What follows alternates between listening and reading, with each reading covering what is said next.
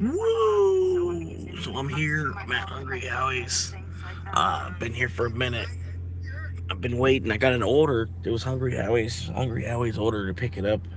Uh, it's like I don't know. It said test order. It said test order. So I came. I picked it up, and then I got here. They don't open till 11.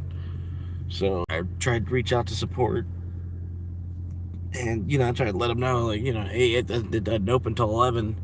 I don't know what's going on, but this order came through, and I was like, I am willing to wait, and so support told me to wait. So it's 11:01 now. I'm gonna go ahead and walk in there and see what's going on with it.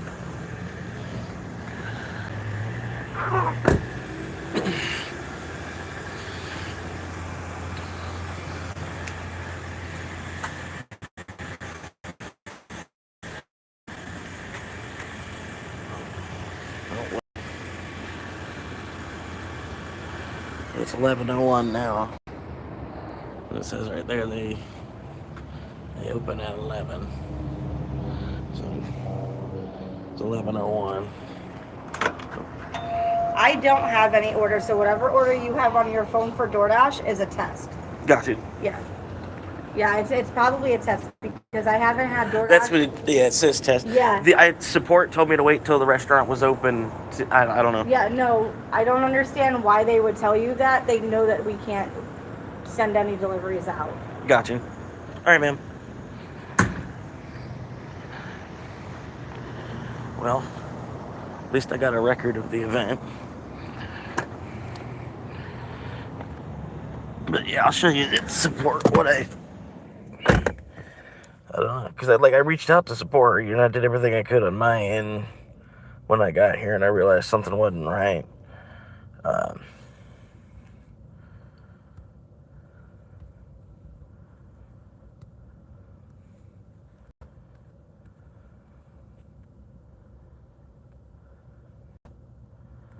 they originally said, DoorDash support, they said, thanks for reaching them. Please tap help, drop off issues, reach drop off location, can't, then follow the steps. I'm like, I did. It brought me to this chat. Well, thanks for sticking with it. Da da da da. Currently at Hungry Howie's. Da da da da. I was like, okay, no problem. Sounds good. Da da da. I'm still at the restaurant waiting for the order, though, but I will just follow your instructions and continue to wait for the order, then bring it to the customer drop off location. Thanks for clarifying. That's perfect. Pick up at Hungry Howie's, then head to 11265. Not a problem, but it could take a minute though because the restaurant doesn't open until 11 and it's only 10:23 now. Just letting you all know. Thanks for the update. Once you pick up and complete the drop off, follow the in app steps. Did I resolve your issue? And it's like, I'm willing to wait. It's not a problem. Thanks for letting us know. For your patience waiting for a restaurant to open. And it's like, I'll reach out to the customer again as well. That's a good idea. Follow up in the app. Da, da, da. It's like, do you need anything else with this delivery? I said, just patience. Then you're all set. Thanks again for your patience and keeping us updated. Just tried to call the customer and it called the restaurant instead. Thanks for trying that. Once the store opens, pick up the order and then call or text the customer again from the Dasher app. Gotcha, not a problem. Sounds good. Yes, glad to hear. Thanks for your patience. So I don't know. Support told me to wait for the order. So I waited for the order. I went up to the door. It was just now at 11 a.m. Walked up there, and the lady did not sound happy. Okay, so I waited for the restaurant to open, and the lady came to the door and told me that she did not even have an order.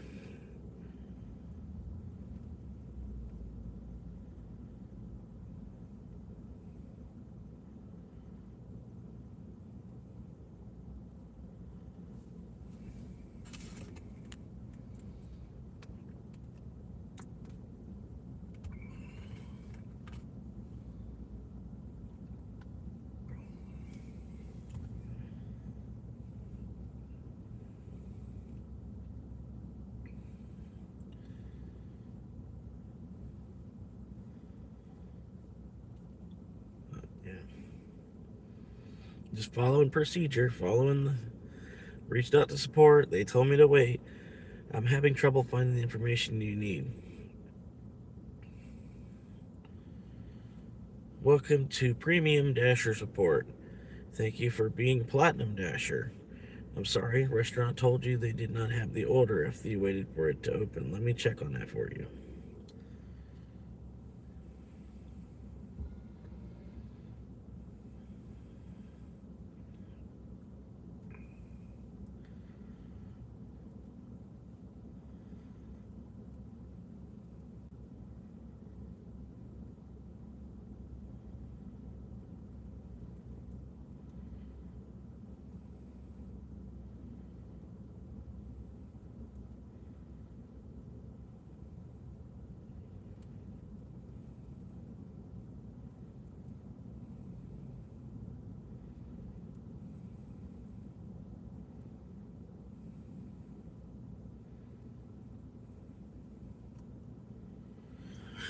Okay.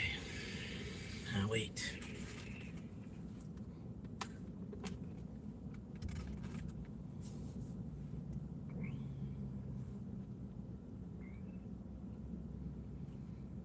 Yep. Yep. As far as the GPS and my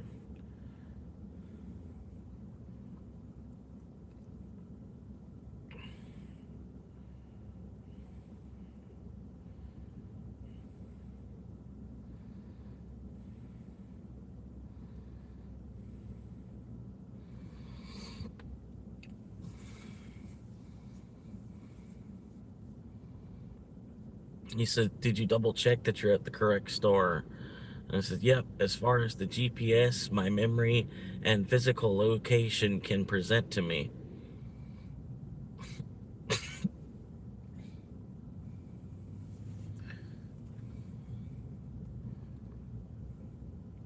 I'm at the restaurant that the app gave me a ping location to drive to."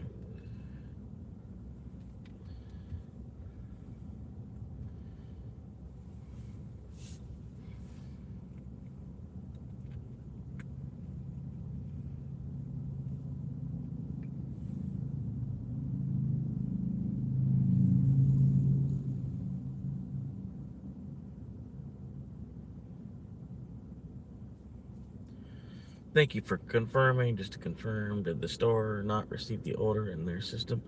Or, as far as what the lady working at the store told me, no, she had not received any DoorDash orders at all yet at the moment that I talked to her. And I waited.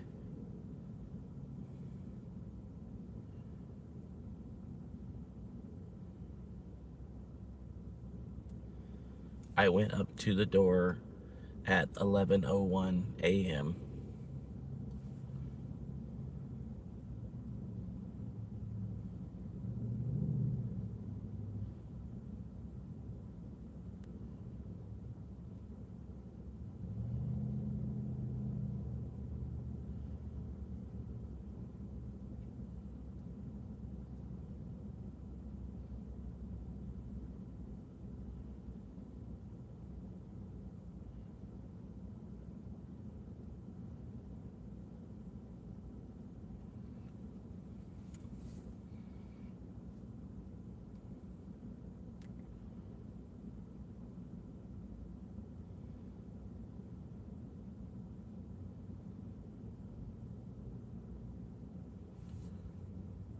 I see. I understand.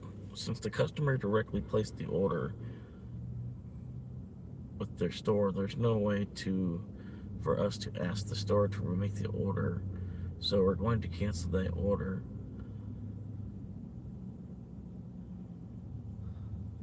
Yo, what's up, noob? How you doing, man? I'm on my first delivery right now. Uh,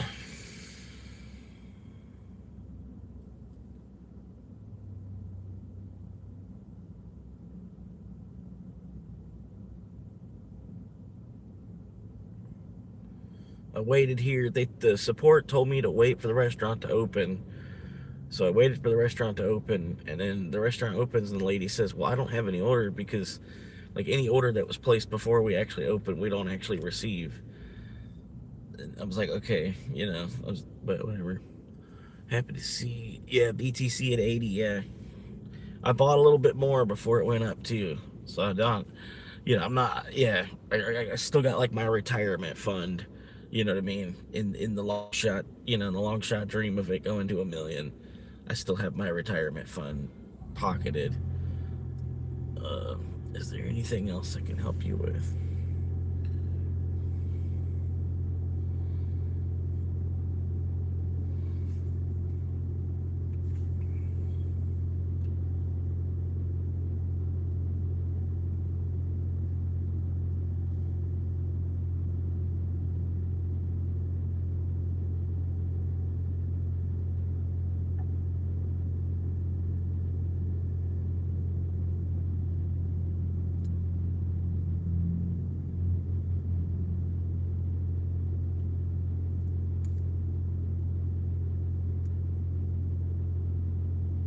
Trying to be nice to Dash support. They seem to be way better than the Uber Eats support.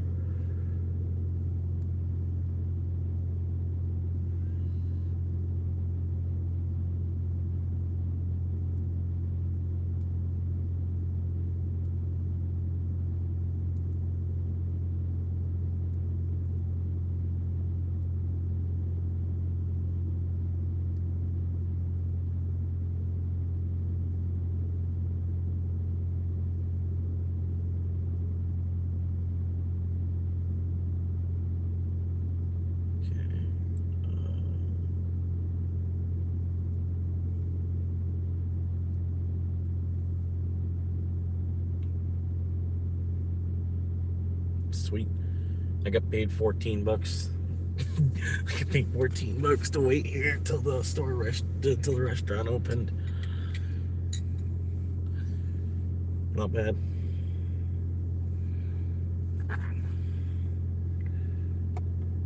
It's the 24th, yeah. Sweet. All right, so I'm already got a tenth of what I need for the goal.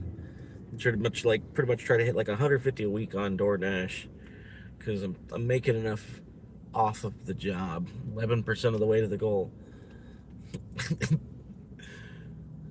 Making enough hours off the job that I don't need to completely rely on DoorDash and Uber Eats as much. But it's still nice, get out there and make like an extra 400 a month. It ends up being a whole extra car payment. And then, I figured I could do that. You've probably heard me say 1,000 times. Yeah, do that. Try to do like at least 12 extra car payments as quick as I can. And then it turns a 6-year loan into less than 5 years.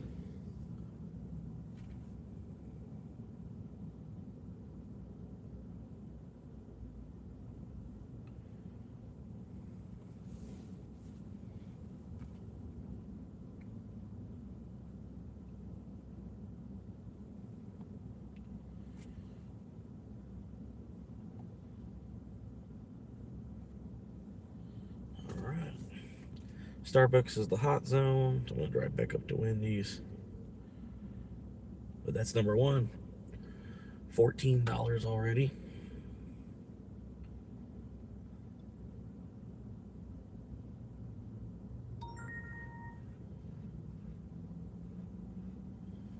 Logging back onto Uber.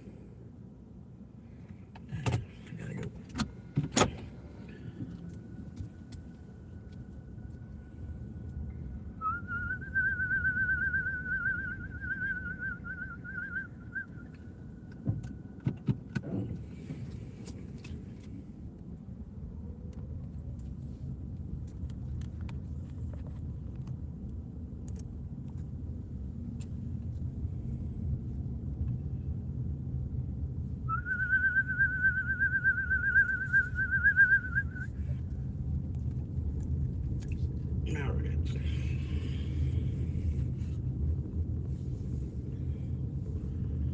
But yeah, I gotta keep the phone charging. It's only at 18% at the beginning of the day. It's not good. I keep it plugged in so it get charged up throughout the day.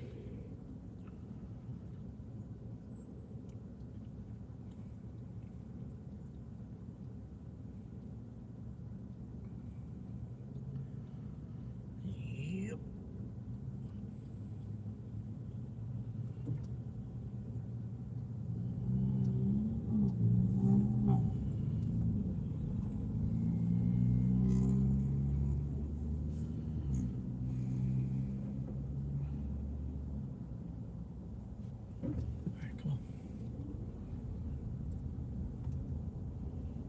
Silverado, let's go.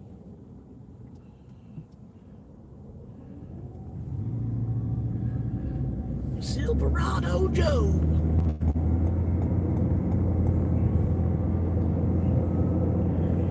All right. Pretty good first order. Pretty good first run of the day.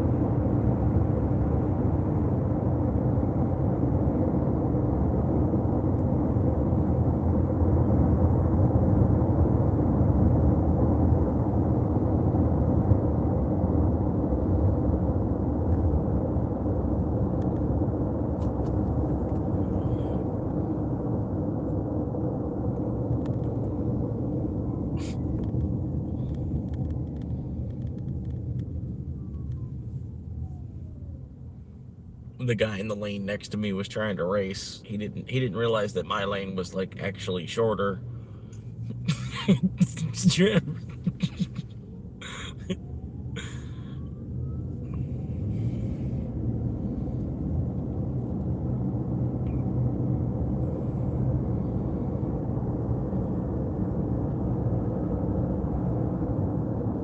Another fucking red light? Like, are you serious? We just stopped at the last red light. It was like they're like 50 yards apart.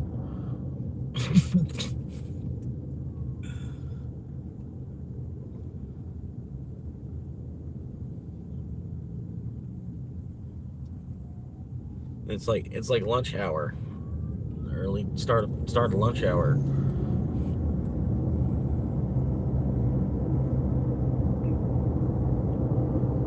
But anyway, I'm here, man. Still trying to get to 1,000 subs. Gonna keep throwing, keep putting my whole ass into it, trying to see where I can get.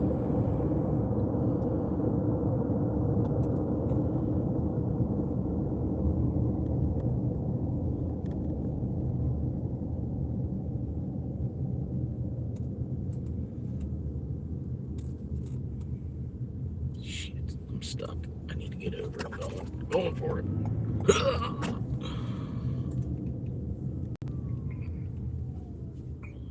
Get around this semi. That'll help.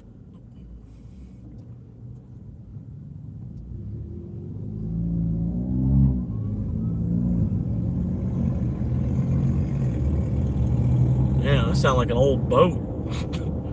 That sounds like a BMW, sounds like a boat running.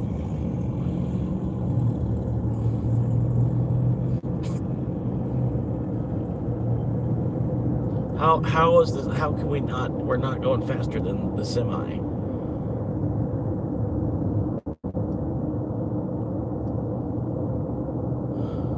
Oh my gosh.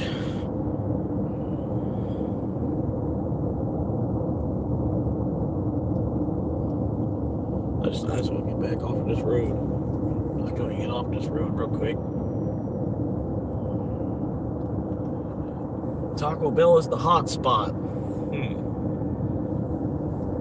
Alright, so I'm just going to go over to Taco Bell. I was already halfway thinking Taco Bell. McDonald's drive-thru is getting beat right now.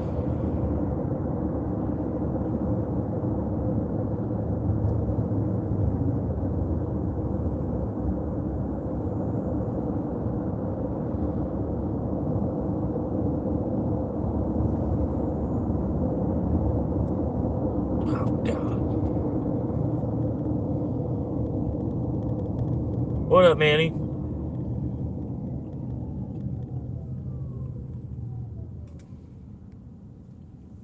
The what? The still for this live is wild.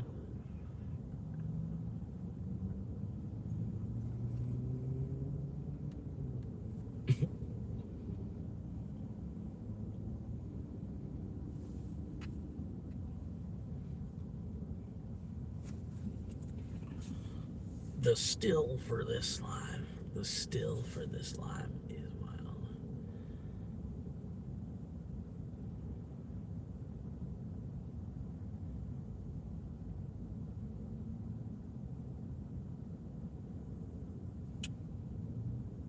I'm not making fun of you. I'm trying to figure out what it auto corrected from. I think still auto corrected from some other word you were trying to type or something.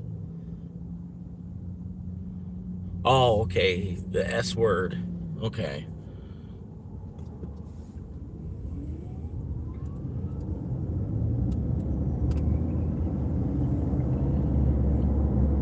But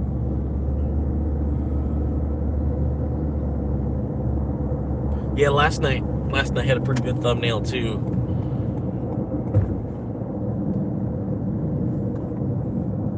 It was like the night run, the night shift of delivering on the thumbnail or whatever.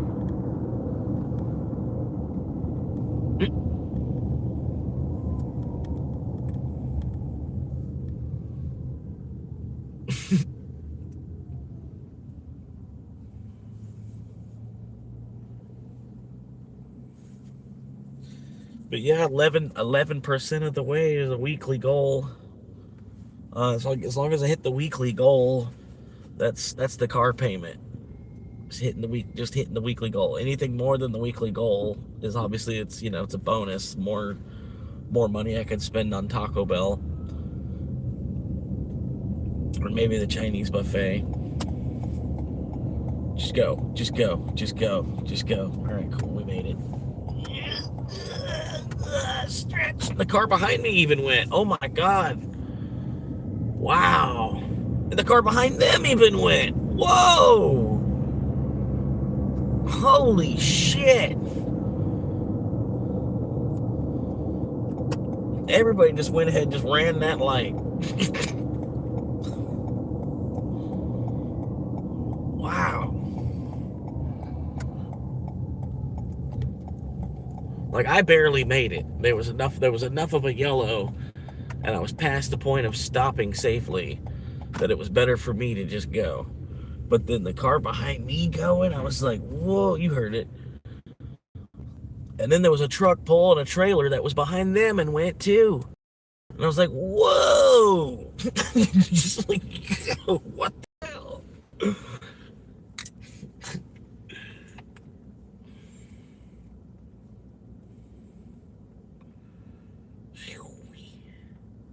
This town is going nuts, man.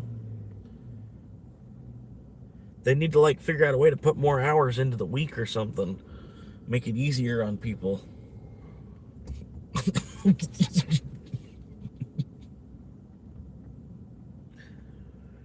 No, not doing no fucking $6 9-mile. Freaking IHOP. Fuck out of here. I'ma hop the fuck out of here real quick. Give me 2 of those. And we're gonna shred the lettuce. Check out Skip. Car behind me. See, get rushed through the drive. I need like 20 more seconds to finish placing my order with my thumbs instead of through the speaker box. And the car behind me is gonna be like, what the hell's going on? Pull up. They're already freaking out. They got their hands in the air. Hi, how may I help you now? Hi there. Picking up a mobile order for Jimothy. Hi, Timothy. See you at the window. Gotcha, ma'am.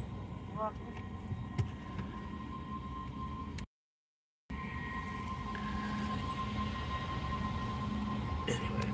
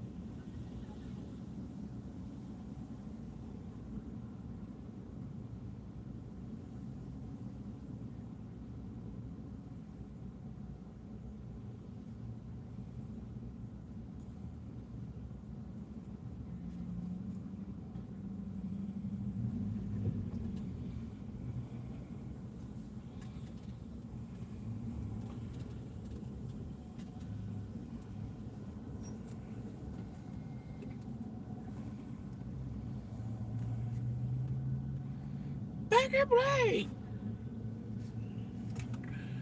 All right.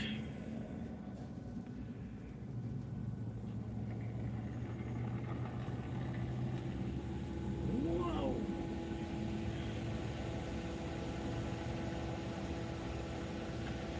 All right, which one's next? Uber or DoorDash? You're good, Aaron. Have a good one. Thank you, ma'am. You too.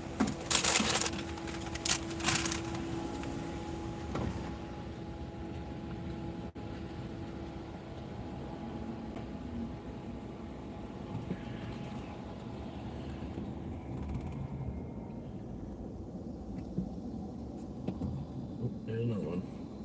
They're gonna blow right through the stop sign. No, they didn't.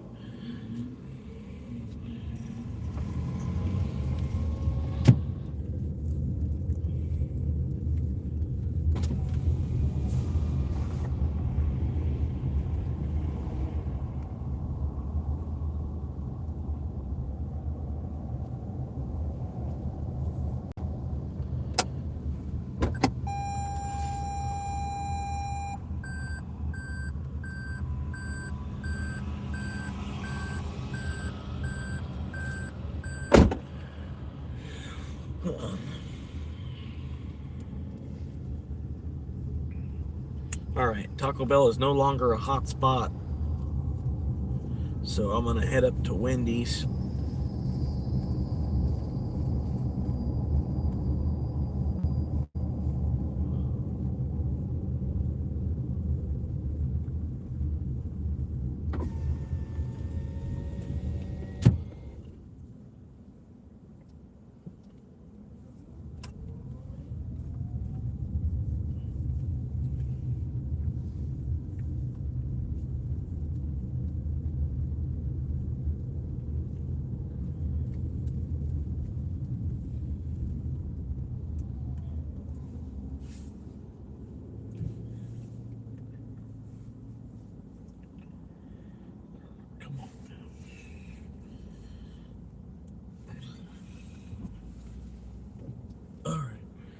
And this is what I say. They need to just go ahead and put a traffic light in here. Like, by the time it's your time to go, here comes somebody another direction, and they feel like they should go first because, you know, they do technically have the right of way because there's no traffic light that turns red to eventually make them have to where that you can go. You know, like this guy right here, he should not have went. It was my turn to go. You know, and now I almost can't make it because there's a box truck running down the fucking street.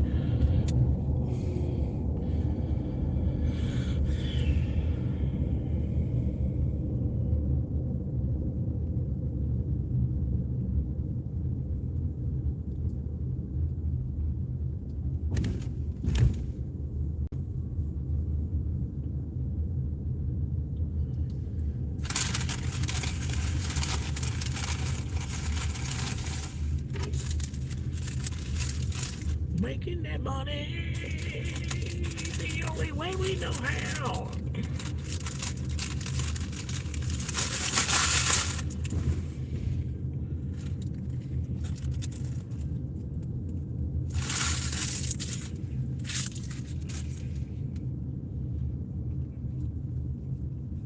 But now I think about getting one of them oil jobs. Getting a job in oil. Like taking advantage of the money while it's still there.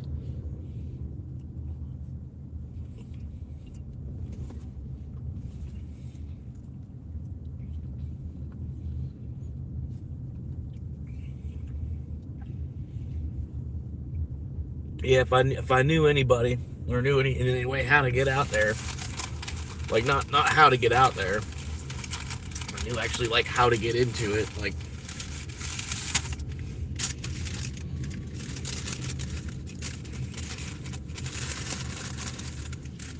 Do I just drive to Odessa, Texas, and just start talking to people out there in Odessa, Texas? I guess maybe. I bet I could, you know, because like. Really, they're looking for dudes with high school diplomas to work on oil rigs. You know what I mean? Like that's all you need. And here in Florida, they're looking for people with degrees for the work around here. You know what I mean? I'm not trying to say that like I'm not trying to be a dick while saying that. I'm not trying to say like I'm better than them. because all I have is a high school diploma. You know what I mean? But here in Florida, it's like, you're competing with people that didn't even graduate high school. Especially for like I don't know, the jobs that I'm applying to as it is still too. You know what I mean? Because I'm applying to jobs that I don't want a resume for. So therefore I'm like, I'm not. I'm basically I might as well have not even finished high school. I probably would be doing better today. And that's the sad part. It's kind of fucked up. But yeah, honestly, my story would probably be completely different if it wouldn't have stayed in high school.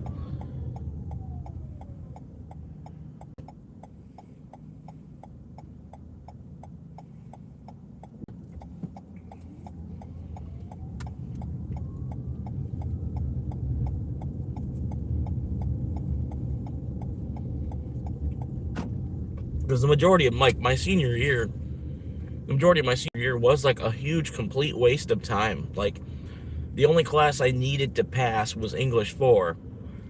And then that was like so stupid, like that was gonna be my diploma or not, was English 4 as a senior in high school. You know what I mean? Like, that was basically the only thing that was actually like in the way of me graduating high school or not at that point.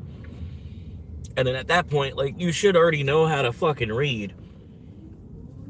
It's like the whole, like, senior year English is like kind of redundant, is what I'm saying. You know what I mean? It's like you already get it by that point. You shouldn't have made it to 12th grade and then have to take another fucking English class. It's like, that's so stupid to me.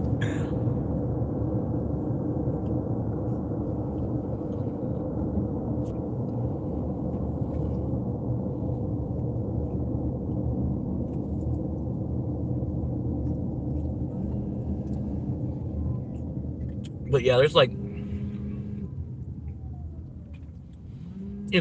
like in Texas, I'm not trying to be a dick, but like, there's places in Texas, they're just looking for people that speak English and have a high school diploma.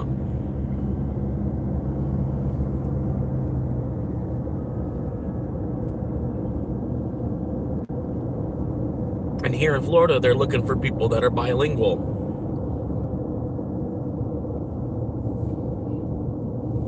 Now, it's probably the same thing in Texas too. Ultimately, I don't know.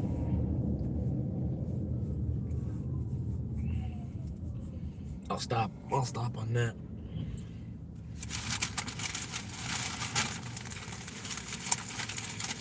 But yeah, I think it'd be worth it. Like, the amount of money that I'd be making per hour, and then how much heart that I put into working, and like them fanning me with that much paper. I'd like really be trying to work. You know what I mean? Okay, if I was making like $33 an hour, like 3 hours is $100. You know what I mean? You already, like, and then for $33 an hour, I'd be like really fucking working. Like I'm not going to be just hanging out in the truck. You know what I mean? Like, I don't know how to explain it. Because money's like the paper, the weight of the paper still has that much intrinsic value to me, where if I was making that much, I'd be doing some serious like labor, like all that my body could pour out to make 33 an hour. And they probably pay even better than that out there in the oil fields. But everything else is a little bit more expensive at the same time too, because you're out there in the oil fields. It's all like a circular economy. But that doesn't mean you have to, like the way I'm living. I wouldn't have to spend money. I could spend even less money than I'm spending here in Florida. Kind of the way I see it. I could maybe find like a cheaper gym. Find a gym that's even cheaper than the gym that I have here. And like probably half the price of the gym membership. My insurance might be a little bit cheaper because I'd be getting out of Florida. My car insurance, you know what I mean? Car payment, that's going to sit about the same. And the cell phone bill, it's going to sit about the same.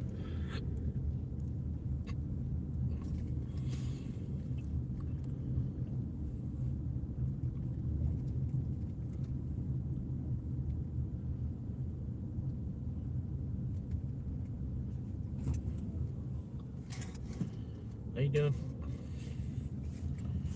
I don't understand why people go 30 or 40 miles an hour through a parking lot. But like I said last night, it's almost like watching the whole entire Hispanic culture is like all fighting each other to see who's going to take control of Florida. You know what I mean? Like we don't know exactly which direction it's going to go. You know, it could be Cubans, could be Puerto Ricans, could be Mexicans, could be Venezuelans still, could be, Dominicans, could be, you know, could be any, But that's pretty much like what we're watching, like as Florida natives, as people that were born here. We're like, just, they're like all fighting World War III, for but legally over the value of land in Florida.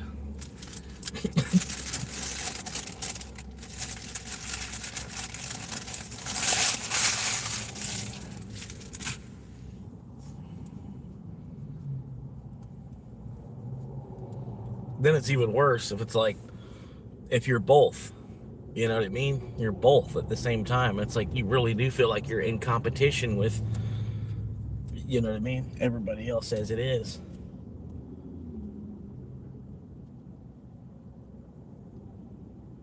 I don't know. To me, it really doesn't matter. Let's have a carnival all year. You know what I mean? Fuck it.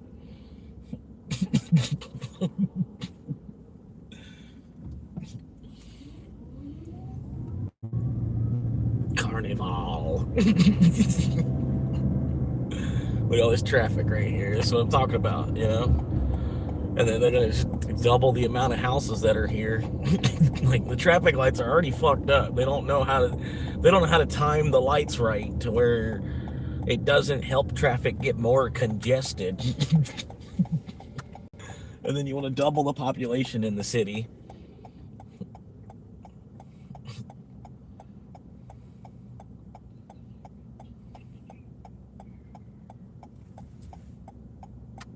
Okay, I'm gonna go for it. Looks like they're giving me an opening.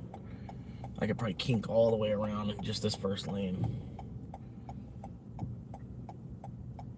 Come on, 3 more feet, buddy. 3 more. There we go. Hell yeah, I actually do need this lane. And get behind this red truck. Come on, buddy, hit the gas. There we go. Right, cool.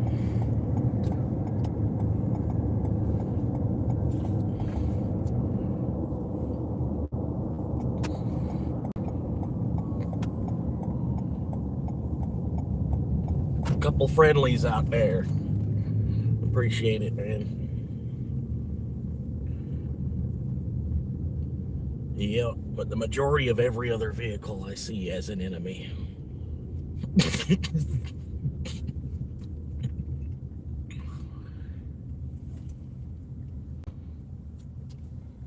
Anyway, parked here at the Wendy's.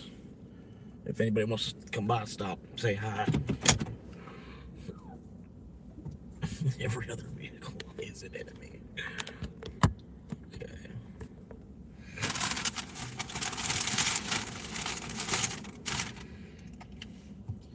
Got a Bitcoin above 80. We did it, guys. We're done. We're done. We're retired. We did it. We accumulated enough while it was down that it came back over 80. We're done. It's probably what some people are saying. Probably some people are lucky enough to say that. Everything else, every other dollar we make is for fun at this point. We've got plenty. We've got plenty of dollars. We just make more just for the shit of it.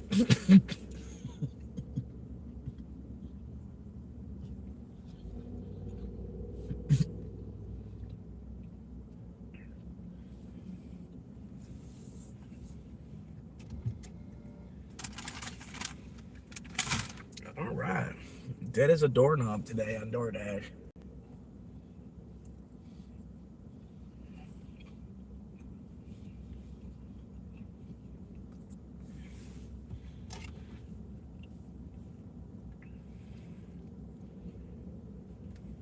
$14.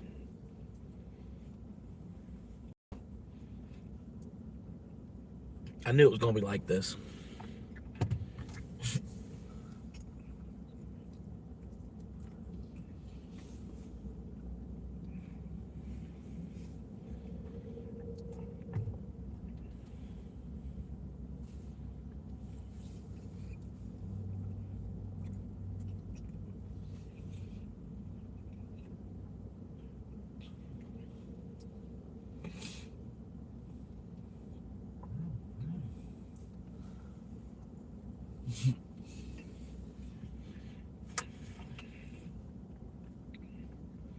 Oh.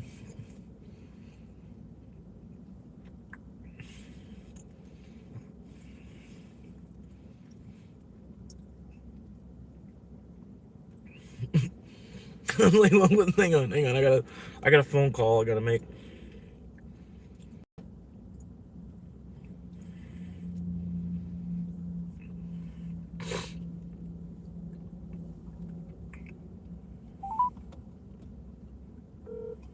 Hello? Oh,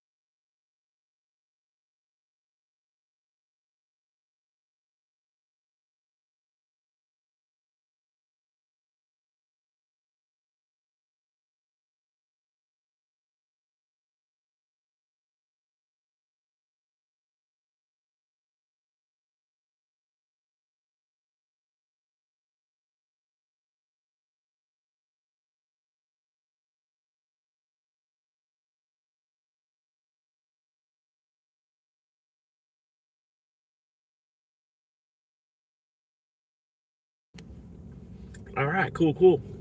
So I just picked up a shift tonight.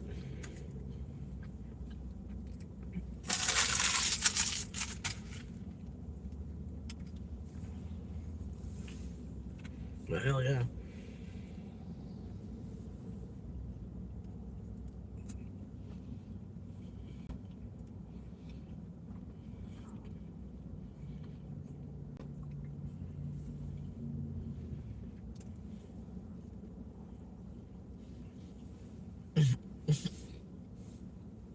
I'm out of town.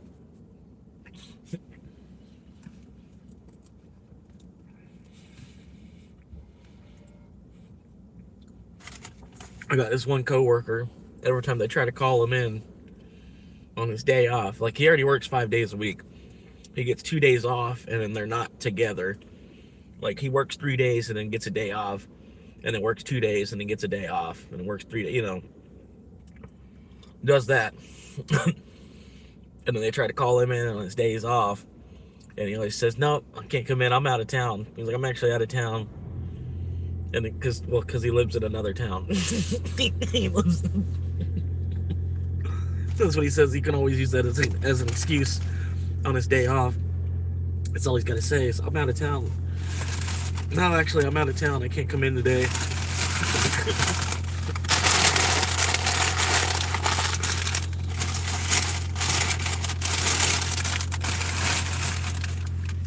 But yeah, that's what the guy said.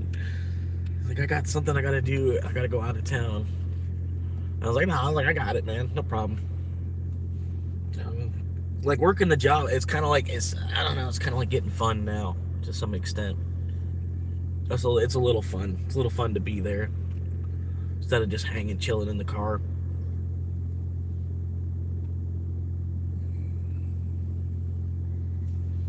Like at least these last couple of days. Saturday wasn't like super duper balls to the walls busy. Um, and then Sunday it was yesterday, but it was like on the morning people. The morning crew got the majority of the people coming in yesterday.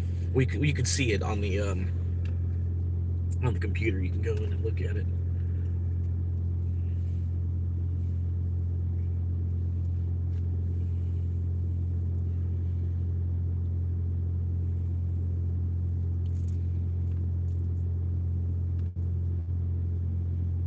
Yeah. I gotta go ahead and save his number because it was just like a random out of state number, and I'm like, is this a scam call? I'm like, normally, man, I'm like, scam calls normally they'll call and it's like from my own area code, or you know what I mean. So that's what I had. Like, I don't know, maybe I should answer this, but I'm like, I don't want to answer it, and then like it'll flag like, oh, this guy answers, and then my phone just start ringing even more often. You know what I mean? Like you accidentally answer one of them to play with them, or something, and then yeah, and then they just call like you fucked up. Now we're gonna call 20 times a day.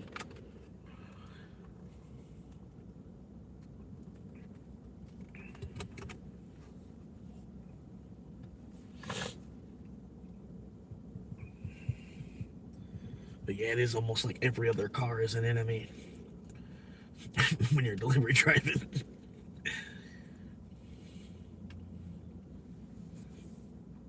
I seen this one dude who was door dashing last night.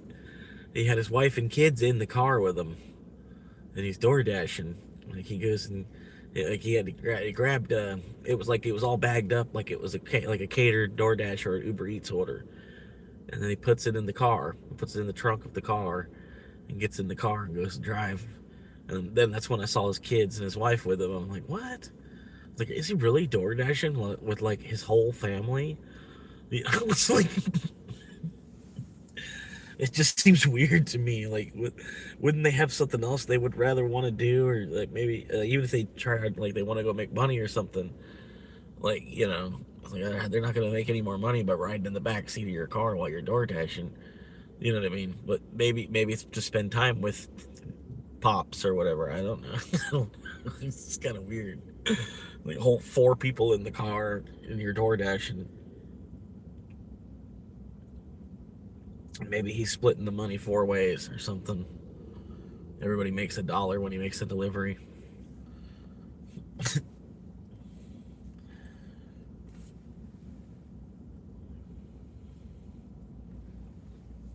I just thought it was crazy seeing that.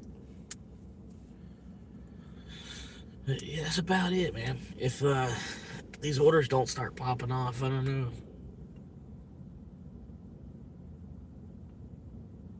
I just don't know what I'm gonna do about this light bill.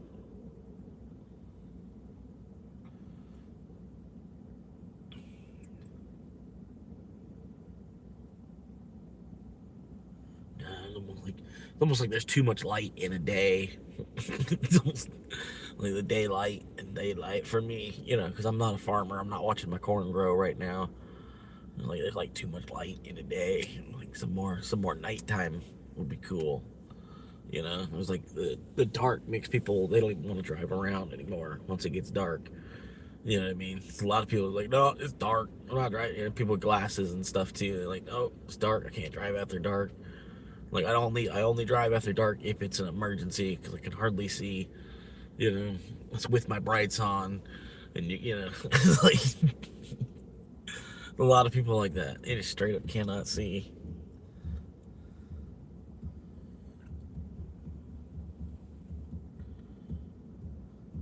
It's crazy to think of, man. But the other thing, like, there's a lot of people that like just flat out basically can't even see.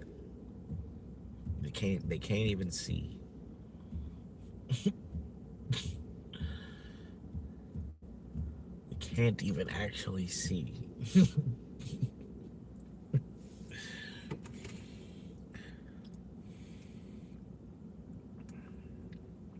I'm not saying that again. I'm not saying that to be rude. I'm just saying, like, think of like all the elderly people, everybody that wears glasses and everything. Everybody that's like, like you take their glasses from them and then they can barely walk across the room. It's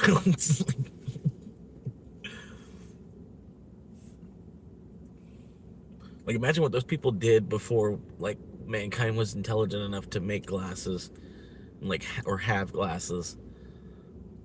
I don't know. I don't know what you would have done. You would have been like, you would just thought it was normal. I guess everybody else like sees like this too or something. I don't know.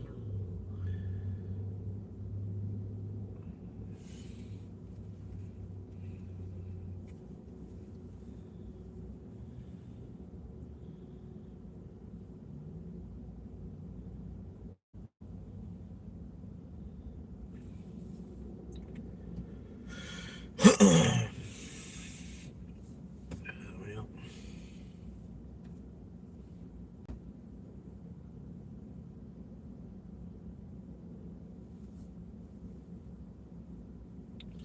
gotta shave again. I'll probably let it go another couple weeks though.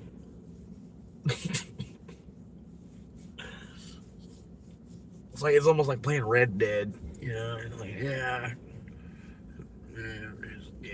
If I gotta stop to shave, I might as well wait another couple weeks first. It's gonna take just as long to shave what's there now. I'll just go ahead and wait another couple weeks for it to come in all the way and then shave it back off.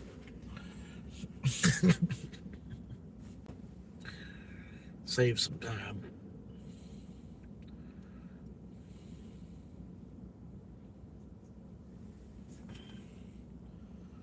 Like Red Dead, but there's no redemption. My life's like Red Dead, but there is no redemption.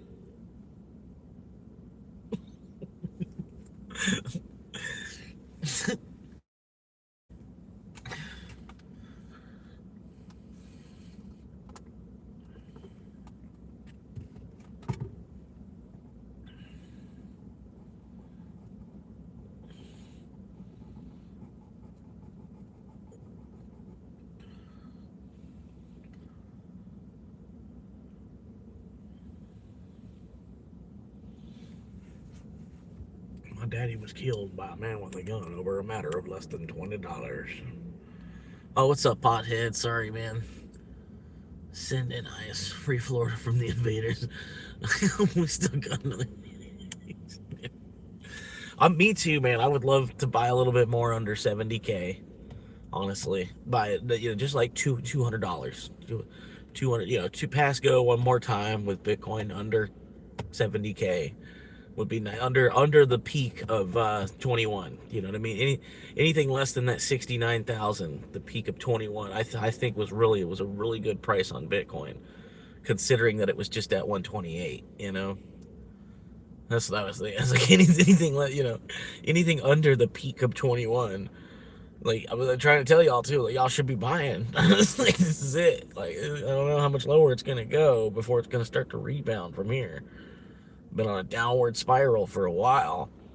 And yeah, usually like things that go down, like on graphs like that, things that go down eventually do come back. It's like I don't know, especially things that are like a global phenomenon, like a Bitcoin. But like I remember my buddy telling me about it when he was reading. I think he's reading on his phone or something at the time, like reading a Facebook article about the guy selling 10,000 Bitcoin for two large pizzas. And I laughed. I'm like, what the hell's a Bitcoin? And he was telling me, like, it's some kind of internet currency or something, but it's like it's not worth anything yet because it's still so new. Like at that time, like not a lot of people even knew that there was only 21 million of them. It was like they were still trying to pull that out of the protocol through mining it or whatever. I don't. Well, people hadn't looked at the white papers flat out. Is what it was. They were that new to their knowledge of Bitcoin that they didn't even know there was 21 million of them at that point. Since it was like worth the price of a dust particle, It's like, but it was just so new.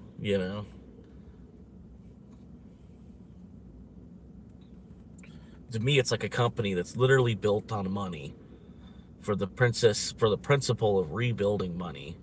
Like what their foundation is reinventing currency itself, but electric.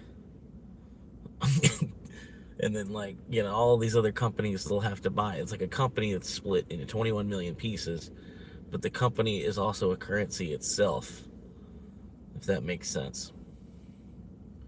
Kind of like the US and the US dollar. You know, the country is actually a company itself. Like it's a business before it's even a country. Ultimately, that's.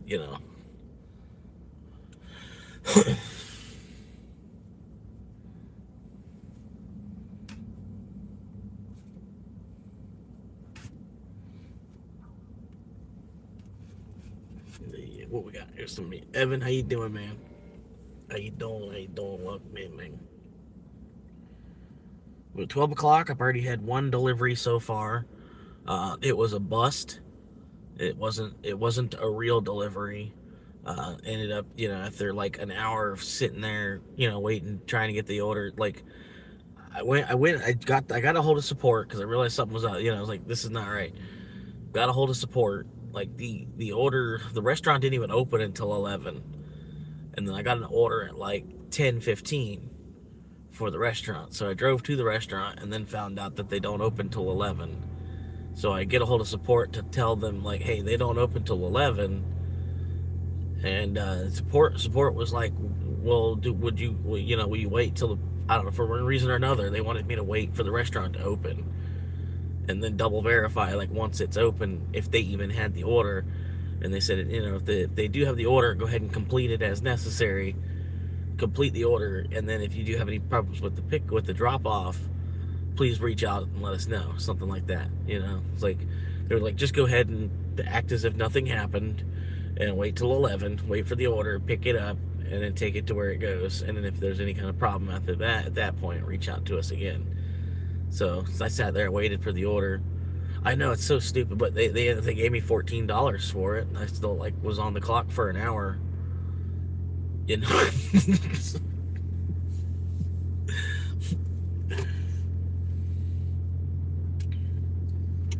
But yeah, I don't know. With these AI systems, you know what I mean? That's what it is now. Yeah, I made $14 to drive to the Hungry Howies and then sit there and watch some Caleb Hammer while I waited from 10:23 till 11 o'clock for them to open. And then I like at 11:01, I went up to the door because I was still trying to be prompt. You know what I mean? I was still trying to be like on time as far as like my P's and Q's and the protocol procedure of it all. So I like at 11:01, I didn't even knock on the door. Just kind of I was like I was about to take a picture of the door. Like, hey, it's still closed. Whatever. And lady opens up the door and she says, I don't have any orders yet, because like whatever order you got, it's not even really real, because we don't even really accept orders until 11 a.m. when we open the store. So she's like, I don't even have any orders yet. So whoever that is, they'll have to reorder. If they do want Hungry Howie's, they're gonna have to reorder now that we are open for the day. So I basically reach out to support, and I even had her on the live stream. If you go all the way back to the very beginning of the live stream, there's not her face or nothing, but you can hear the lady telling me, she's like, I don't have any DoorDash orders yet. She's like, that was probably a test order that they sent you. And she's like, I'm sorry. And I'm like, I wasn't even really mad about it, because I was like, I'm on the clock anyway. I'm like, whatever. I'm like, like,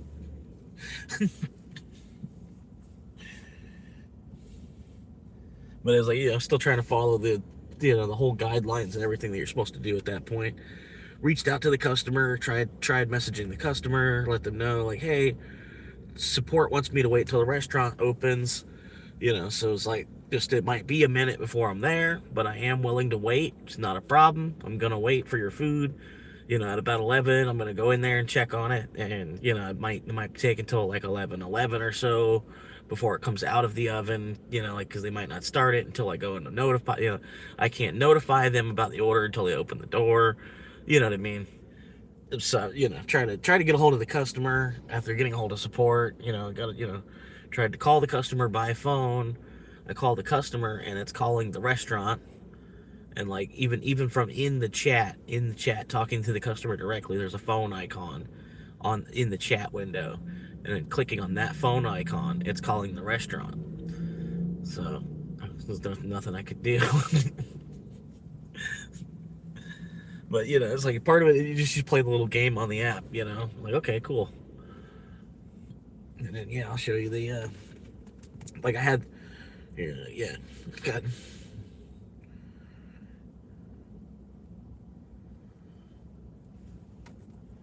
$14.12.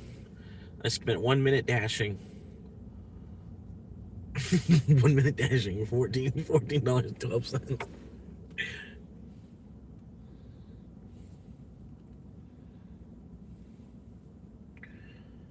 And it was like, the reason I took it, because it was like 20 minutes. It was like, oh, that's not bad. 20 minutes. They're gonna give me 20 minutes on that.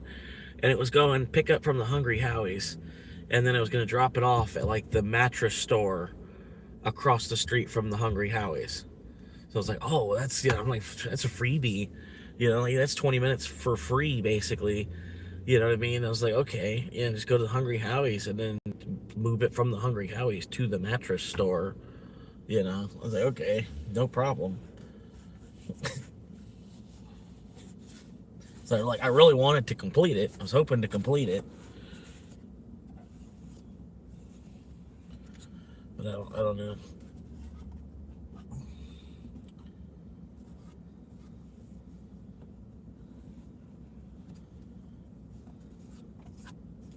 But yeah, that's the game. This was $14 so far today, but I haven't run an actual delivery yet.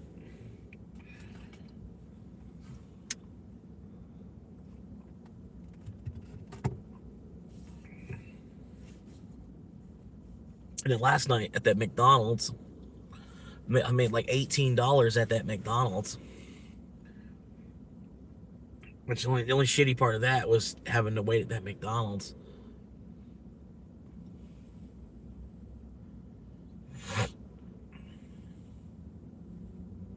But it's just part of the job, having to wait on food. You're paid by the hour to deliver, and you gotta wait on food every now and then. It's just part of it. It's part of wearing the hat. Putting in a lip.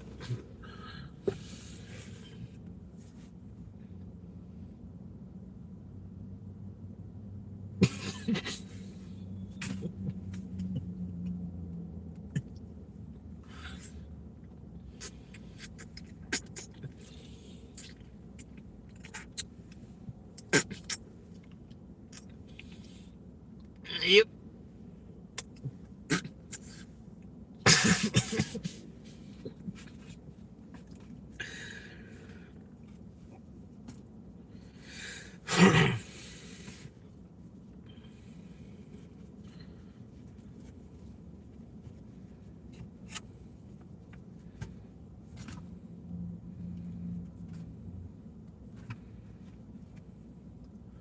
You got an oil on.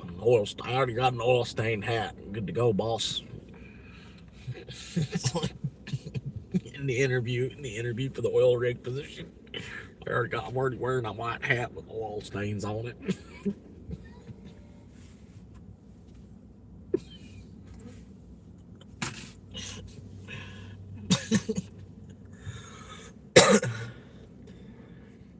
He looked like that retired cop who was gonna.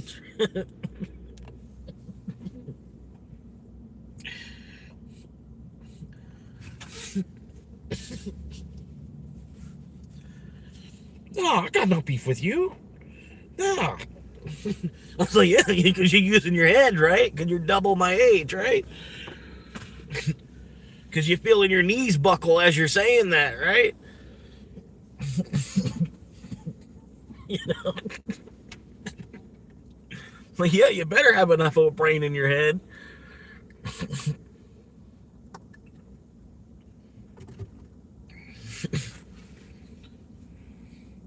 It really comes down to it, you won't be able to make a phone call, say that you're an officer in distress.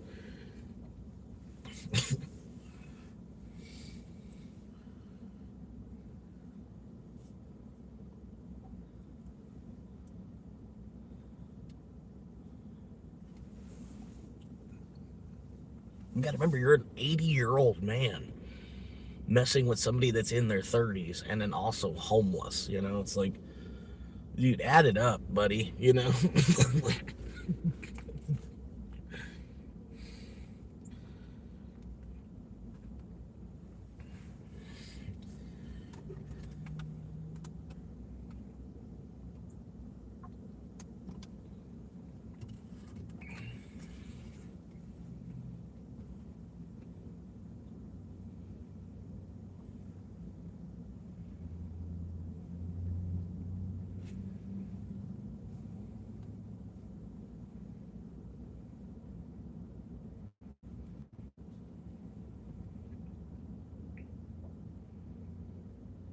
but no, that place is ridiculous, man. Like, I wanted to feel like the guys that parked the Harleys, the guys with the Harleys parking their Harleys like up on the sidewalk, and then there was somebody that pulled up on a street bike, right, like a Kawasaki, and he like parks in an actual parking spot. You know, I wanted to film like, see, like, now that's what, see the difference between the Harley riders and the guys that ride the street bikes. You know, like, it's just, you know, there's like there's like a sign that says no skateboarding. You know, no skateboarding, bicycles, scooters. You know, it's like a whole bunch of, you know, one of them signs that has like mopeds, go-peds, go-kart. You know, none of this, none of this, none of that, none of this on the sidewalk. And you're just gonna ride your fucking 1800cc Harley up onto the fucking sidewalk. You know, it's like, oh, I pay for rent in this one storefront here. Like, I'm allowed to do this.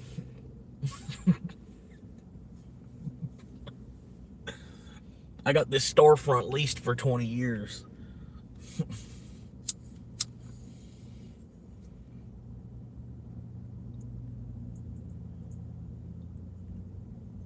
It's like, I don't know, it's like something like, you know, is stupid, but then you go ahead and do it anyway, just to be stupid. You know what I mean?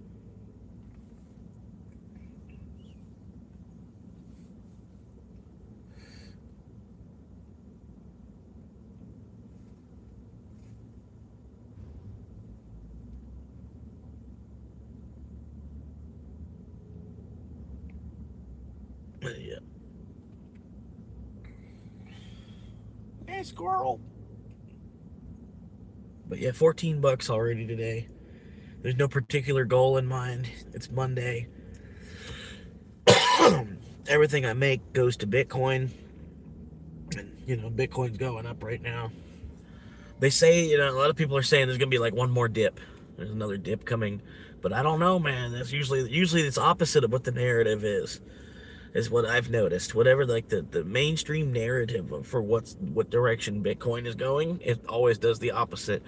As long as I've been following it, at least it's like in October, it's going to 250. We're gonna hit 150K at least. Should be a quarter million by the end of the year, 200K by the end of the year. And then like October was the peak, and since then it's been crashing.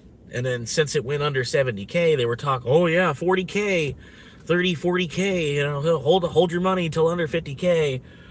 And I was like, that's what I'm thinking. I'm like, I don't even know if we're gonna see 50K again, because that's a lot of money would have to come out of it at this point. It's already a lot of money got pulled out of it. People have bought out when it hit the peak. People that were smart knew it all. And they were selling at the peak and then bought back in when it hit 58K. They still bought back. Yeah, I don't know. There's still it's a certain percentage of it that it would have to be really like sponged out of it for the price to drop under 50K. And it's held some stability under like above 50K since before Trump even was coming into office. And like we didn't know who the president was going to be, and then Bitcoin was like over 50K. And then Trump comes in the office, and then a big old rug pull happens with it. But it still maintains its strength above 50K though, even after Trump's big rug pull on it. Like that's the part of it. I think it's really, I don't know, man. It's even more mainstream now. Even more people know about it now. Even more people are trying to ignore it now. Even more people are trying to ignore it more now. Like the bigger it gets, then like the more people will get convinced that, oh wait, this is like, oh, it's a global currency versus my national currency. So the one is just actually greater than the other, flat out. The one's a global currency, and then the other one's a national currency. So it's like this is always going to be greater than the other. It's just new. Or until like the whole world decides that it wants to delete Bitcoin, and you'd have to get the Bitcoiners you'd have to get the Bitcoiners to decide that they want to delete Bitcoin because the world was better before it. And then honestly, I don't know if the world is better before it, because I don't, what I mean? So I think honestly it's a progressive stance forward. Whether it's going to be for the better or worse, we don't quite know exactly all yet. But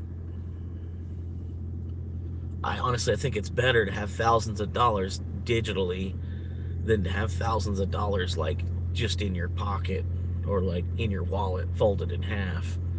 I think it's so much more convenient to me as a young person to have thousands of dollars that are digital. I don't have doors. It's like it's harder for someone to come up and just be like, hey, give me your wallet and phone. Like, oh, here's my wallet. Here's my wallet and phone. But like it doesn't necessarily mean that they're actually getting any of my money. And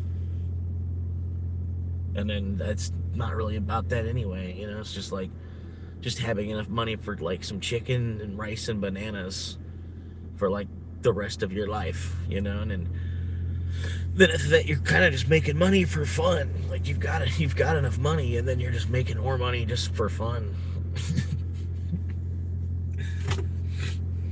if you're having fun making money.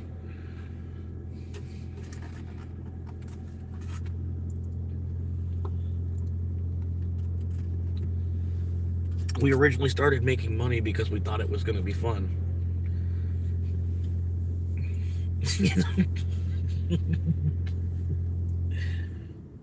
It's going to be cool. Hang on now. Hang on. I got an idea. It'll change the whole economy. It's going to be cool. It's going to be fun.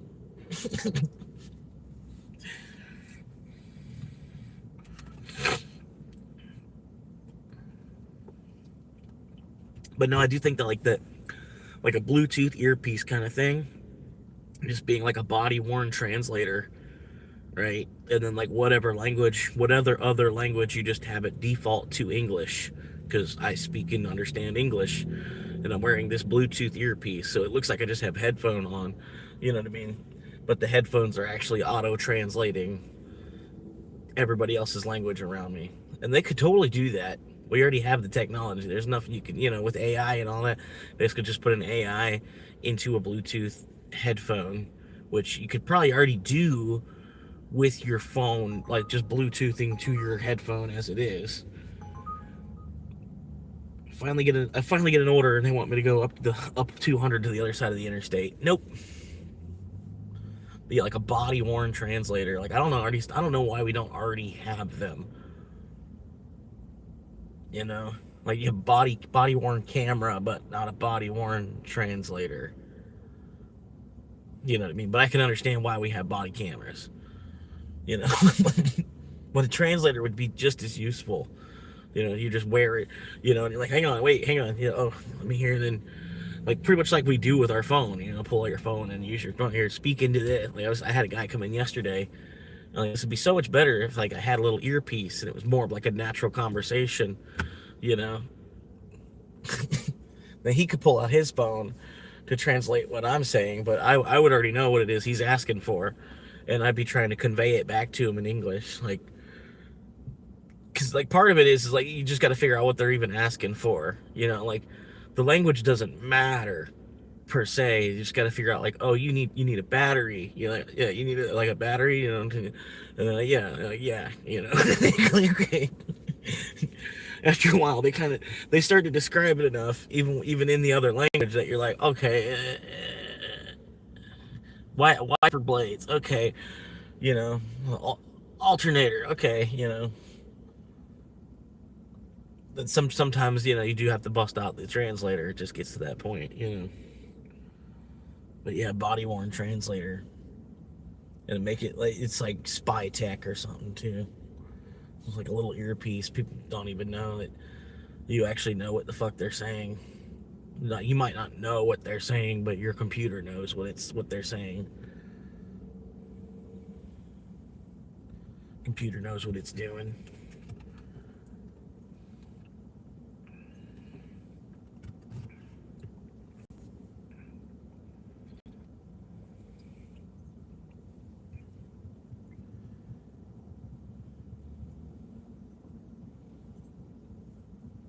I should go to Best Buy right now and ask, like, you got any body worn translators? It's like when I was little, I had a English to Spanish to English Franklin translator, Franklin brand Spanish to English translator, and like the technology on this thing, like at the time, it was like a small step up from a calculator. You know what I mean? Like punching digits into like a solar powered calculator. It was a Spanish to English Franklin translator, right? And it was just like this electronic, it was like, but this digital, this old digital screen, like the green and black lettering, on them screens, like the original Game Boy screen, on like the Spanish to English translator. You type into it you type what they're saying, and then it comes back out Spanish, like how to say it, not like, yeah. But I don't know, man. It's just like one of them old pieces of technology. But at the time, it was a modern piece of technology. It's like, I don't know, it's like the pencil becoming the pen type of thing or something.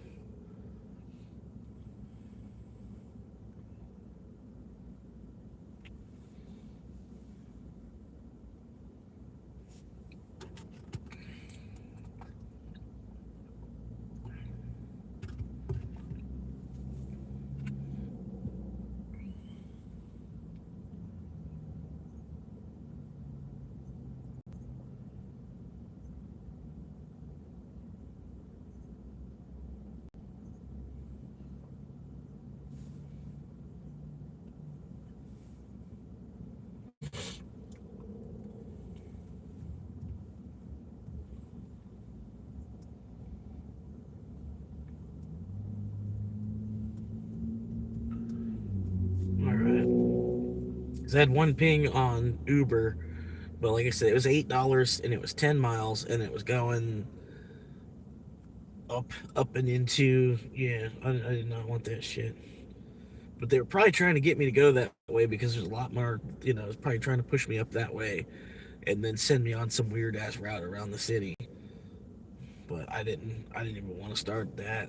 We're not doing that.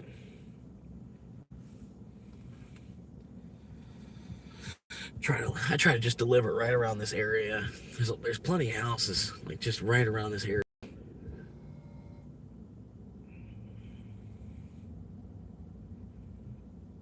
Like I don't know. There's all these different old people complexes and stuff.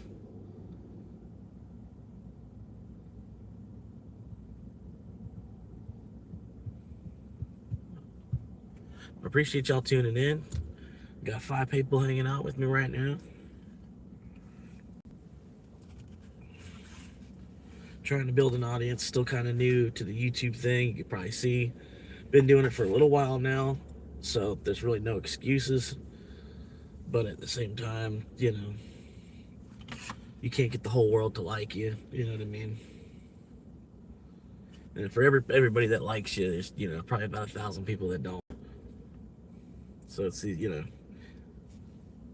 But yeah, I try to do my thing, man. Just trying to get through the crap, like I figure at this point I've already made it halfway through it. Like it really doesn't matter what I do from here. If there's anything that I wanted to do, I would already be doing it. The whole time while I've been doing something else, I've always been interested in YouTube. Even before YouTube was a thing, I kind of like wanted to at least be a cameraman or something. Like at least be the dude that's holding the camera pointed at the guy trying to do the news, or whatever like that. And it always just seemed like that was going to be a decent job or a good like natural calling. Like, oh yeah, I just hold a microphone off screen.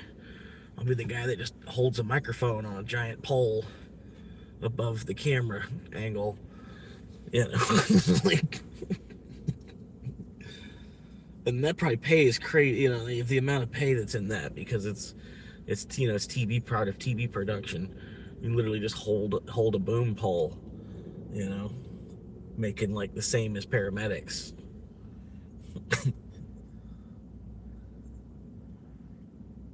Maybe even more, sadly.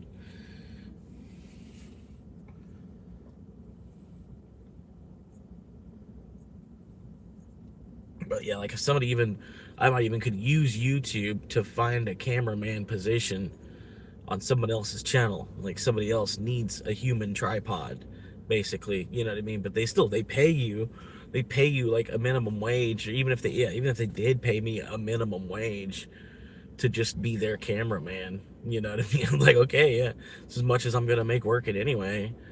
Just all I need to do is point a phone at you, hold it at a decent level, and just be a walking tripod, a tripod that follows you around for minimum wage. Like, okay, let's do it. But I need to network to get it. And that kind of job's not on Indeed, so it doesn't make any sense to. You spend 100 hours a week on Indeed. I don't think you're going to find a job like that. What you need to do is live stream for 100 hours a week to try to find a job like that.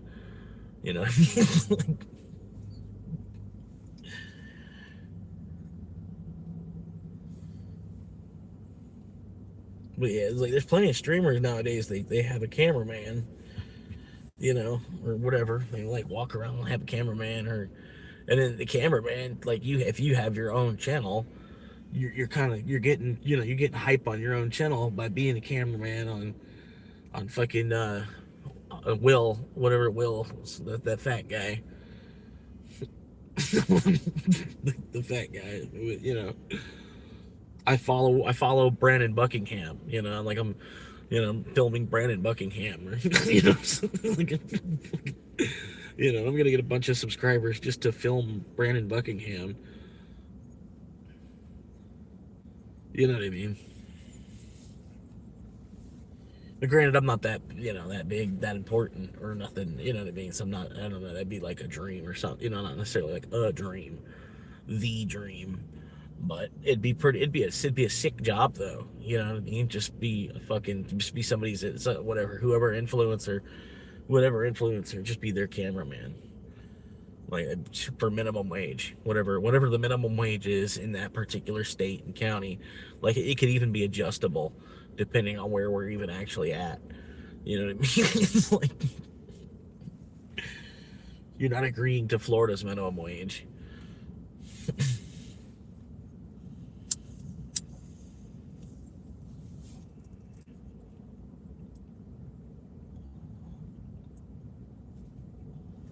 But yeah, appreciate y'all, man. Got 4 viewers hanging out right now.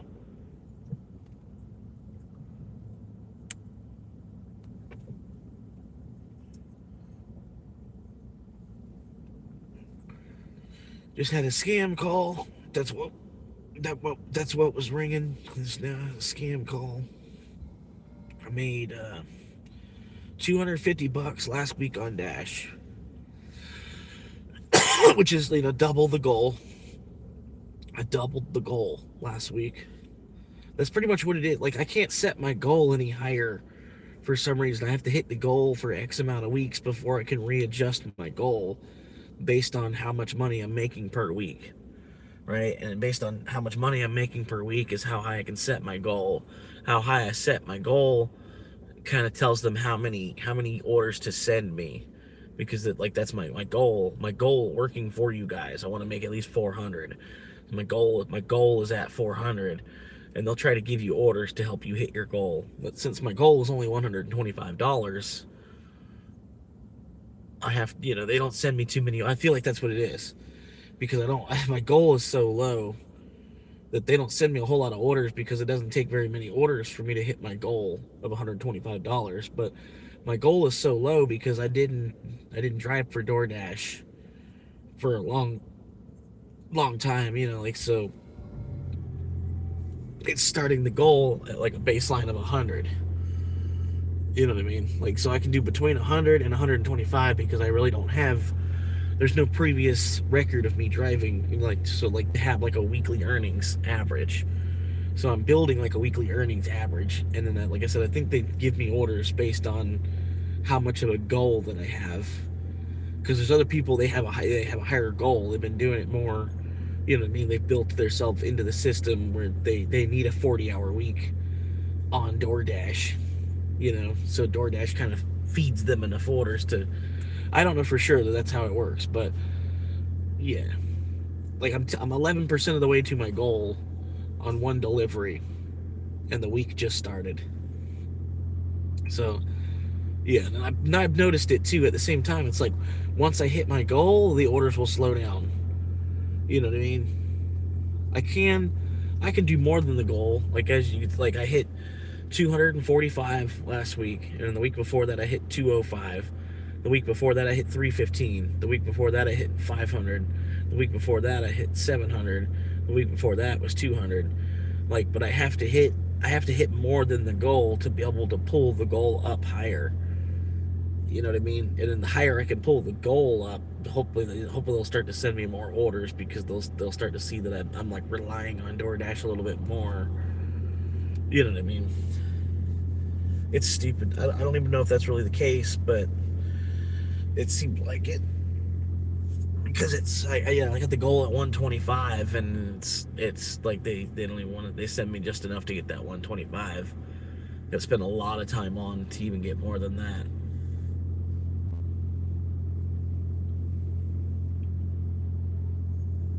But yeah, you basically set a goal based on your weekly average anyway. So I'm trying to make as much as possible, bring the goal up. Even at $125 though, it's like extra $500 a month, which goes right into the car. So it's just like squeezing orange juice out of an orange, you know. The sooner I pay off the car, that's cool too, you know. The car was paid. I got money from using the car to pay off the car. Like I basically used it for free. You know what I mean? And then if it lives just as long as I paid for it, then I got, I made money out of it. I don't know. And then you got to spend your time here doing something anyway. You know what I mean? Like, if I wasn't doing Uber Eats and DoorDash, I'd be really, really bored. I do have work now. I picked up the shift tonight, so I got to be at work at 4. Sorry, I'm just talking because the chat's not, there's, like nothing really going on yet. Like hopefully, like later on as the channel goes, there'll be more of a chat, and I'll be able to talk to whoever's talking in the chat and stuff, reading and saying hi to people. You know what I mean? Doing some shit like almost want to go fishing or something, just so there's a little bit more going on the chat, like in the live on the live. Just go fishing one day, but I need to kind of, like I said, I'm still trying to play catch up. You know what I mean? Trying to play catch up. I'm still on the rebound. I can't really, you know what I mean? I do slow down and take days off, but even to go fishing and shit, it's like it's gonna cost a decent pay. I gotta get a fishing license first because I'm not gonna do it illegally and live stream it. You know what I mean? And then I don't know how well the live stream is gonna work out there. Just go full IRL streamer. That's what I'm kind of trying to do, though. You know what I mean? But I'm still trying to be reasonable about how, like, well, I still need to make $500 a week. You know, like either way, I got to find a way to, like, if I can, that's why I'm trying to find a job where I could maybe live stream too. Which there's not a whole lot of jobs that are, they're going to be okay with that. Like if I get a job at McDonald's and I try to set up a camera and like, hey, watch me while I'm working at McDonald's, which would kind of semi be interesting. Somebody that's never worked at McDonald's could see like behind the counter, like watching this guy flipping burgers on the fucking grill. It might even actually be an interesting live stream. It might be better. What I mean? But I can't, McDonald's is not going to allow me to like have a camera be live streaming myself working. But at this point, I'm trying to be the live streamer first. Like the working is just paying for my lifestyle while hopefully this happens. So it's like I really need to kind of like, be knee deep in live streaming as much as possible, because this is what I actually want to do. Everything else is just like a product of me being here in the first place. You know what I mean? Everything else I do is just because I'm a human and I have to, If you can't work with me while I'm working for you and understand that like this is my job as well, well then I don't need to work here, because like you've got me on camera in like 8 different locations, but I can't have me on camera so that people can like, give me tips, even verbal tips, like, hey, what'd you do with that? Hey, hey, like I even asked the chat, like, hey, where did I just put that? Did you see, y'all see where I just put that at, or whatever.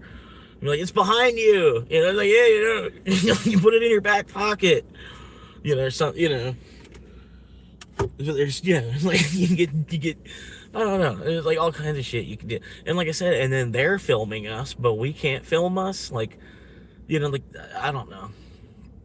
And I think almost like there's a lot of people that should have a body camera, like not just police, but a lot of people that deal with enough shit, like go through enough shit just walking through life, that they almost need a body camera to justify self-defense when that happens. You know what I mean?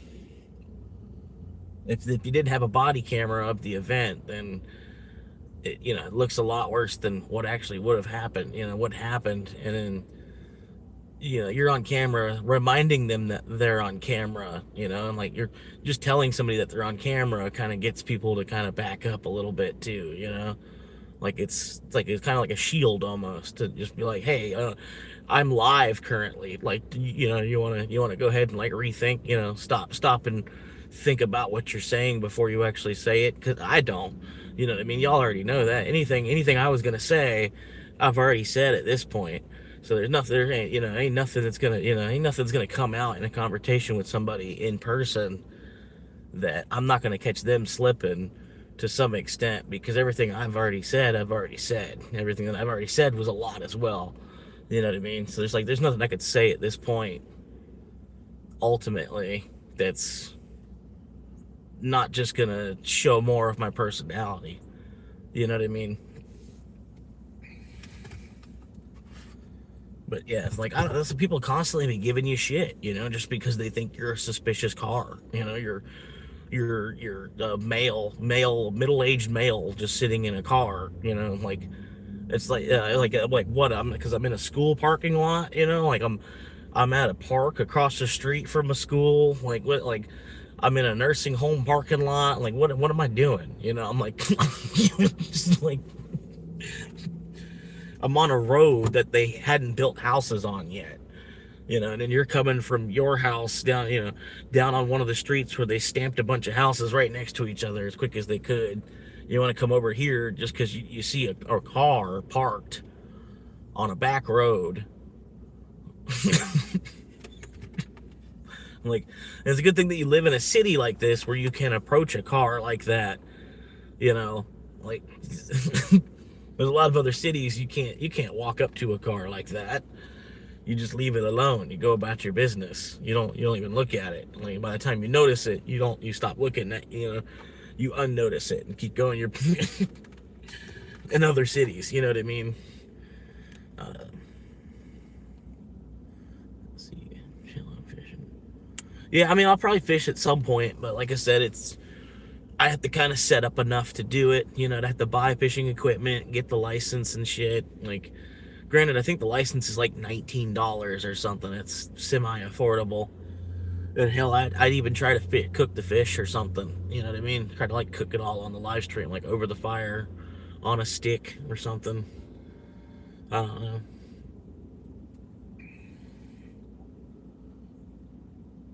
And it's just something simple, something stupid to do.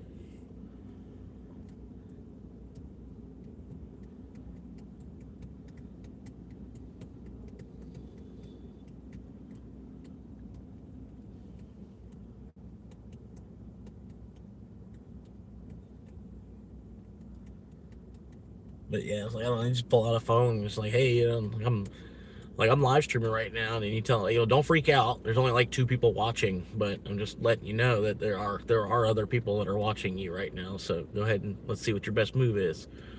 You know, like, try to kick me. Go ahead, try to kick me. Try to kick me while I'm live streaming.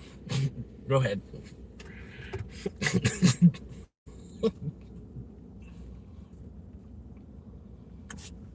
You could even almost back up.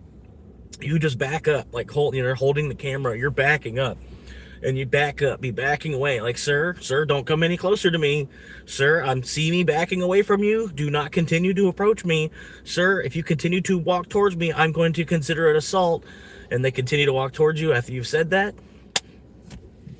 You know, do not continue to come any closer. Sir, I'm not trying to, like, I don't want to do this. I will defend myself if you continue walking towards me.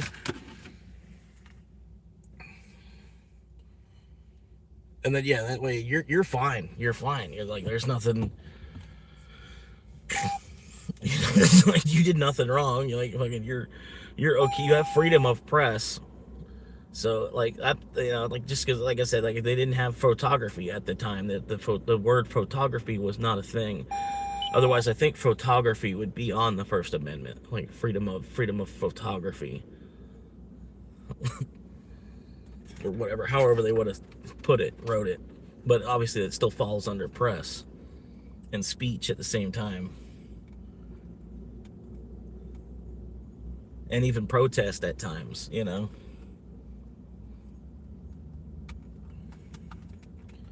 But no, yeah, I think honestly, like that guy yesterday commented, but he comments about what, he comments and in commenting about what I was going off about in the short, right? Where it's like, I'm like people hooting and hollering about the Second Amendment rather than like giving the First Amendment the love and respect that it deserves in the first place. Was like the idea. And then he comments hooting and hollering about the Second Amendment. And I'm like, well, then you didn't even actually understand it. You didn't even get it. You comment hooting and hollering about the Second Amendment rather than like appreciating your right of free speech to even comment on my video, because I could have turned comments off. You know what I mean? Like it was a trap to get someone to comment, and then this guy comments, and then his comment is hooting and hollering about the Second Amendment. I was like, okay, you clearly didn't understand the video at all.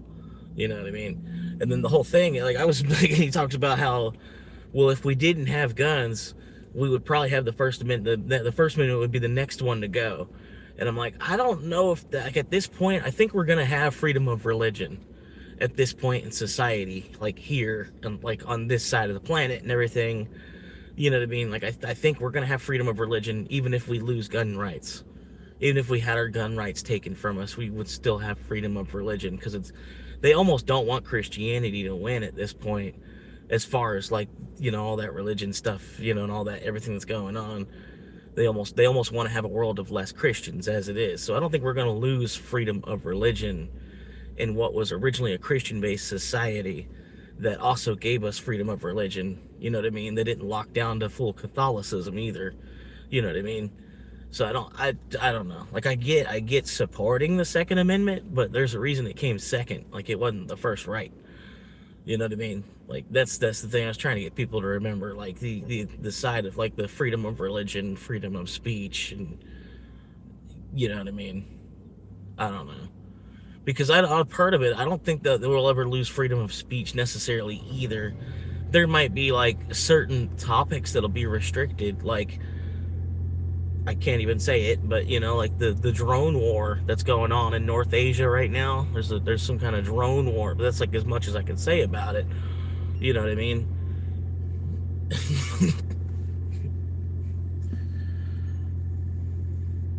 The North Asian drone war.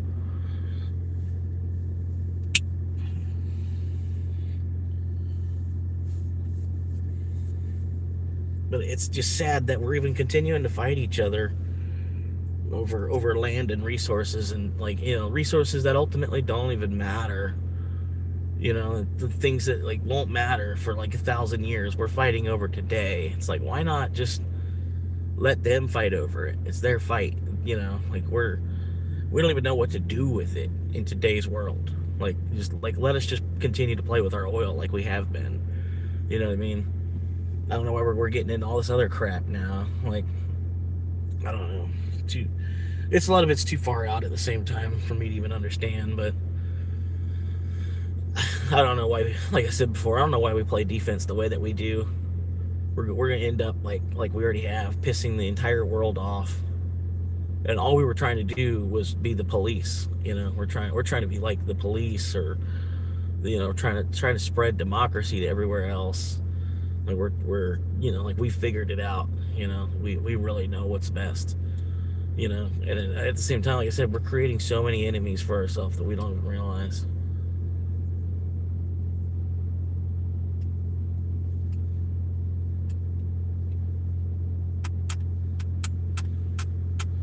By not just actually just defending our soil. You know what I mean? Because we could defend our own soil and still be a pretty powerful presence, on a global scale and everything. Like we could, cut the military staff in like half. You know what I mean? Like, and because we are like only worried about our own borders. And that we get involved when we have to. You know what I mean? Like, if we have to.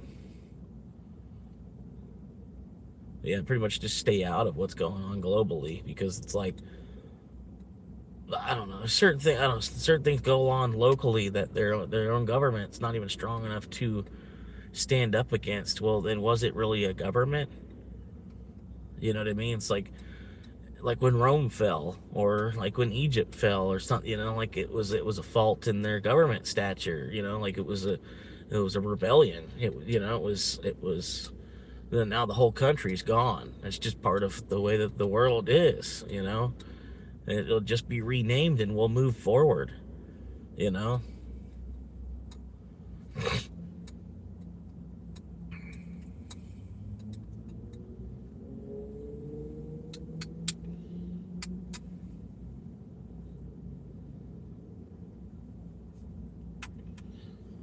don't know why we're fighting in the first place.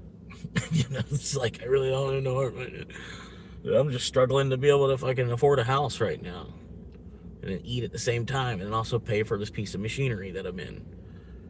Because this machinery that I'm in is also essential to everything else that I'm trying to do as it is. You'd think it'd be a luxury item, but it's also essential for me to make money with.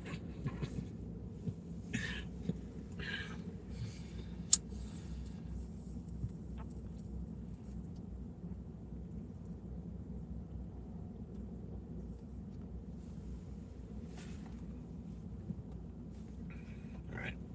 Maybe I should end the dash. In the dash on DoorDash and then log back in because it's almost 1 o'clock. I don't know how I haven't gotten a single order all fucking lunch.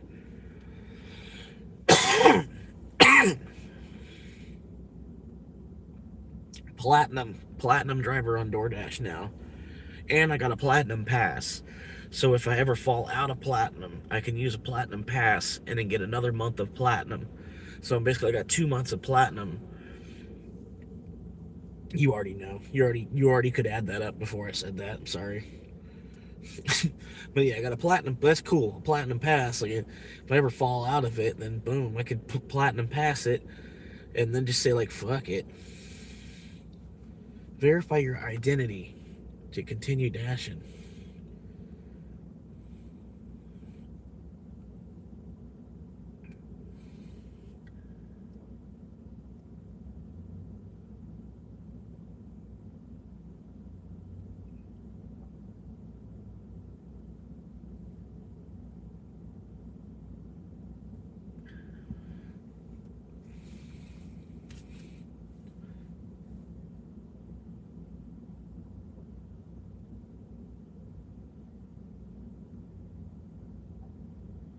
Like the girl that invented the word selfie. The girl that invented the word selfie was retired before 40 years old, definitely.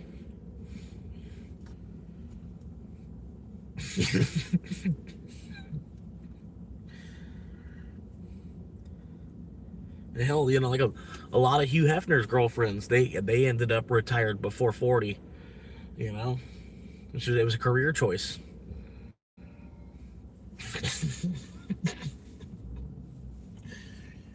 And it kind of is too. You think about it, like it still kind of was a career choice. You know, I'm not trying to say that in a bad way. I'm like, hell, you know, that's what you did for a job. I'm proud of it. Proud of having a job in the first place. It's Tropical Schmitty Cafe. Half power, so they're gonna give me about $8 to do this. $8. I'm popping up on Uber, DoorDash. Road trip, no, 12 miles for $6. This one's 10 miles for $8. I guess I'll take it instead of sit here. More money toward the goal, you know what I mean? All right, go to Tropical Schmitty Cafe. Get there by 53. They didn't give me a whole lot of time on this one. Gotta get there by 53 after. Tropical Schmitty Cafe. We're on the way.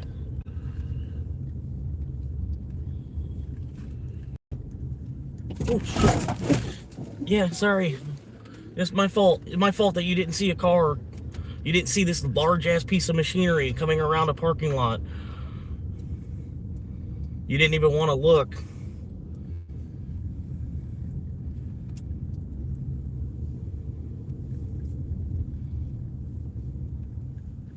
That's what I'm saying. Like, I don't know what it is. What's the real difference between a forklift and a car? You know, but like, you know, on a forklift, you gotta give people like 20 feet to operate. But in a car, you almost try to walk right out in front of people while they're trying to operate. Like, I don't know what it is. You know, it's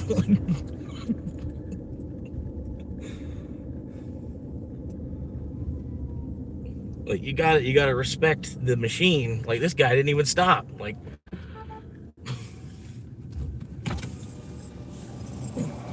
here, buddy. Doesn't even stop at a stop sign and then honks at me.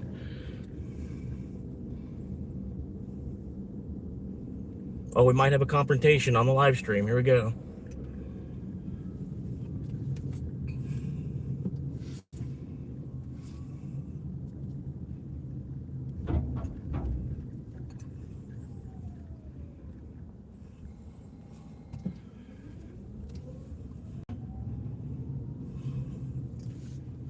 And again, doesn't stop at a stop sign.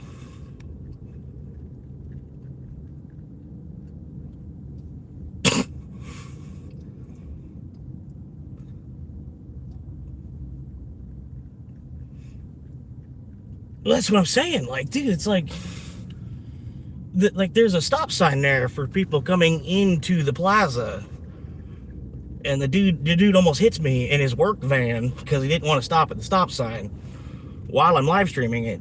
Now the dude's following me around the parking lot.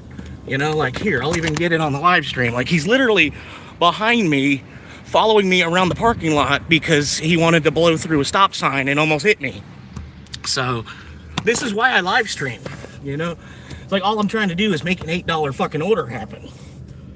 And now I got some damn near half-dead, brain-dead fucking redneck probably behind me that's pissed off at what the city's turning into. And I'll just keep doing laps around the building because, yeah. Have a good one.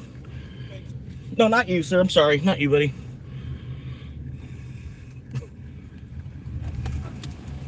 That's what I figured. I just do laps around the building until he would eventually stop, because he's like, I'm not gonna just like stop and to let him walk up to my car either. You know what I mean? He's gonna have to stay in his car if he wants to stay with me. And I'll just keep doing laps around the building. The mileage I get versus the mileage he gets in his work van. You know what I mean? And then, it's all it's gonna take. Like, I'll just do 8 laps around the building then, and then when DoorDash wants to reach out to me and like, what was going on? I'll be like, well, I was being threatened at the time, ultimately. I felt threatened by a car that ran through a stop sign and then seen that I was live streaming. So I guess they wanted to get a hold of my phone or something at that point. I don't know. They wanted to erase the live stream because I had them running through a stop sign.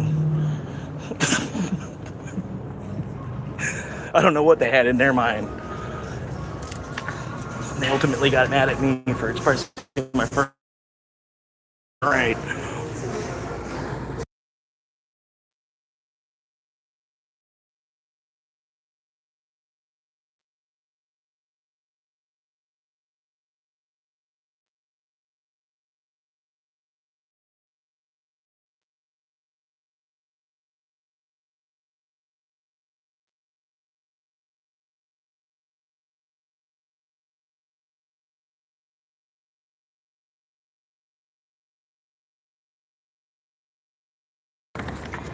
Alright, sorry, they had music on.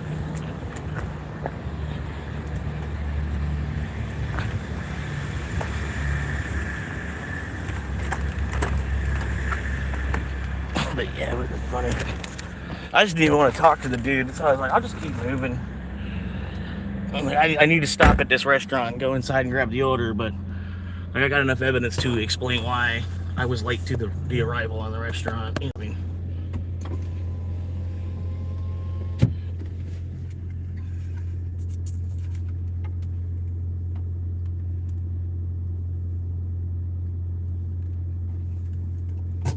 And so like, yeah, we'll just get him in the live stream following me. Because even the direction I was moving, it made no sense for him to, at the direction he went, he was already trying to leave the plaza this way. He was already like trying to leave the plaza, like as if he was going back out on Highway 200. So he runs through the stop sign and then puts his car in reverse, then backs up to do a circle around, comes up here like he's going to Tropical Smoothie Cafe, and then follows me up through here as I go around the back of the bank. I went up and around through the front, went through the front of, what is this, Sprouts? Sprouts. Then from there, I was like at Chipotle. I was about to go around the drive-thru at Chipotle. And then I was like, well, I'm gonna go around the back of the building because like maybe he was turning around to go to Chipotle. You know what I mean? I don't know. But yeah, I was like, at that point, it was, dude, just go about your day. Same thing for me.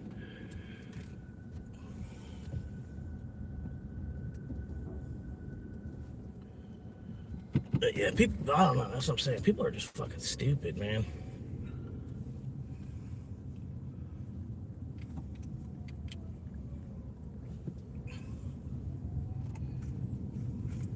They gotta tune down this inflation thing, you know what I mean, or reverse it for a couple years or something.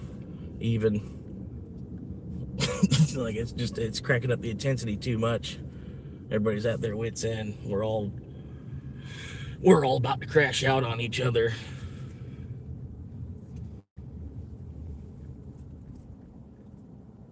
Even like at the national level, national scales of things too.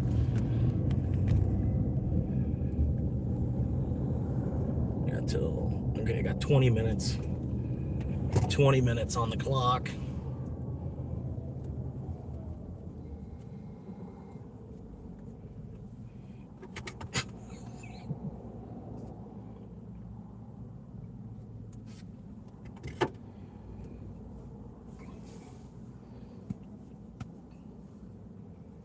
And then like you see him on the live stream running the stop sign, like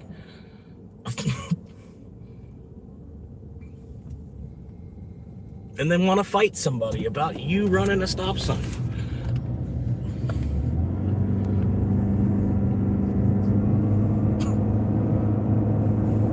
You know what I mean? Rather than just like going about your day because you just ran a stop sign. Just like try to ignore the fact that you just ran a stop sign. Like why you go confront somebody that you ran a stop sign.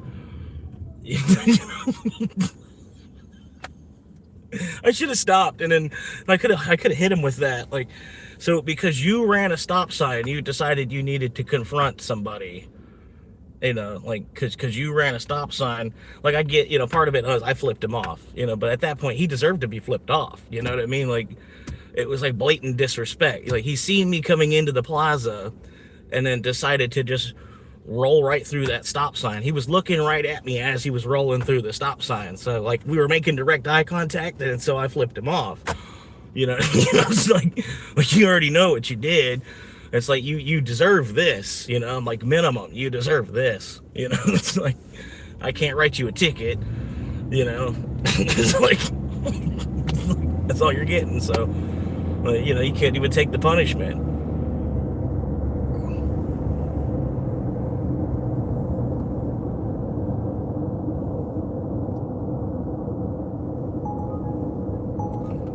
Shit. Oh, I might could double this up. Hang on. Let me see what's it look like. Can I see what it look? Can you show me the order? Can I see what it looks like? Oh yeah, I can pull that off. Double down. And we're gonna pause new orders. I'm gonna get these knocked out, and then I'll log back in.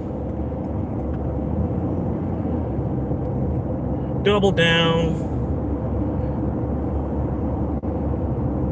And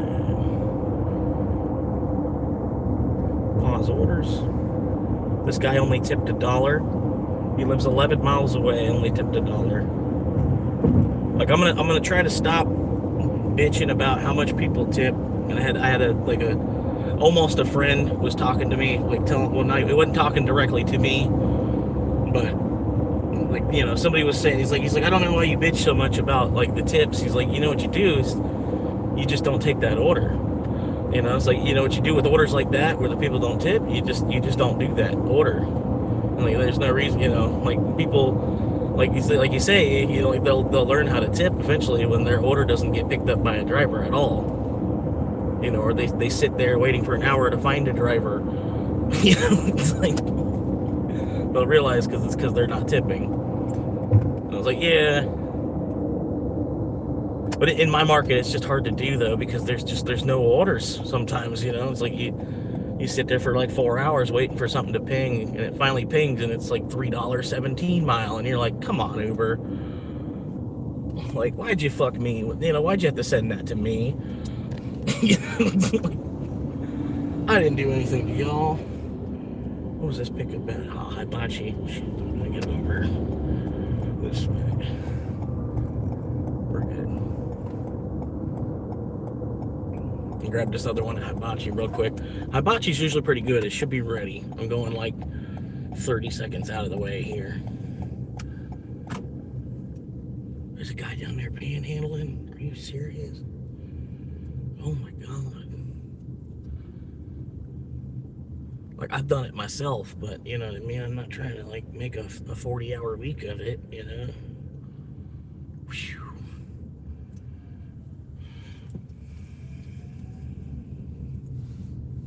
I don't know, like part of me, I didn't want to panhandle, like having a crypto, like having Bitcoin, like any amount, like stacked up almost, you know, like anything more than like $1,000 in Bitcoin, and then panhandling. You know what I mean? Like I'm like trying to panhandle, and I have like $2,000 in Bitcoin, and that's when I was like, you know what? What am I doing? I just need to work more. I just flat out just need to work more. You know. But at the same time, I was like, the reason I was doing it is because I live in my car, right? So I am homeless, but like, so I felt like, you know, there's part of it, like it's a job for homeless people, you know, and like my work wasn't giving me hours, and so I was like, yeah, I'm gonna stand out here and at least make 20 bucks out of my day off, rather than beating up my car and running my car around in circles, putting over 100 miles on it, you know, and it could crap out anywhere, and then I'm stuck wherever I'm at. You know, I was like, I really just need to make like $20 a day, one way or another. You know, I was like, I bet I could just ask people for money. You know, but I don't know. Didn't really want to get into that either.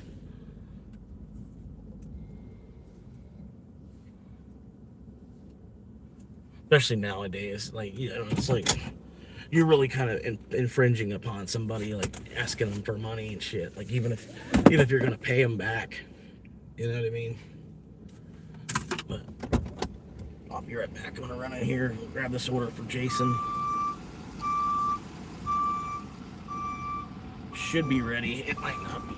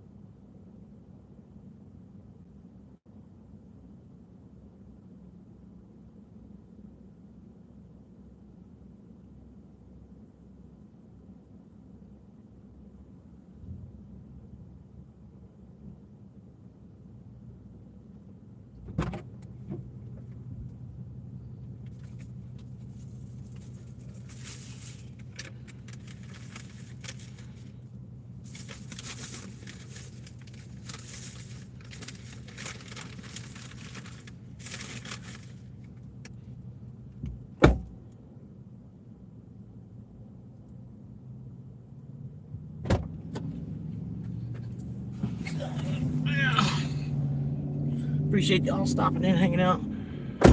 There's a little bit of a wait there. I know. But like I said, they normally have the order about, if it's not ready, they got it in like 90 seconds or so. That's about all it was. I had to use the bathroom too, so went ahead, used the bathroom, washed my hands twice, and then it was ready. That's all I really had to do at that point.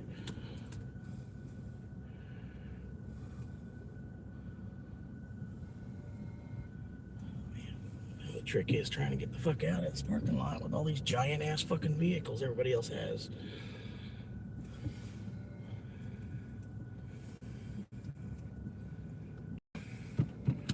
All right. Yeah. Almost about. Okay.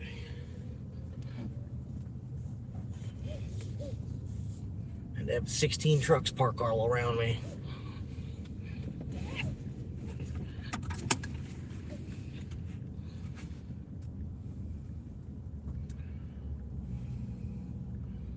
All right.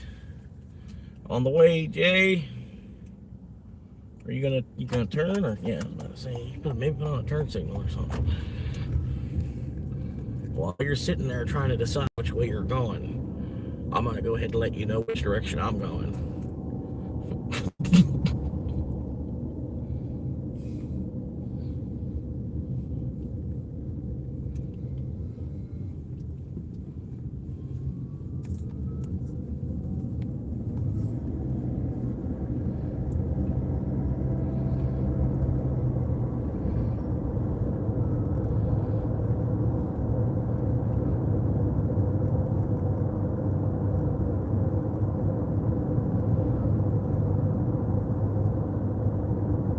Have a good one.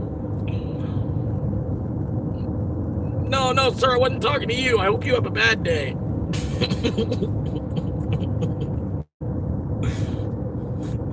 I was talking to another guy. Thanks, asshole. All right, we're here live. 10-minute stop sign road. We'll see how long it takes to get through the road today. Different guy sitting out there today. Usually there's the dude with the need money for beer and weed sign. This guy might actually be homeless. The other guy, I don't know if he's homeless because it specifically says on his sign, it doesn't say that he's homeless. It says need money for beer and weed. Right? Whereas this guy, his sign says like homeless, please help, or homeless, anything will help. But yeah, I think the other guy, I've seen him get into a nice car and stuff too, like somebody come and pick him up in like a Chevy Trail, like a new Chevy Trailblazer. So I don't even think the other guy that does it, I don't even think he's actually homeless. He's just a beggar.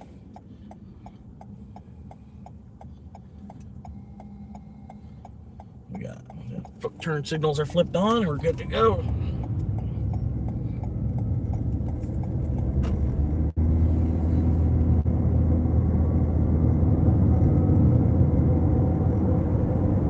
If the whole world was watching, I'd still dance with you. And drive highways and motorways to be there with you. Over and over, the only road. Everything comes back to you.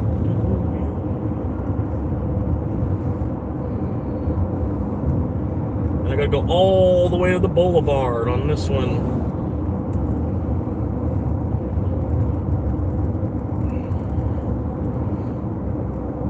I'll look at that one in a second. I gotta focus on this other one first.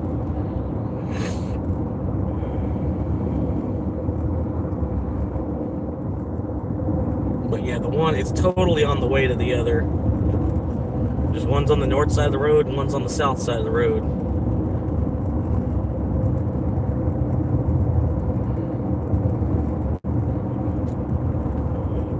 Over and over, the only road. Everything comes back to you.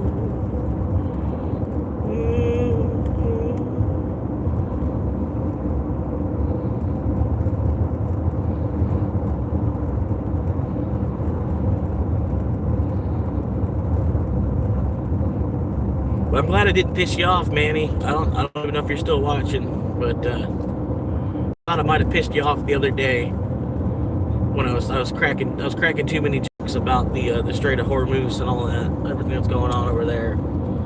I thought, I kind of knew I was hitting the line, and I stopped about that moment. But I think you might have left for like another reason, or maybe I did piss you off, and you were like, "Yeah, I had enough for today."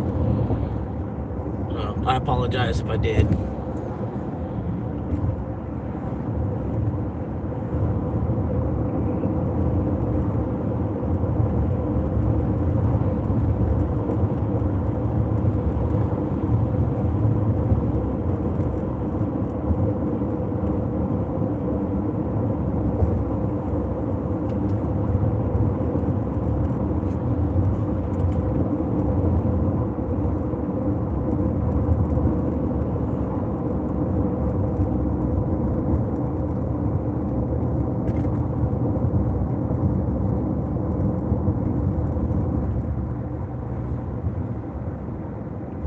About 5 miles away from the first drop with the tropical smoothie.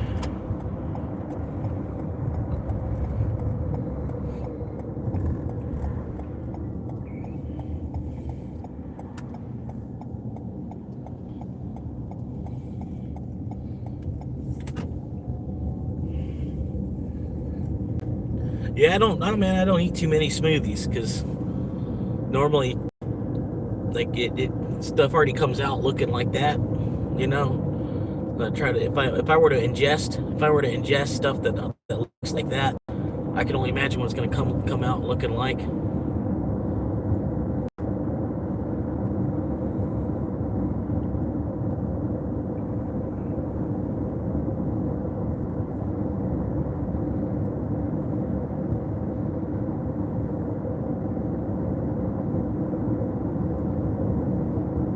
Maybe extra smoothie.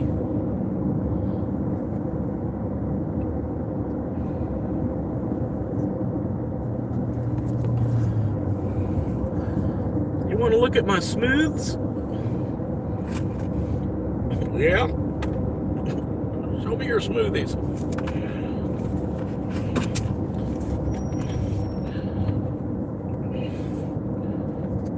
Show me them smooths.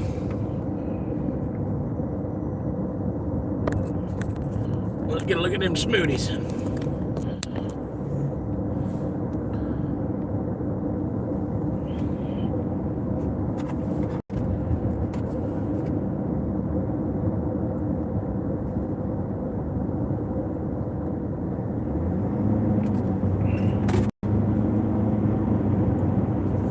I should probably be moving a little bit faster.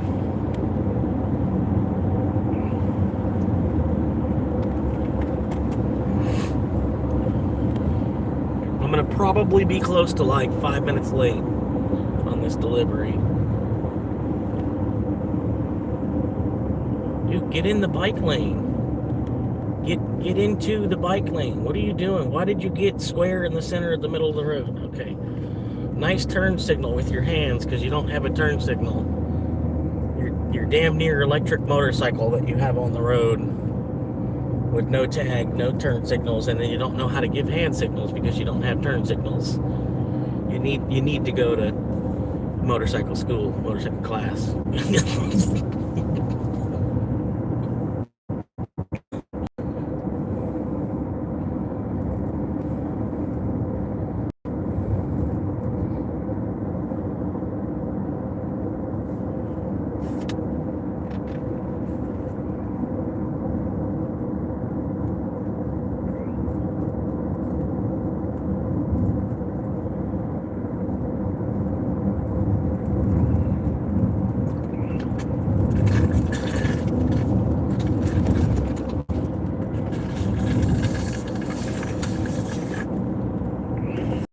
Well, hit the bottom. That's what she said. Ha ha! Yeah! Got him! I hit the bottom. Alright, I'm about a mile. starting to slow down a little bit now. I had no traffic behind me. Now I got a car behind me. I don't know where they came from. I was kind of, I'll be honest, I was cruising a little bit, probably going 51. You know what I mean? Going 51. It's a 45-mile-an-hour road, going like 51. And then there's the car coming up behind me. So I figured I might as well slow down to the actual speed limit now.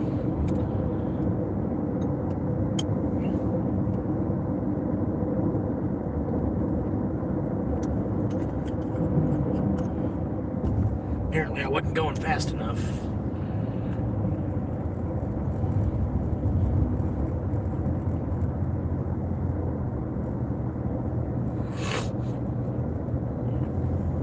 Everything comes back to you.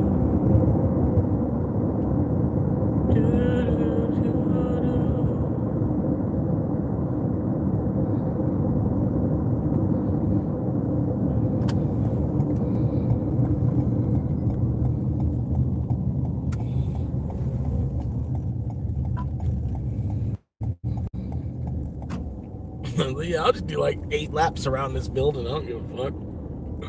Just keep going in circles around this building.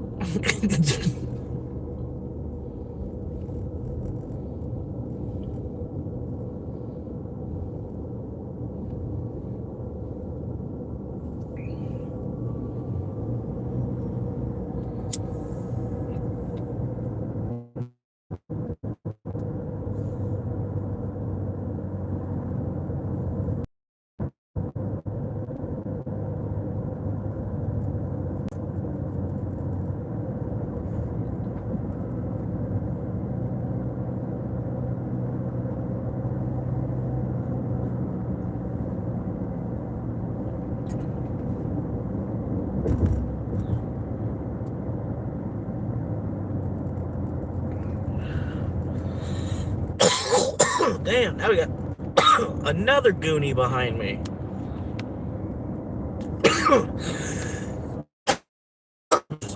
Too much, man. Y'all are always in such a big fucking race all the time. And they want to act like it's me.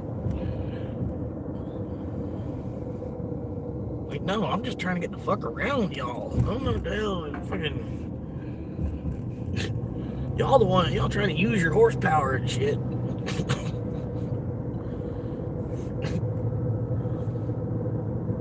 I'm just running around trying to scoop up some quarters. Quarters meaning both like cash, and quarters meaning like a place to sleep. Trying to pick up some quarters.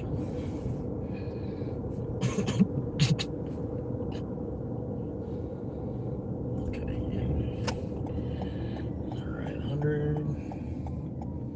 It was probably that one. What is this one? Okay. Alright. Just pull right on through the grass. Just pull right on in there. Is it the next house? It should be this one. Yeah, it should definitely be this one. Okay, arriving. Right. Continue. We're gonna confirm. Take a photo of the drop-off location. I'll be right back. This is the good shit. I'm Tropical Schmitty. Oh.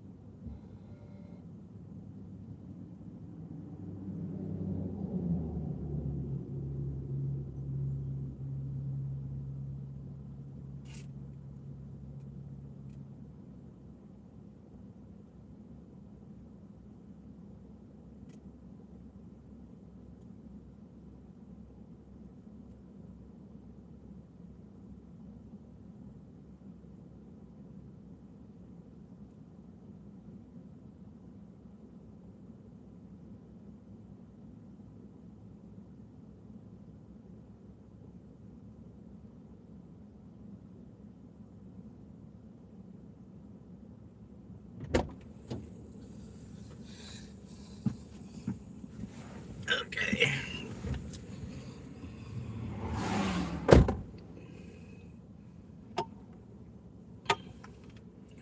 Plugged in and butt chugging.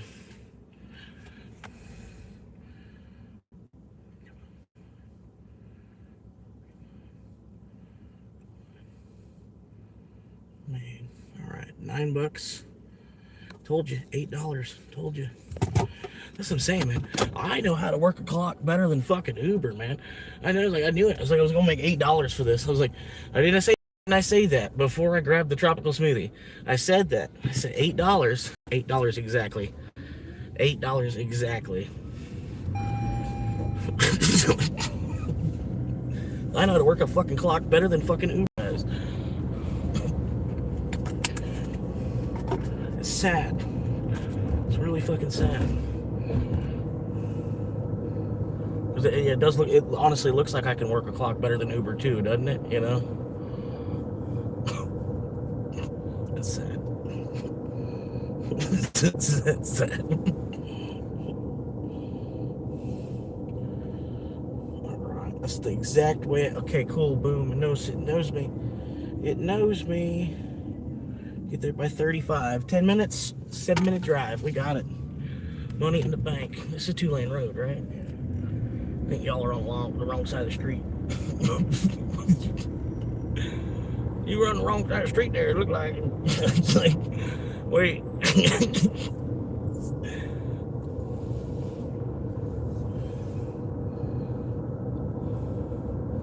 Shit.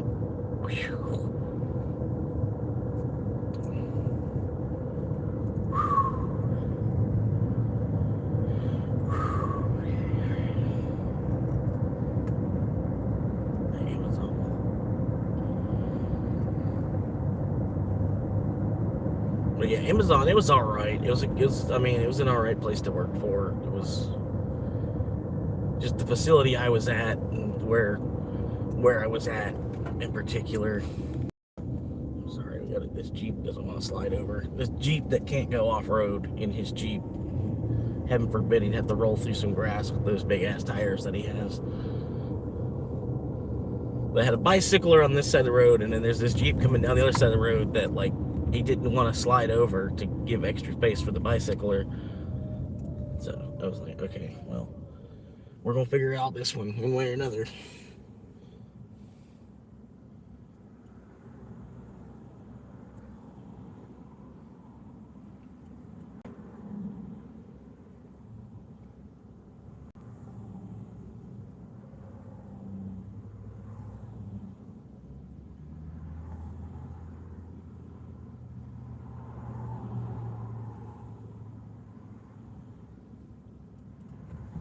All right, I think I got it.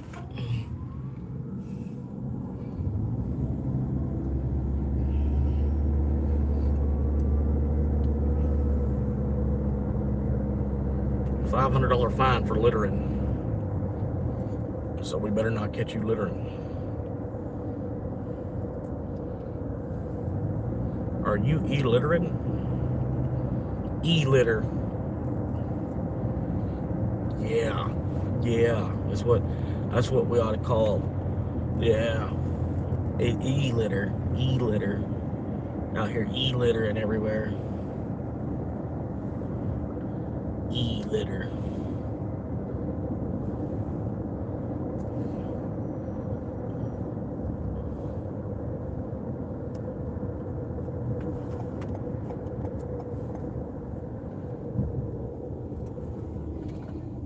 Stop way short.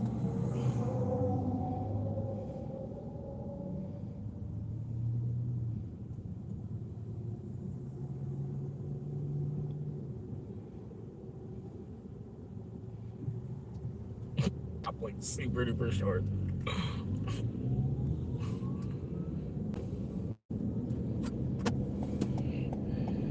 All right, 2 more miles. They say 5 minutes to get there.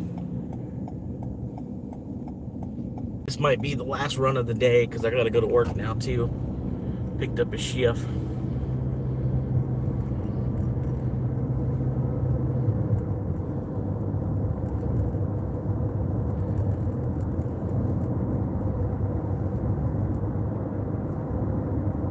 picking up more shifts than Peter's shift.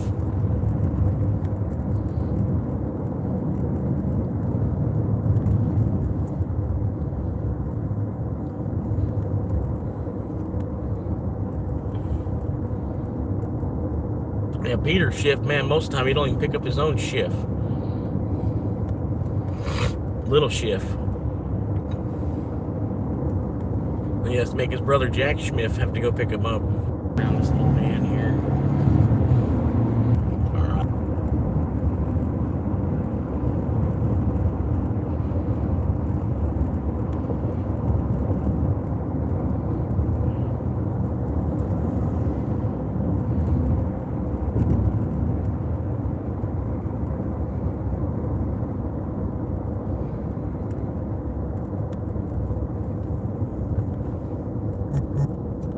Phone needs to cool down. Shit. Alright, so phone down on the hot bar. Cool it off. Phone down here. I think we're good to go. Alright, I'm back. Sorry, the phone was overheating from the direct sunlight. A little bit of direct sunlight ain't good for everybody. It's good for most of us, but it ain't good for everybody. You know what I mean?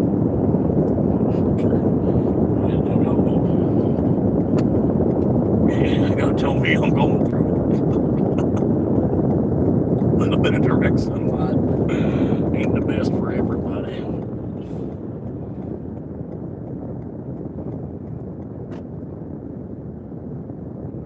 She got the sunlight dancing on the water.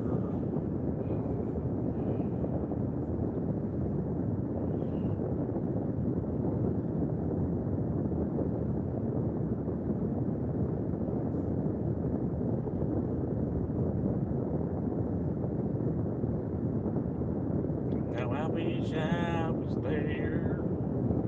I don't know how I'm gonna find her, but all I know somewhere she's on the coast of somewhere beautiful, running with my heart. Alright, so I already made the tropical schmitty drop off.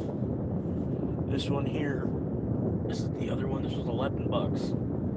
$9 tip that they dropped. Not too bad. Yeah, not the best, but not the worst either.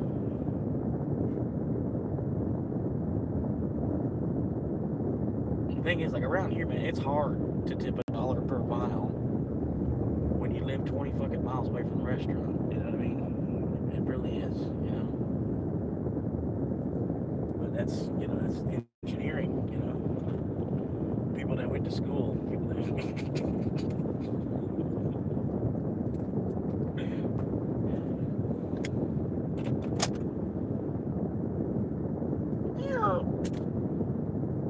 Alright, delivered to. Sweet.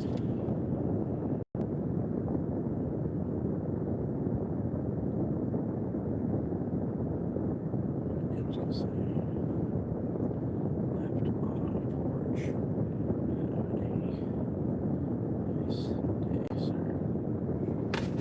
I'll send that once once we get it up on porch first. And then I'm gonna come back and hit send on that. He's driving a Nissan Sentra.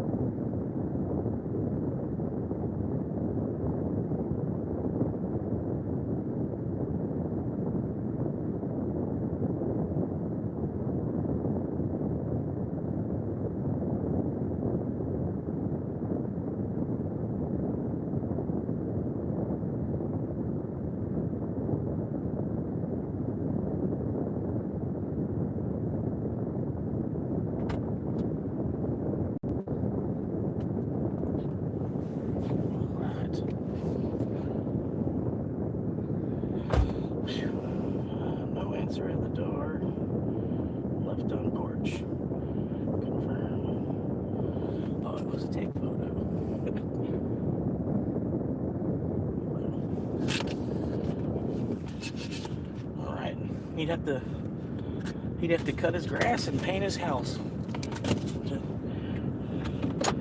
Try to act like it didn't get delivered. He'd have to cut his grass and paint his house before that happened.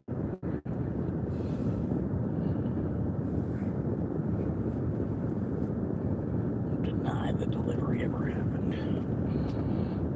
Paint his house, paint his grass, and cut his house. Painted grass?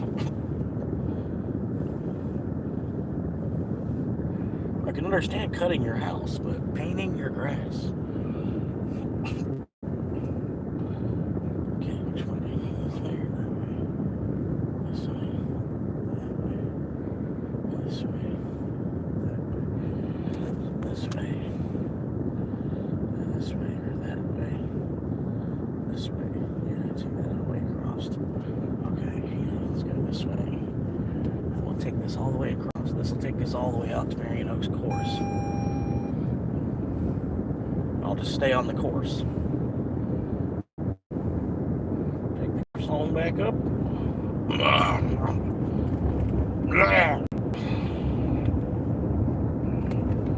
Maybe stop and get a pack of cigars. I ain't gonna lie to you, honey. Get some cigars. What are you bitching about? Oh, the seatbelt. Hang on, she's gonna blow. Oh, hang on! Hang on! Hang on!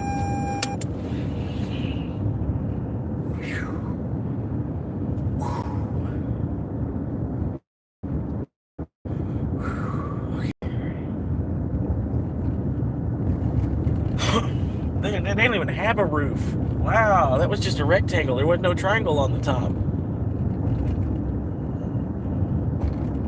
They didn't even have a roof.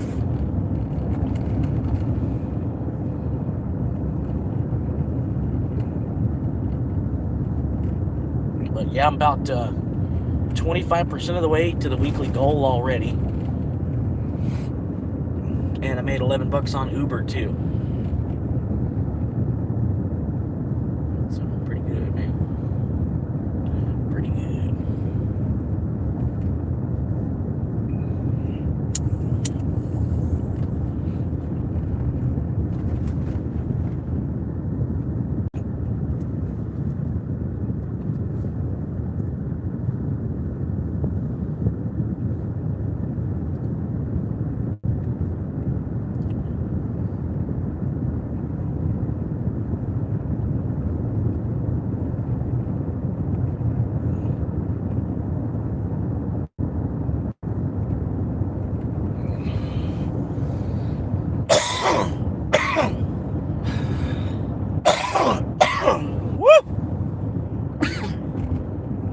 Good morning, beautiful. Woo! Hot. Got the phone over here overheating. It's hot. We got temperature-wise looking at, let's see, 94. 94. It's beautiful. Beautiful. 94 degrees. That's Fahrenheit, by the way. Of course, Fahrenheit. We crashed their vehicle right there. Smackdonald's.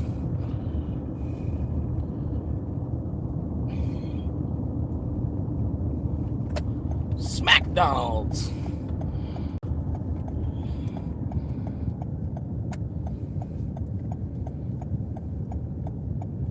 But yeah, on Uber, I actually got McDonald's turned off.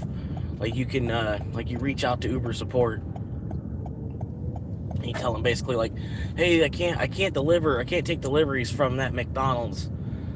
You can like just stop sending them to me completely, because there's a person I have a restraining order with that works at that McDonald's, and like as long as they're working at that McDonald's, I can't go to that McDonald's to pick up an order. That's all you have to say.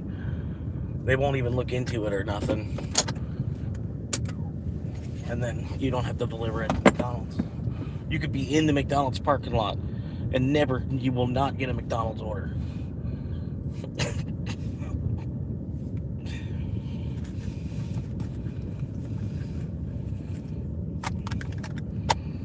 Yep. All right. I'll be back.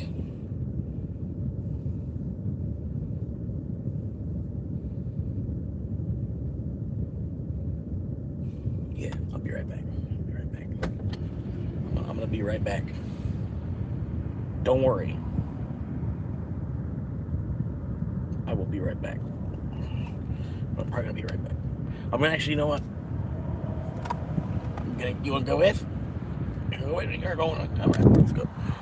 Let's go.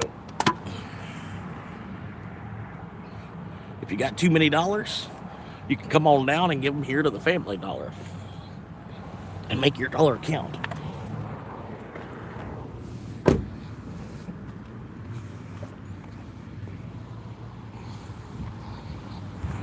You got a bunch of holes, but you ain't got any dollar to fill them up with?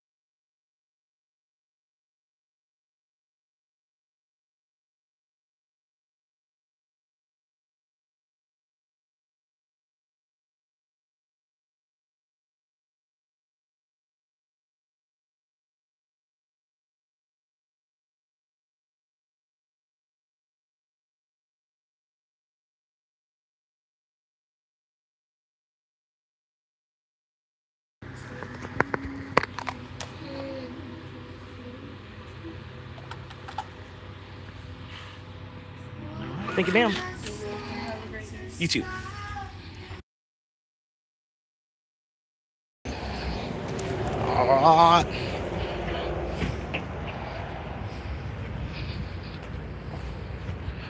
Busting 5 nights, wind whipping at my heel.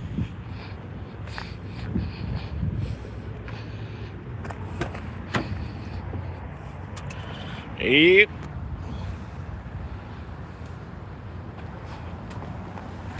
Alright, we're back in the wheels. It smells like mustard and onion. It smells like a hamburger with mustard and onions on it. You know what I mean? It smells like a hamburger with mustard and onions on it. Like only mustard and onions. A hamburger with only mustard and onion on it. That's what it smells like in my car right now. You know what I mean? And you look at me and you're like, yeah.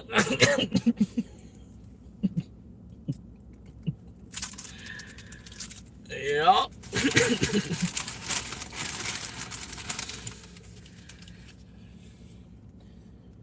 Nah, but I did get a shower. I shower normally in the morning. Well, it depends, man. Sometimes I'll shower at night, but I do try to shower like once a day. Whether it be like after like 10 p.m. at night, or I try to get to the gym in the morning because I wake up early, and then like wake up like sweating sometimes. Wake up sweating, and then it feels good to kind of go get a shower first thing. But I gotta get to the gym before 9 a.m. because there's like a trainer dude that gets there. He does like a 40-hour week, working 9 to 5 Monday through Friday, like the trainer guy at the gym. And he's always kind of doing some kind of classes or like working with somebody, so there's extra people there while the trainer guy is there. So I try to go before he gets there for the day. And then that way, like the staff doesn't even have to really, takes the staff longer to even realize what's going on. You know what I mean? Like they probably already know because they probably look at cameras and stuff, They probably already know, like, oh, that guy, he just comes here to get a shower. You know what I mean?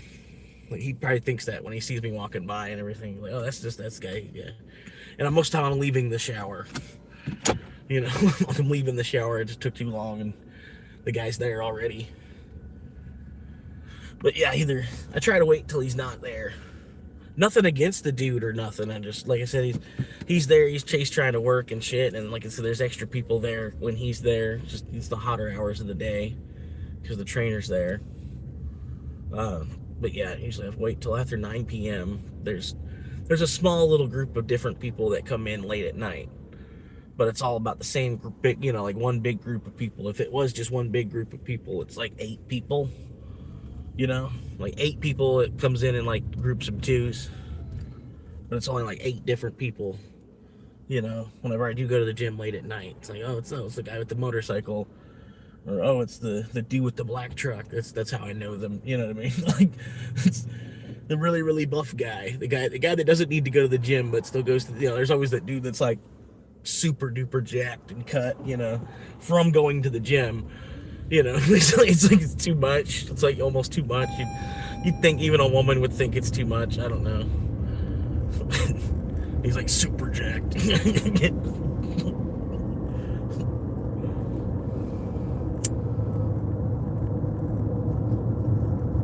Because it gets to a point, like, you really only want a guy to be so big, like as the guy gets bigger and bigger, they've got more of a caloric intake to keep up with being bigger, right? So, like, you have a husband that eats twice as much, like, and then, guys already kind of eat more anyway. As the wife, like having a guy that eats more, just simply because he's bigger and shit, he's got to eat, he's got to take in about 2,300, or not 23. He's got to take in 3,200 calories a day because he's a bigger individual. You know what I mean? You got to kind of feed him like 5,000 calories a day. So I don't know if, like I said, I don't know if we're actually like breeding the right way and all that, because you'd think that you'd want your people smaller, and they ultimately eat less, and there's more food to go around. You got, people are smaller to get in each other's way less and everything as well. You don't need as much headroom. You don't have to build things as tall. You don't need as much leg room either, a lot of times. That's one thing I always hear people bitching about leg room. I've never had a problem with leg room. Just like never.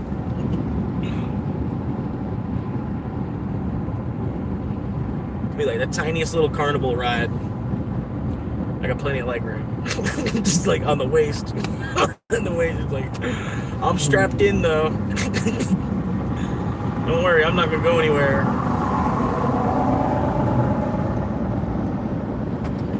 Scoot in front of this guy. And of course, they're not going fast enough to actually catch the light. You see that the light is green in front of you, and then you're not trying to go faster to actually make the green light. It doesn't make any sense to me. Like, I don't quite understand that one at all. Like,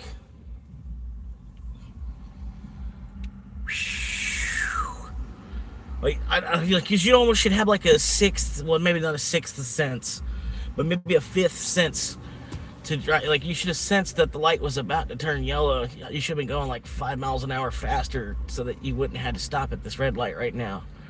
Neither of us would have had to stop at this red light right now, because you would have had enough common sense to know that the light was about to, like, hurry, because it's about to turn yellow. It's been green for quite a minute. Like, hurry up and like get through the light while it's still green. But I don't know, to me that's the opposite of common sense right there.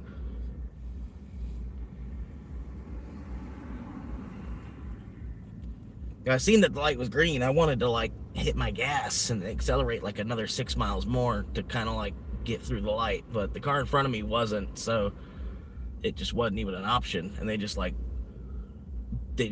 coasted all the way down to the light being red, and I don't know. I'll stop now.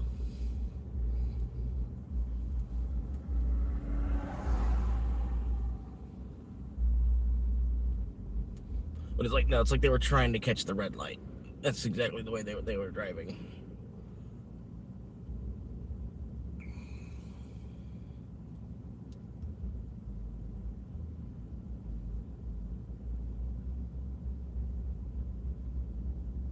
All right, come on.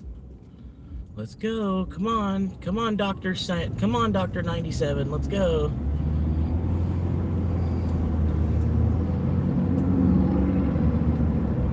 Their tag is literally Dr. 97. I don't know if you can see it. It's Dr. 97. I'm trying to get around them, but the Santa Fe is not going that much faster either.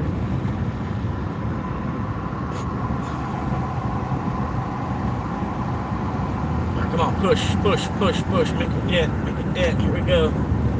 Boogity, boogity.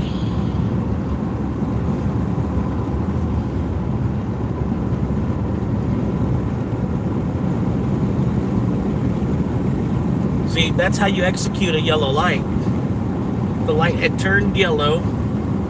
I had enough momentum built up from accelerating, from taking off from the last light, that it didn't make any sense to stop at that yellow light. It made better sense to just go ahead and go through the light, because I would have ate so much of my brake pads to try and stop at that yellow light. Really the more sensible thing to do.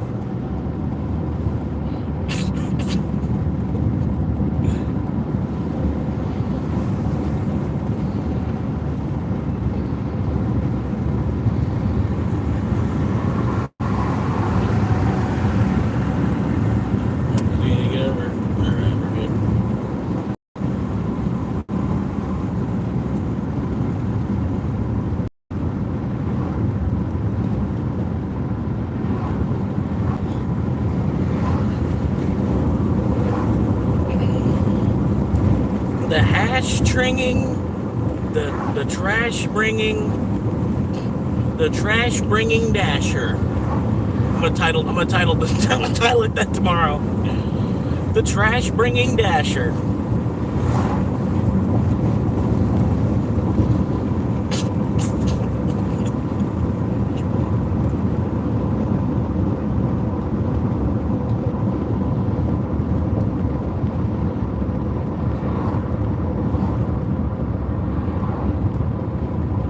Trash bringing dasher.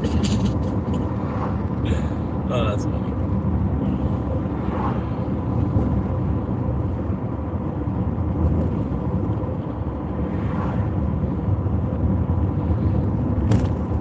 What's up, Chunky? How you doing, man? A stash minging.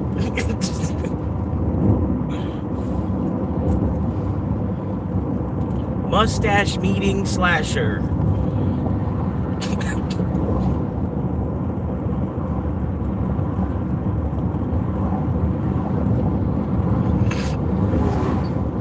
How you doing, Jasmine?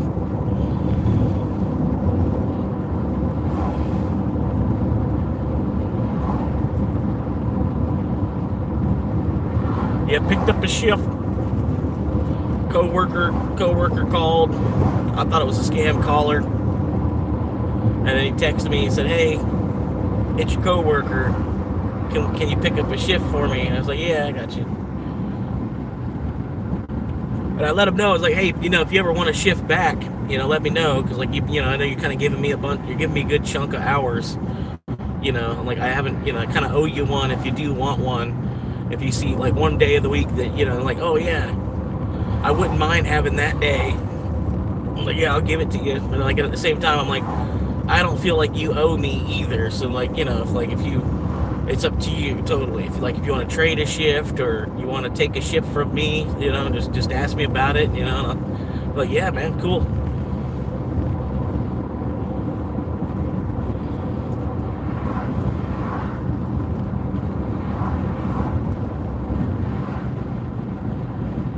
If you just like the way that my particular shift works, or whatever. Like, I've already got 35 hours this week, and can I take if I take one day from you, I can actually make some overtime. And I'm like, "Yeah, let's do it. Let's run it." They scheduled me 35.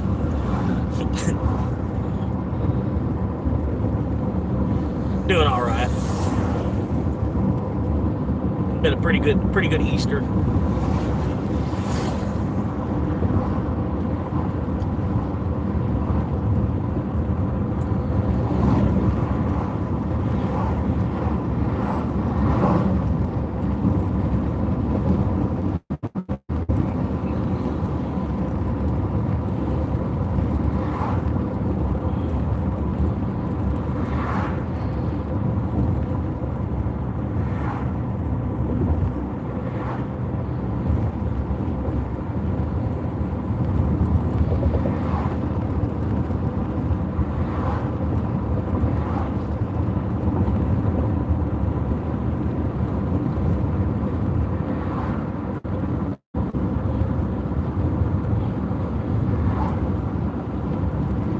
Appreciate y'all tuning in, hanging out,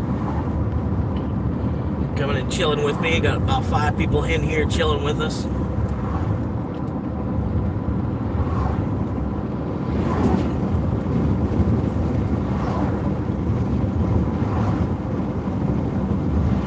We're having a good time.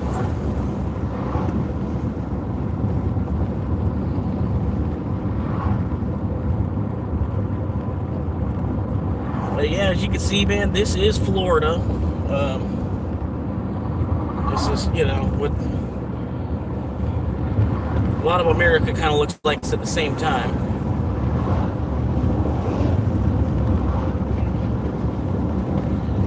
Yeah, this is what Florida looks like.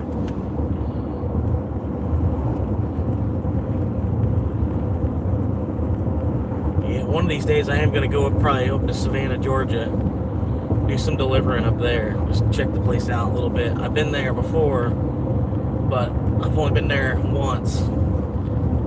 I think I might have been there twice. Right now I'm not heading anywhere. I'm gonna head back up to the Chili's parking lot, wait for the next one to pop through. Got the Uber open, and then the DoorDash.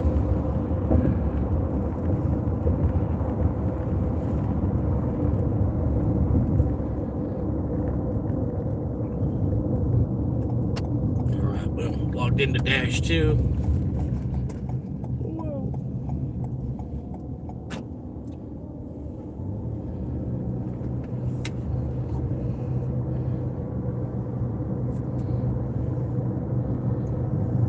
This dude's on Caleb Hammer, and they were giving him shit, like he's like with the girl that he's with or whatever, the girl he's with. Yeah, oh cool. So I was trying to get in your lane too. But yeah, the girl that he was with, they stayed over the night at the mom's house or something. The two of them were staying at the mom's house, and they hadn't been together for like too long in the eyes of the mom. So she didn't want him sleeping in the same room. So he had to sleep out on the couch in the living room. And when he's sleeping out on the couch in the living room, the girl he was dating, her little sister, catches him on the couch. Oh, what the fuck? Somebody just hit somebody.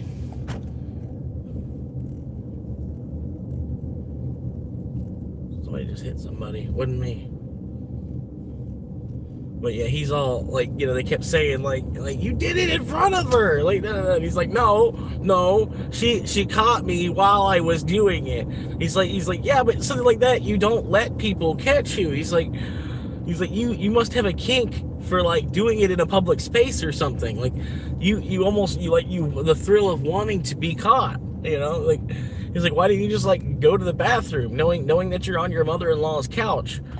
Like, he's just riding his ass.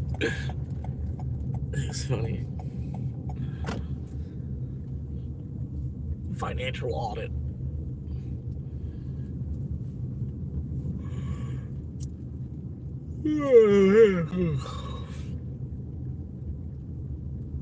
This is one of the spots I come to get a nap.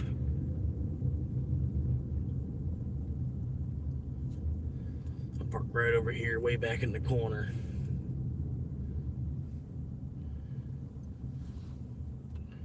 And I just get sleepy with it. Like right at about now, it'd be like the perfect time to take a nap. Honestly, Monday and everything. There probably ain't gonna be an order until 5 o'clock at this point. There might be a few, but they're either not going to be worth it to even do because there'll be like somebody at an office, it's only tipping like $1 or something. It's crazy how much that happens. But that is like about half the orders during daylight hours is like some kind of office or delivery or a nurse working at the hospital or just like an awkward location to deliver. Like, you know what I mean? I'd rather just deliver to a house and like put it on a front porch, take a picture, and then go back to my car and wait for the next order. You know what I mean? Like, I don't know, deliver to the front desk at a veterinarian office or something. It's just, I don't know. Not that I won't. It's just, I don't know, that at the same time, if they don't quite tip as well. It's like people getting food delivered to the house either. You know what I mean? Because you don't really have it. You're just kind of ordering lunch for yourself. You're like, here's a couple bucks real quick.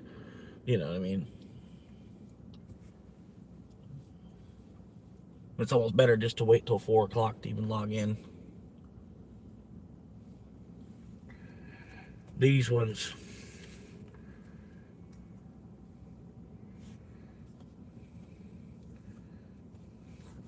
I got a Dick Donald's. They gave me a Dick Donald's. Gonna take a half hour. Gonna be 14 miles of driving round trip through a bunch of bullshit.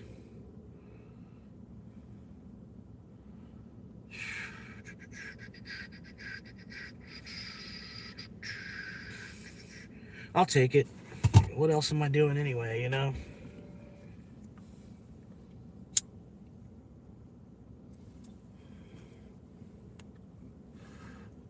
Yeah, I mean, I get them because they're in today's world, right? They're $1.91 after tax, right? You get 20 cigars, $1.91. Like, granted, who knows what quality of tobacco you're actually getting for $1.91, right? But the other guy I close with, man, he smokes like a freight train.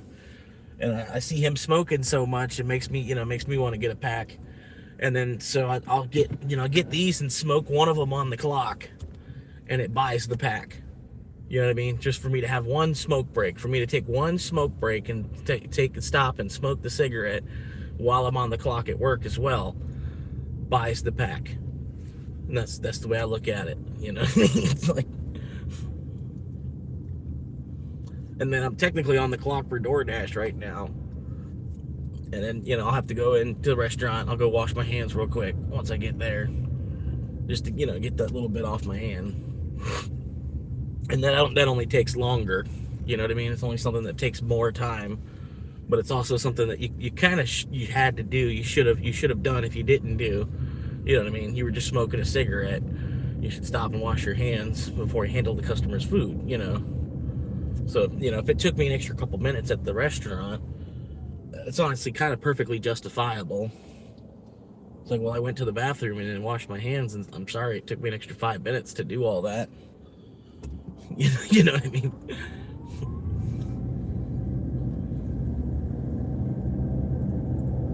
Because you got to remember, your AI is a boss. So it's almost like having like a substitute teacher or something as a boss. You kind of, as long as you're following your instructions, you're like based on the English that you're given, you're doing what you're told to do. Like this, you're just following the instructions a little bit too much. You know what I mean? I've had teachers, they say, a page, they come into the room, it says, they don't even want to talk. They're having a bad day from the class before or something. And they just have written on the board, page 191, write all questions, like they're expecting you to write down all, answer the questions and then write down the questions as well. But the way the guy had it written on the board, it was like, I just turned in a piece of paper with the questions written on it, and then I argued it afterward. I was like, I still deserve 100%. I followed the assignment. You said turn to this page and write down all the questions. You didn't say we had to answer them. You never even answered us verbally, you know? Like the instructions on the board were to turn to this page and write down the questions. So that's the assignment that I gave you. It's like, I deserve 100%. Like, you know? Like, that's on you. That's on you as the teacher. Write down questions and answer them. But yeah.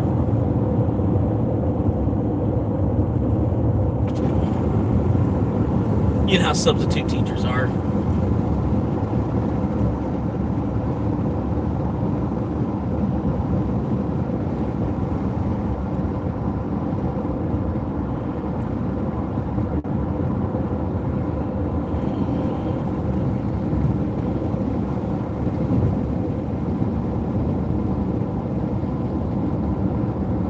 Yeah, where I'm at, man, the gas is like floating around between like $3.70 and $4. You know what I mean? It kind of floats around depending on the week and what day of the week it is, but it's like every time I need gas, it's $4. And when my tank is full, I don't have to worry about gas for a minute. It's down at $3.70. Every time I need gas, it costs 10% more.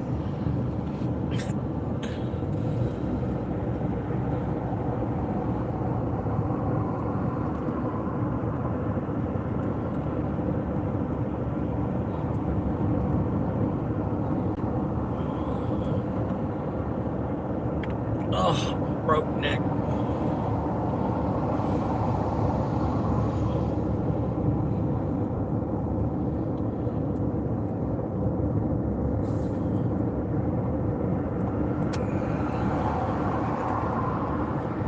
I can only imagine how much money these people make that have these really huge ass trucks.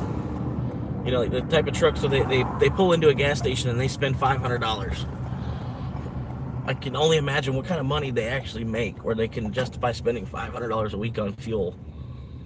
You know what I mean? And it's not for like a bunch of equipment and stuff. You know, just like for your personal truck. Your personal truck eats gas like that.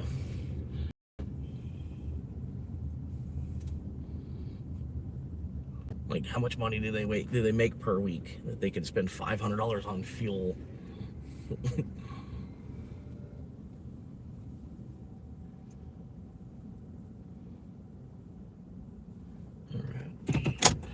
All right, and I arrived at the store at 2:08. They wanted me here at 2:10, so I'm here early. Arrived. And, oh, a 10-piece chicken nugget meal. Nice.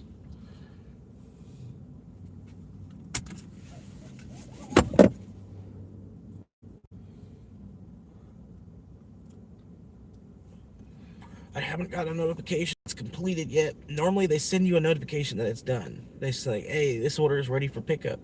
But they do that like 5 minutes before it's actually done. I haven't even gotten that notification yet. Wait. Yeah, they used to be $1 even. Yeah, it used to be $1. Yeah. I wouldn't have one even if I had the money. No way I'd spend that much on fuel or diesel a week for personal. They can keep it. This is what I'm saying. Like, and then granted, I'm exaggerating a little bit. They probably don't spend $500 a week on fuel, but they probably spend like $100. They probably spend like $100 a week on fuel with a vehicle that big, and they're not dashing to pay for that $100 of fuel. You know what I mean? Like, I use $100 of fuel in my old car. This car, I haven't quite caught, like, how much do I use in a week? I think I just use one full tank in a week. You know what I mean? Like, and that's $40. Use $40 gets me through the whole week of like however much income I could make off of driving because it's so dead. You know what I mean?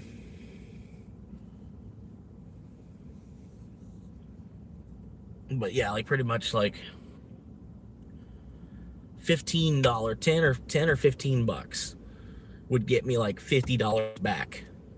Kind of like clockwork on average. Sometimes you do a little bit better, here, there, whatever. Sometimes you make a little bit more, but like $10 in gas would make about 40 or $50 back. And so the better you can do off of that, the better, but yeah, it's different for everybody, and I don't know. That's what I was doing for a minute, just putting 15 in. Every time I'd stop, put 15 in, because it was getting tight there for a minute. Just put $15 in, and then see if I'm making enough to even buy the $15 worth of gas back, and then like at least double it. At least then you're converting. Using your car to double your money, basically. Yeah, and yeah, I gotta keep hopping around anyway, from parking lot to parking lot, just to keep people from getting suspicious.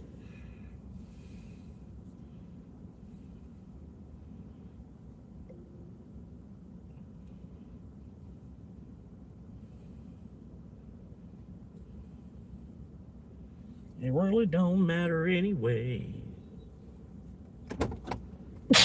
All right.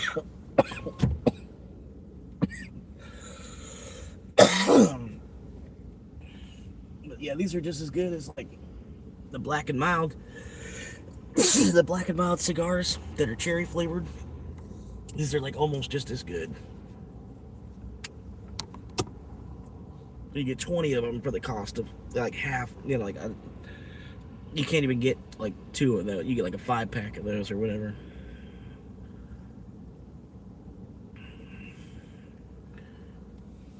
All right, I'll be right back. Gotta wash my hands.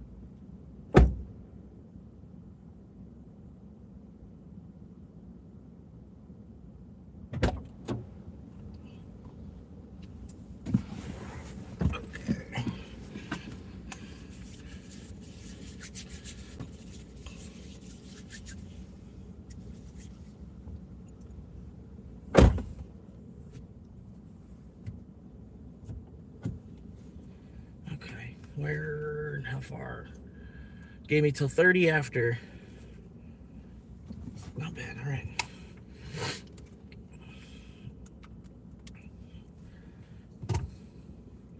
The way I see it, it's more time on the clock.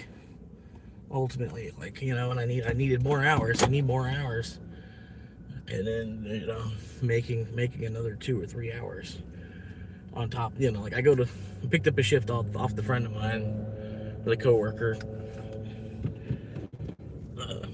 On top of picking up 4 to 9 today anyway. Getting another couple hours in on the dash. And I don't know if I was even gonna make a whole 100 today or what. You know what I mean? Only need to make 100 a week. Kind of, you know what I mean? I don't stress myself out, But I do want to kind of, double how much Bitcoin I have.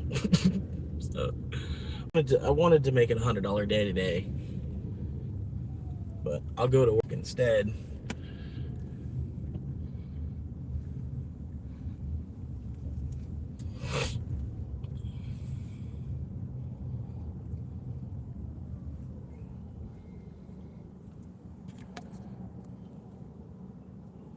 Give me sugar and tea and rum.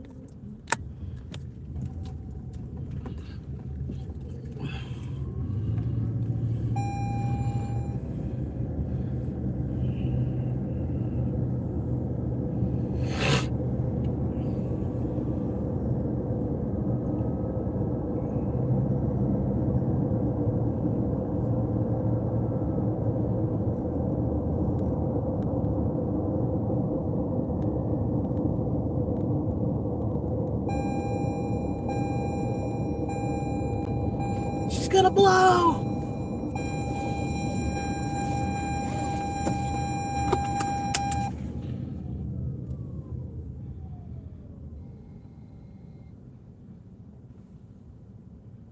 Alright. And we just wait 20 minutes for the light to turn green. And then we got about 6 more lights. And then we're gonna be pulling into the neighborhood to drop it off. I don't know why I keep saying we. I'm sorry.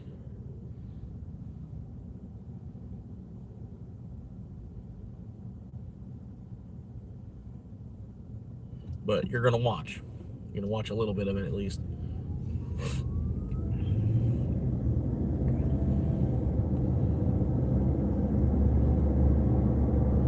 Yep, still looking, trying to get to 1,000 subscribers, man. So if you're not subscribed by now, please subscribe, help me out, man. Like I said, trying to get to 1,000, at least break that first wall in the algorithm on YouTube and start to make, drastic changes in my life and try to keep it positive. And at least you kind of get to see the perspective of a homeless person in Florida that's actually trying to hustle and like make something of themselves at the same time, not trying to just bask in homelessness.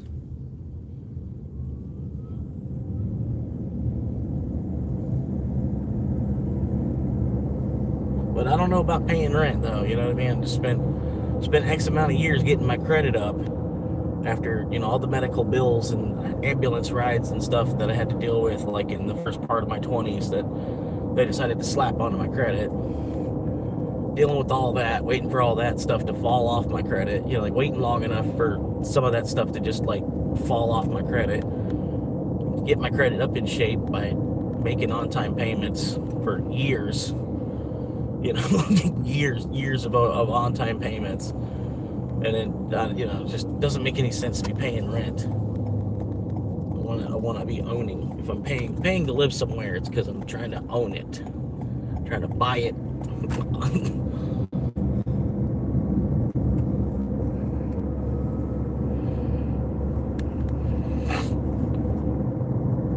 That's the dream.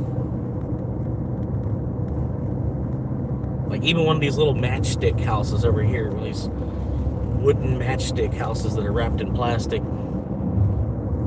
But basically, it's like a double wide. It's a double wide, but they stack instead of double widing it, it's double height. It's a double height, and they're like built right up next to each other. That one neighborhood right there. Because the houses look weird. It looks like some kind of Dr. Seuss neighborhood or something. The way the houses look, they're so skinny and long.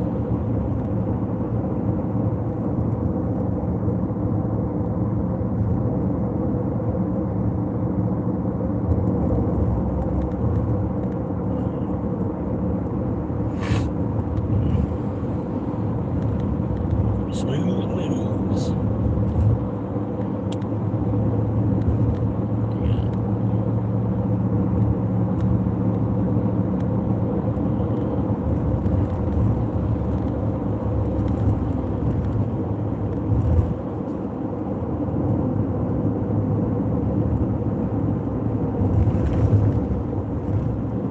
Trying to race.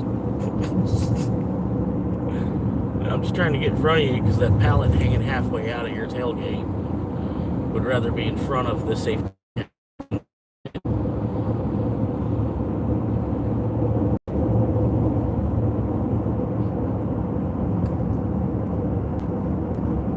got this pallet hanging halfway out the back end of your truck and shit.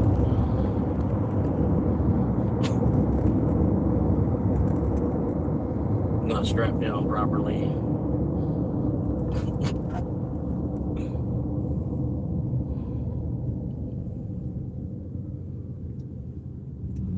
He's like really trying to raise. He's got his prayer beads wrapped up around his hand and everything. Like, like people have the prayer beads hanging from their rear view. He had to take them off.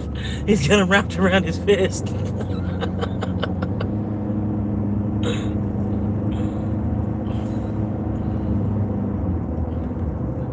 That's funny. And that truck, it does not look like that truck would be heading to the library either. Like, that was so weird that he pulled into the library.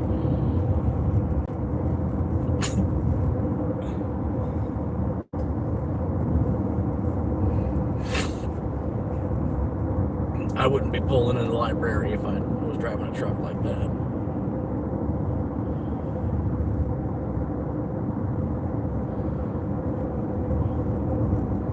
I don't even really pull in the library as it is.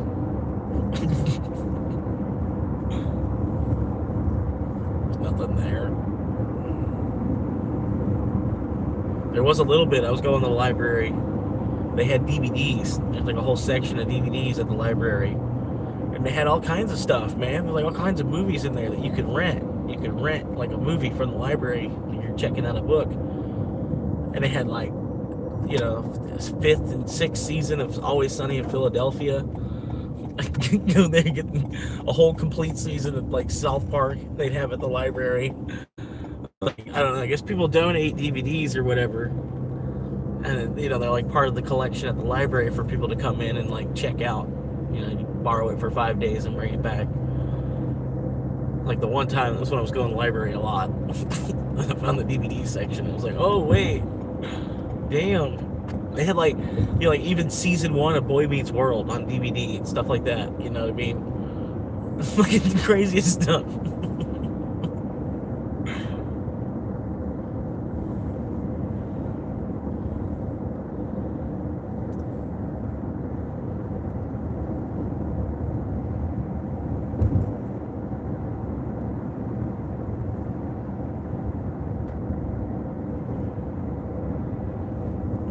I flip the camera, get close to the customer.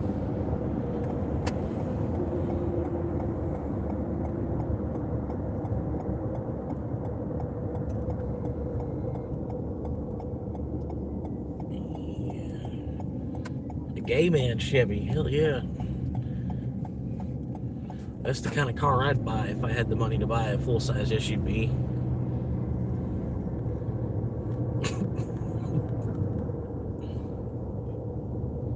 Or if I had the credit to buy a full-size SUV, not the money to buy it, the credit to buy it.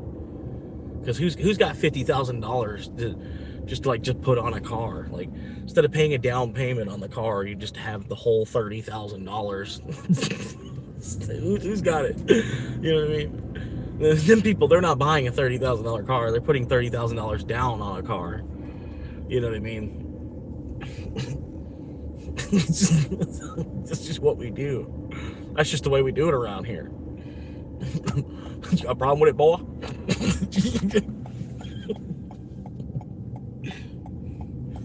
Could you imagine though, like having like $25,000 in hand and then just go buy it? Like you show it to the guy that's selling you the car. Like, look, I want to buy something today. I've got the paper.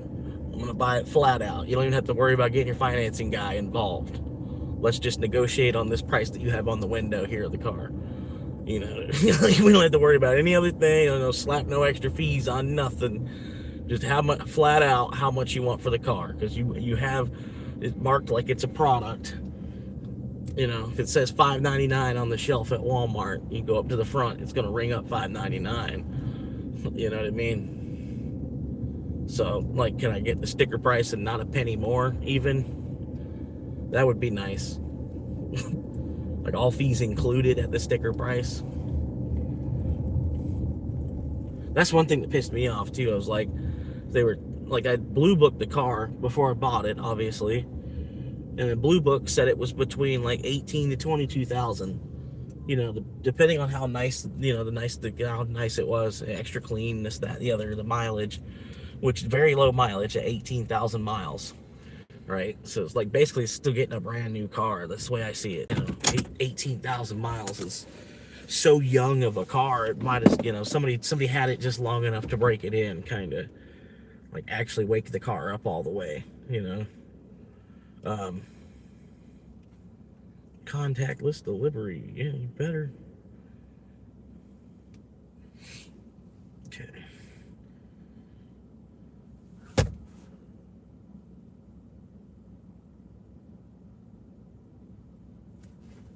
To be able to afford rent an okay apartment by yourself or buy, you need to be making maybe 800 a week minimum, and most of that would go towards bills, etc.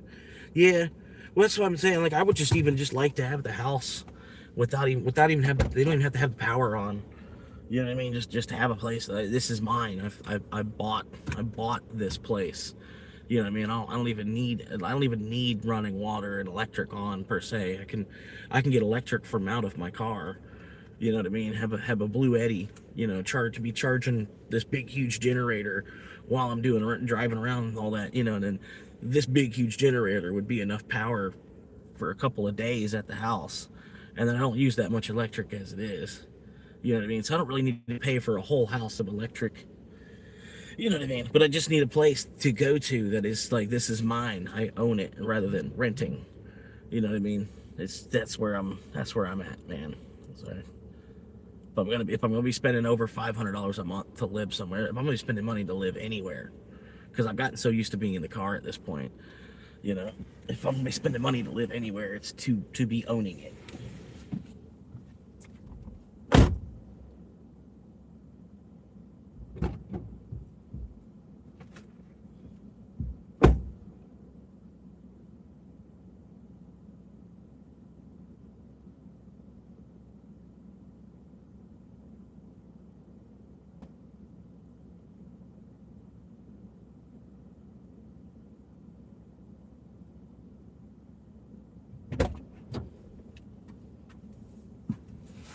But yeah, like it almost don't make a difference to me. I feel like almost the same type of women that are gonna find me attractive are gonna find me attractive. I don't know. And if I'd want a woman that finds me attractive regardless of the shit that I have ultimately. So like, I feel like the less I have, and a woman to be attracted to me, the more the woman might actually love me. Want to be with me. And then try to find that before you have enough money to just be hanging out on a boat fishing all day.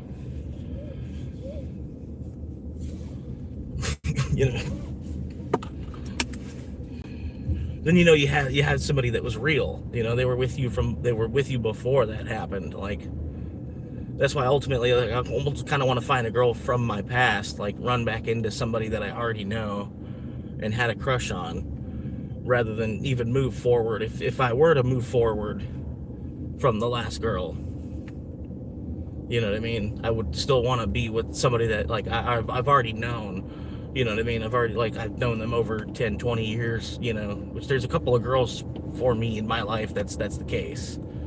But they went on to other guys, and that's just life, you know what I mean? It's an attraction thing at the same time. Like, you might be attracted to them, that doesn't mean that they're attracted to you, but you're not gonna be the same person forever. Part of you will be, you're gonna be the same person forever. Like, part of me, I'm still the same 2-year-old that I was when I was in my walker,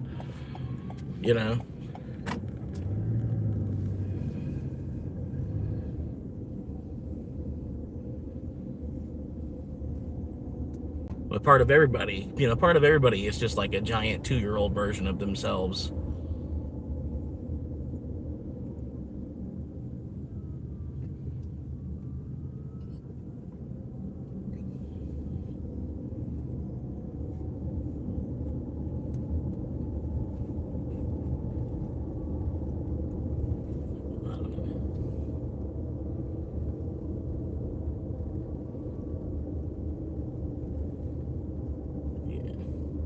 Yeah, like I said, I can't afford to rent on my own anyway. So, like, what's the advantage of trying to rent?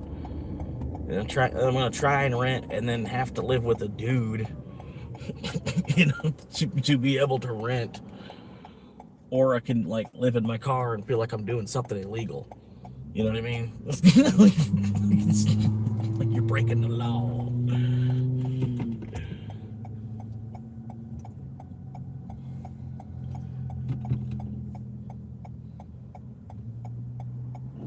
It's not against the law to save money. You know what I mean? Not against the law to save money. Seems to be like it's almost against the law for me, at least, to not be working. Like I have to work. I have to be agreeing compliant to work. You know what I mean? Like, but it's part of it is like, I mean, I'm still stuck in the U.S. economy. You know what I mean? Like, even if I wasn't working, I would still have to be like a homeless man, arbitrarily turning knobs or something to make a few bucks a day to be able to buy some food and some beer.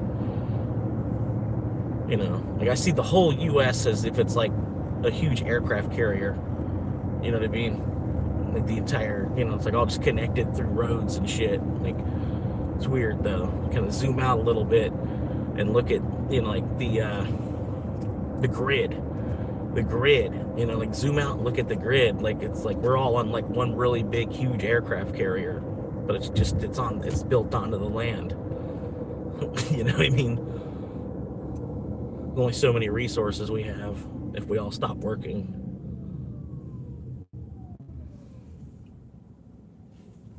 But I've been seeing it that way for a while too. Like we all just kind of like, we're all just kind of like in the Navy on this big, huge aircraft carrier. Whatever you do as a U.S. citizen, you're still in the military. If you're trying to make money at all. The idea is to try to reach the state of enlightenment where you just don't even need money. You just don't even chase money around anymore.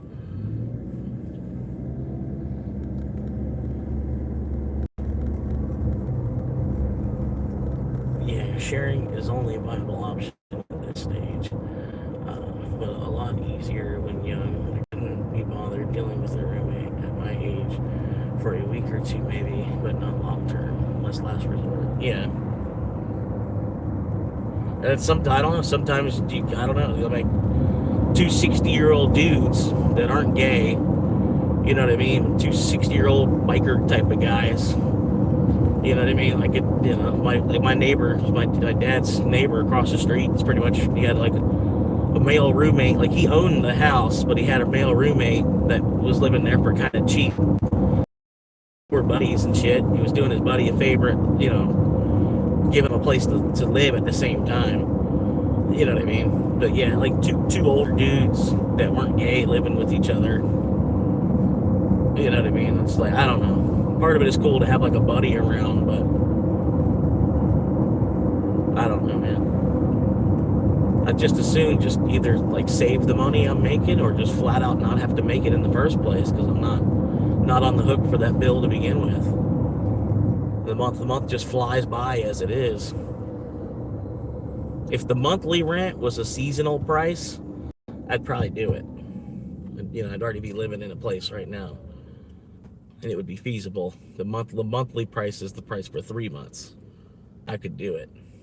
I'd find a way to do it, and I'd have 90 days to get the money together for all the bills.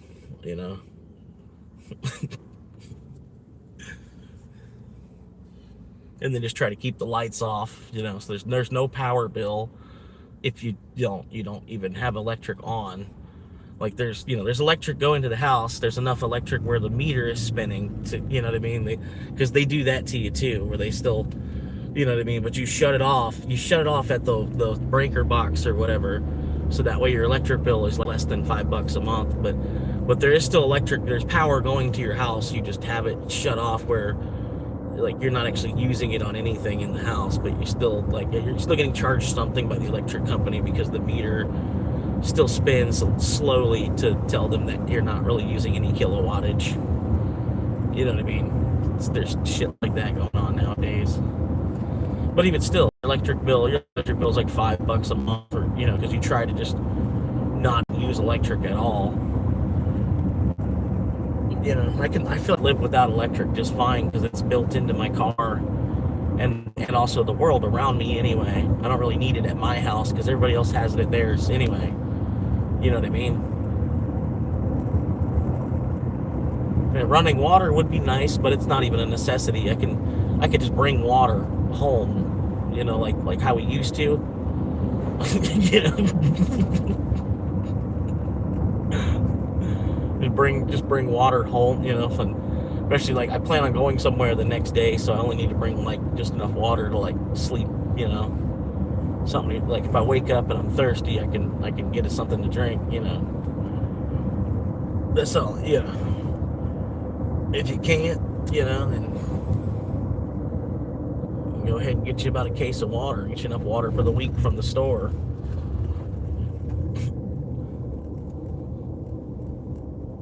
But yeah, I'm more interested in saving money in the first place, like regardless. And the more money I save, the more time I'm ultimately saving.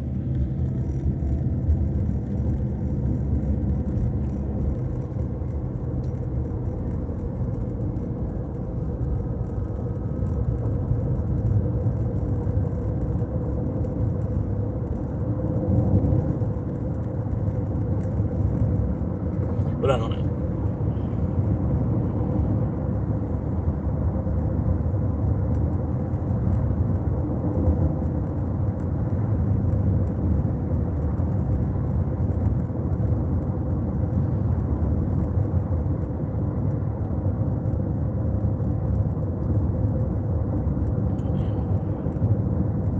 I feel like I want to close my eyes and take a nap.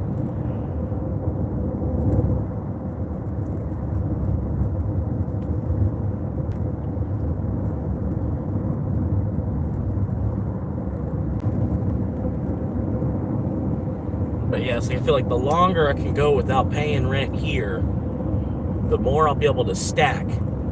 And the sooner I'll be able to leave the country to be able to go to another country where rent is half price. So that like each month I hold out, I'm not paying rent here. It's 2 months that I'll be able to live in another country indoors, just because the price is absurd here. You know what I mean? Like, and it's priced like it's you get the same amenities in another country for half the price. I'm not gonna buy this shit around me.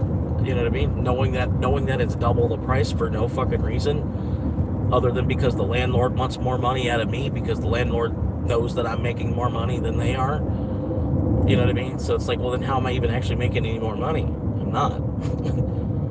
But yeah, like each month of work that I'm also not spending on rent it's 2 months that I can pay rent in another country. So while I'm young, I'm gonna do it.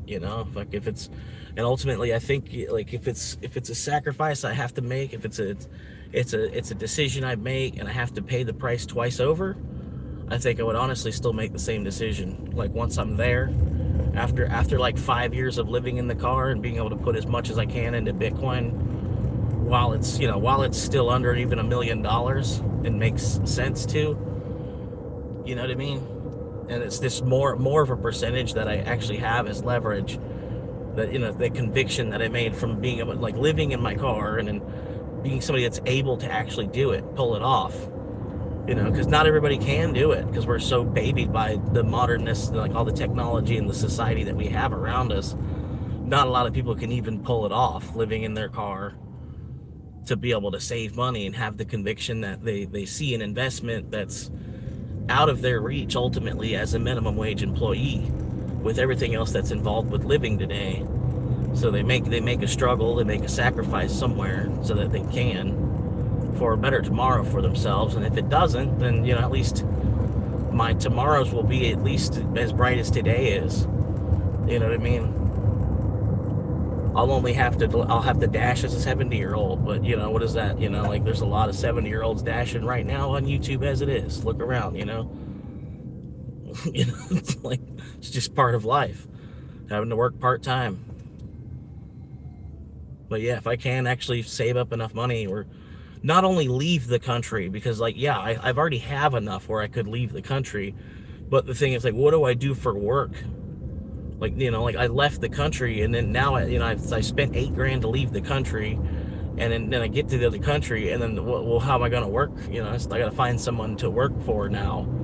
So it makes sense to just wait till like I'm 50 years old, even, put 5 years of living in the car now while I'm younger, save all that money, stack it all up, and wait till I'm 50, see what it actually ended up being, what it actually equaled out to, and then going, and that's what retirement kind of is anyway. Just like we have to wait longer here in the US because we have to live up to American standards, the American price on a house, the American price on healthcare, the American price on clothing, the American price on being able to eat, like just everything around us is priced at how much we're making in the first place. And yeah, like it'll equal out when it actually ends up working. If it doesn't work, then I'm in the same spot anyway.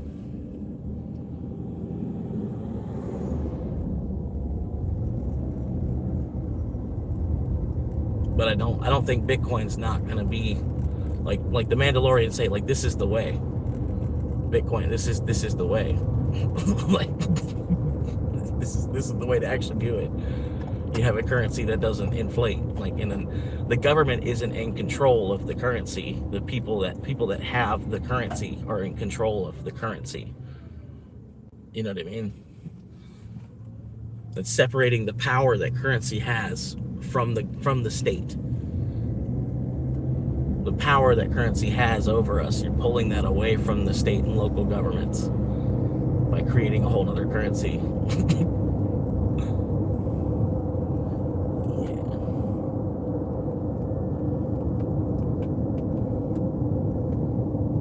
But anyway, I appreciate the likes, everybody, man. It's helping me out. Not a whole lot of channel growth, but that's, compared to other channels, I still feel like the channel is growing like at a medium pace. Like it's so small that the growth that is, the little bit of growth that's happening is just, it's so small. Like, like people post a short, some people post a short or post like a full-length video or something, and they're like, oh, I got like 100 subscribers off this video. I'm lucky to get like 10.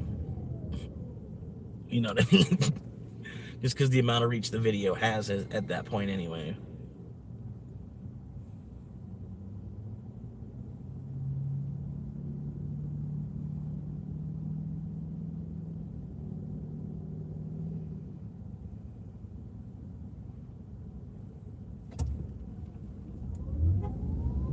But yeah, the car, that's already so expensive for the car.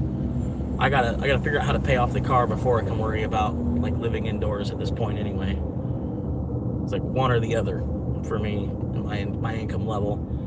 And I could go learn a skill or whatever, but I kind of need a house to do that. I don't necessarily need a house to do that, but it takes funds and all that stuff. It takes funds, and not that I couldn't put time into learning something.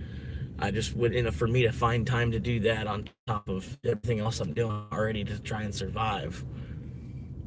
It's just, I don't even know if it's really even worth it, and then have a comet slap into Earth in 2036 anyway. Does it really matter what I learn to do? Just need something to do for the next couple years before the rock hits us. I might as well just stay where I'm at, because selling car parts is a little bit like selling drugs.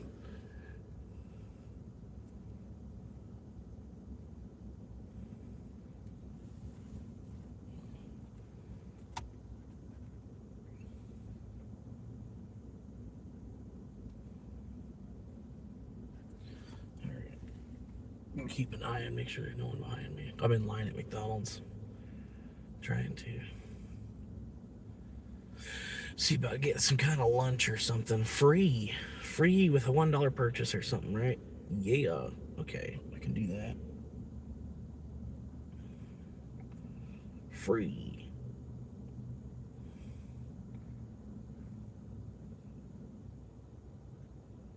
And then order a McChicken.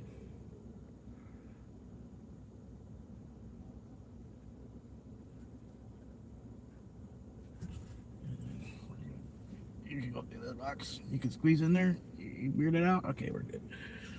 All right. Light and pickles.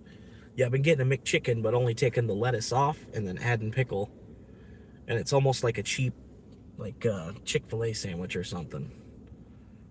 A little bit of mayonnaise on it, just to kind of keep it, keep it a little moist. A little bit of moist. Sometimes you get a McChicken patty that's been cooked about an hour ago. You know what I mean? It's like you need the mayonnaise. Did you really have to pull up behind me? You really had to do that? You couldn't have just pulled up to the other speaker because you're a fucking idiot.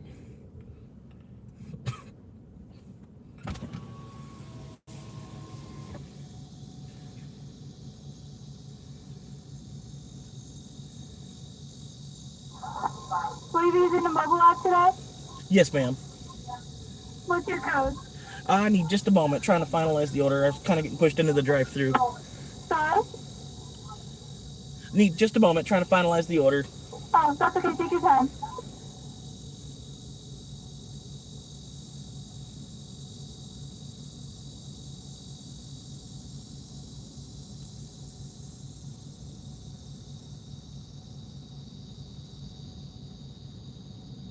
All right, I have the code for you.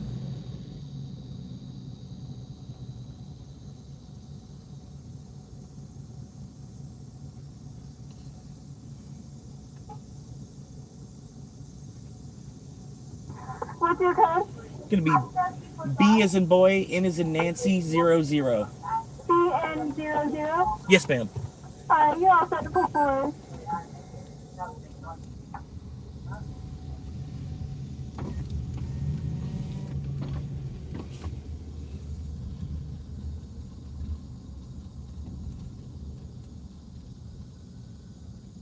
Good.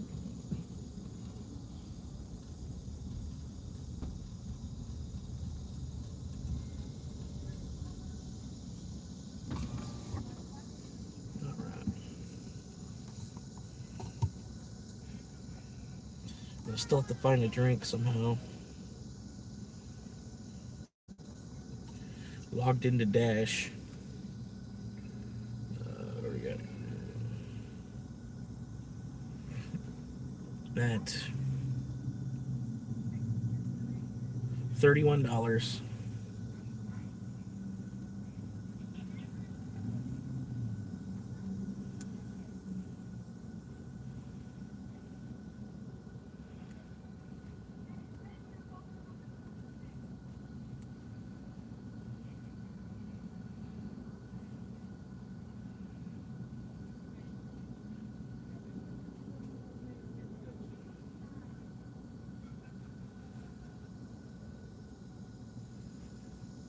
Yeah, $31 on the Dash.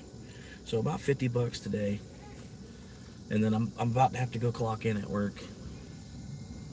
So that's what I'm gonna grab. Basically, grabbing lunch and grabbing a drink, and then I'm gonna go to the parking lot of my job and hang out until I'm supposed to clock in.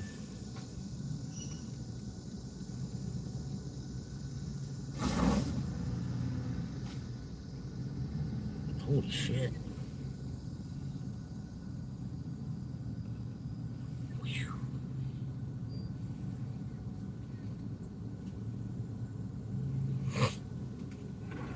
McDowell, no onions, not chicken, light mayo, no lettuce, and a medium fry. Yes, ma'am. Thank you, sir.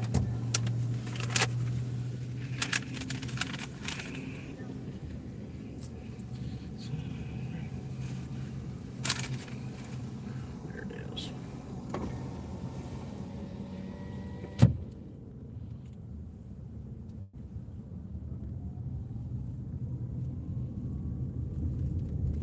The dude. Yeah, that's the dude. That's the guy that was door dashing with this kid. He's got his kids. Looks like he's door dashing with his kids again today. Maybe it's cheaper than daycare to just like on top of just watching the kids. Like like the one that like the dad instead of working, because he's probably like a minimum wage employee or something like me anyway. So it's like instead of him working to try to pay for daycare, it's easier for him to just like watch the kids. And then on top of that, he can DoorDash, like, because you could just have the kids with you while you're at work. Bring your kids with you to work, and then go make money while you're also not having to pay for childcare. Then it's like a win-win. Then even just making like $100 a day, you're kind of coming out ahead versus the person that. Why are you not going with a flashing yellow light? Are you really that fucking stupid? Like, good lord. Oh my god. Wow, I should have been filming that. Like, every time I got the camera pointed the wrong fucking direction.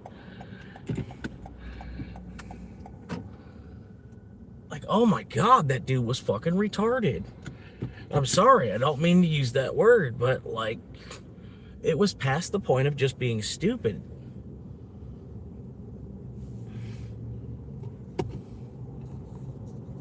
Like, they just weren't even, I don't know. They don't know what a flashing yellow light means, apparently.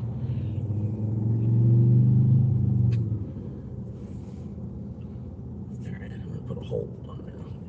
Point of wearing a seatbelt so I can put my car in hold. Let's put this bitch in hold.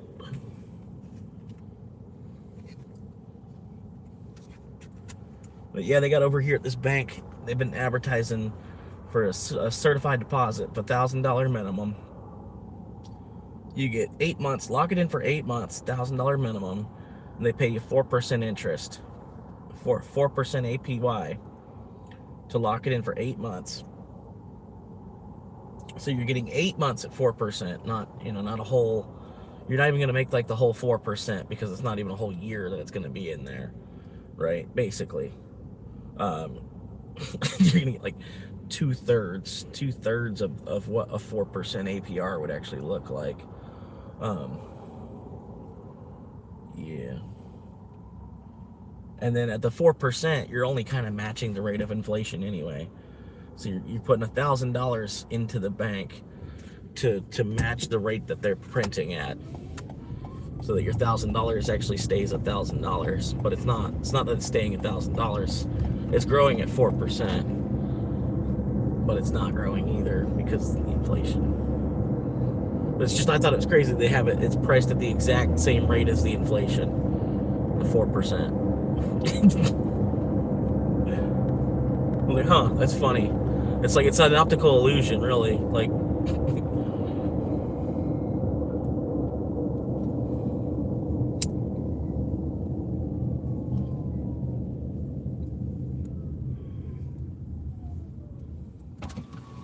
it's like an optical illusion.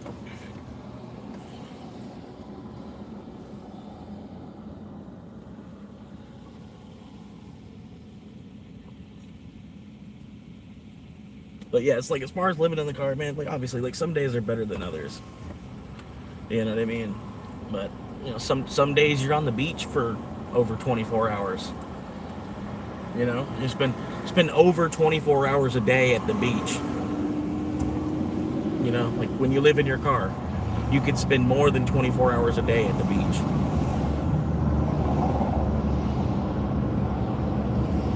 Not every day, but at least on your weekend.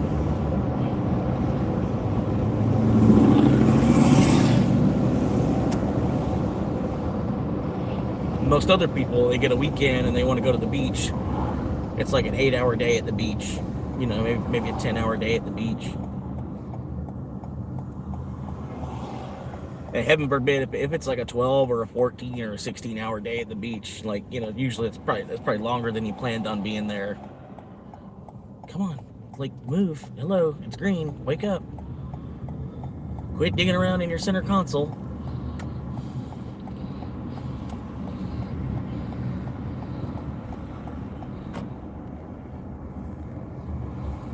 All right, 157 miles and kaboom, boom. Sorry, I didn't put on a turn signal, but you were like right off my ass, so I didn't want to put it on. You wouldn't have seen it anyway. You were too close to my car.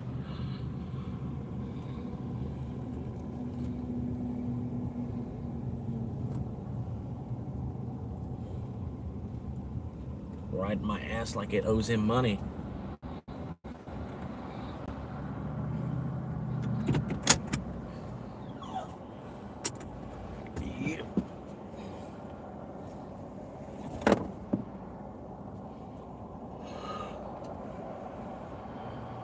Yeah, you know that thing like when you buy a car, and like if you buy a car, you see like everybody else has the same car. With a Corolla, it's like that times two. You know what I mean? Because like you even see a Camry, and then you're like, oh, you know, you look at the you have to look at the grill harder and be like, oh wait, that's a Camry. It's not a Corolla.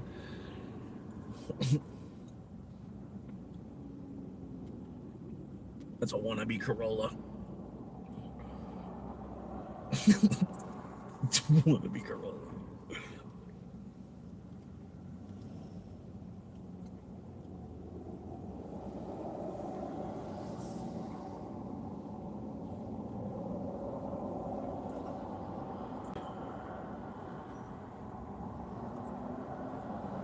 But no, it's not a bad. It's a very sensible car, man. You know what I mean?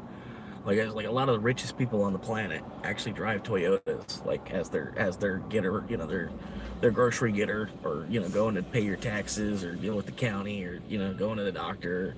You're getting around car. You just like you have a Toyota. Like you might have a Lambo. You pull out, you go drive down the boardwalk or whatever, look good. But like when you're just driving around, kind of in between, you got a Toyota.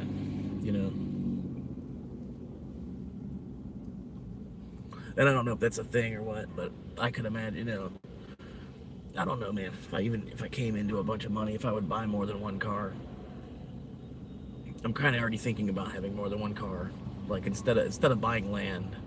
But I know the land is a better appreciative asset. But I can't take the land with me though.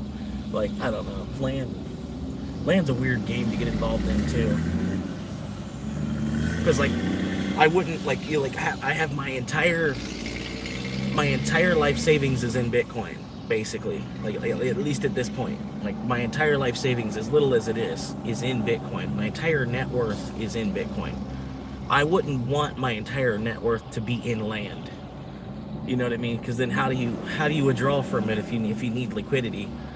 It's a little bit harder of a game. Like your entire net worth, you just have it in land. You have all the money you've ever made, you have invested in land. You know what I mean? You're into land or whatever. Doesn't quite make sense to me. Like, you know what I mean? Like having a little bit of land would make sense. You know what I mean? Or I don't know. Just doesn't make sense to buy and be buying and buying and buying and buying.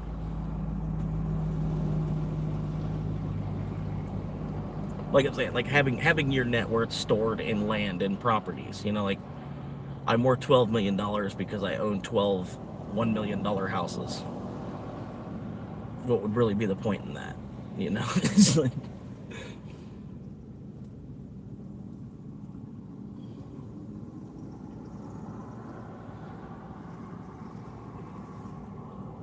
but at the same time, like you are technically still worth 12 million because you are worth 12 million because you own 12 $1 million houses.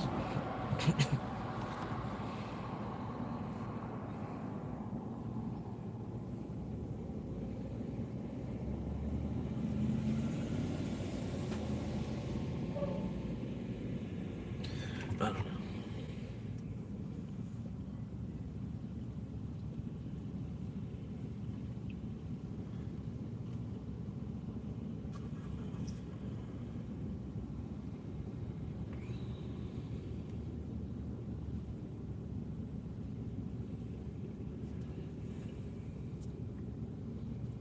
But yeah, it does make sense to maybe have 33% of your net worth is in land. Like whatever you're worth, 33% is in land. Like because housing is only supposed to be 40% of your income anyway. Like whatever you make a month, 40% of that is what you should spend on a house. If you're spending any more than that, you're going to be underwater. You know what I mean? And that's where it's like we're in my area.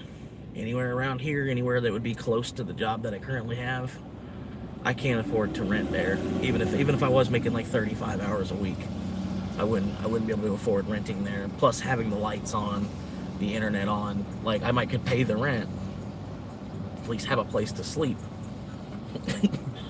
But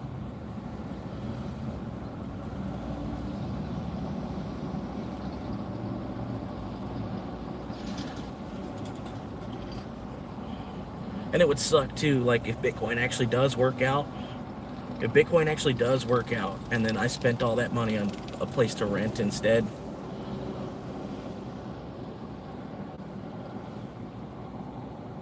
And then I just keep renting for my, like I could have put the money in Bitcoin and then like been done in like 5, 10, 20 years, like a 20-year timeline from now, like I'll probably be done because of Bitcoin and just the amount that I have. But I would like to get some more, you know what I mean?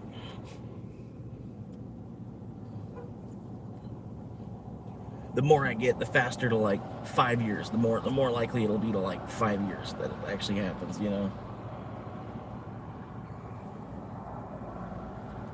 Because like I don't know who knows what we're gonna be doing with Bitcoin in 2050.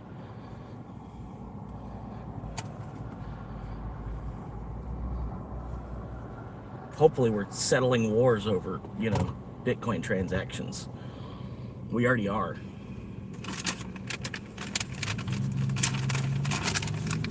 You know what I mean? Iran says they want Bitcoin as a toll for ships to go through.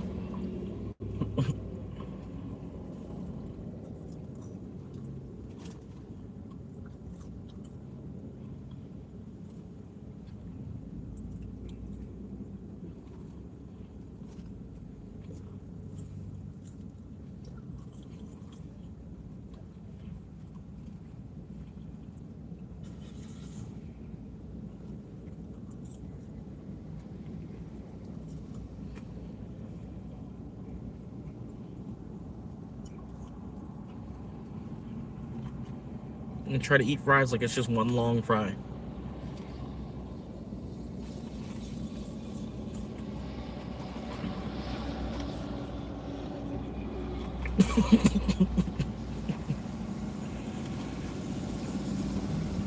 It's constantly like a paper shredder.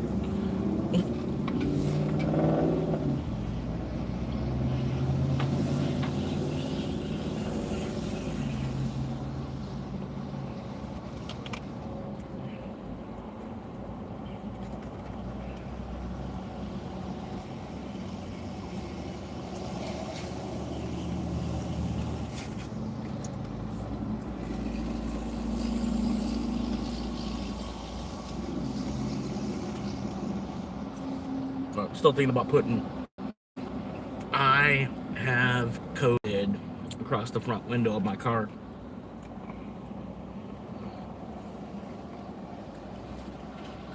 And so hopefully people will stay like that much further away from my car.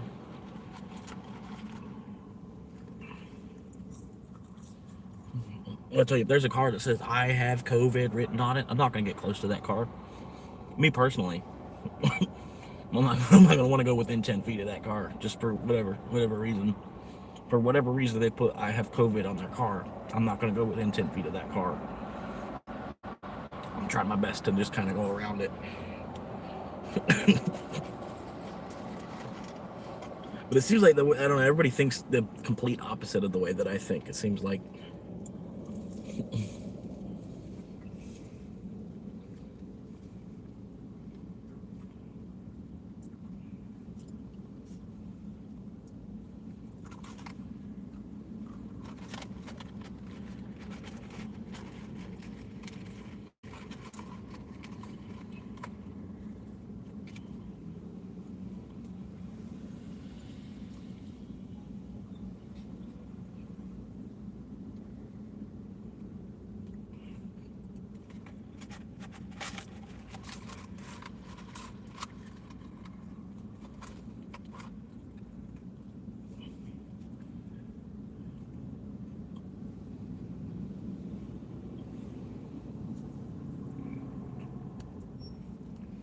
then you get the landlord like we have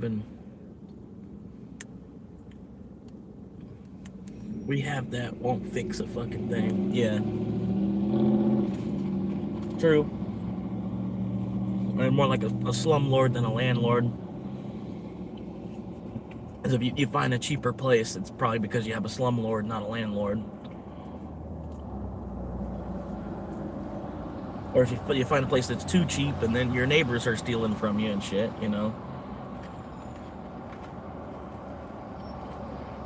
It's like, what am I paying for? What kind of safety is this place really providing?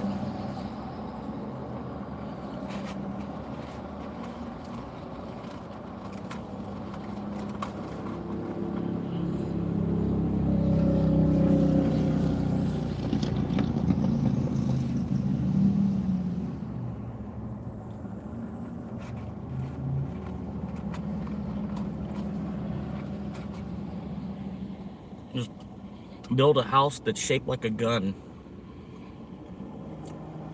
and then that way, your house is shaped like a gun. It'll keep people. They won't even want to come in your house. Your house is shaped like a gun. Like the front entryway of your house is like a gun barrel. Your house is just a big gun.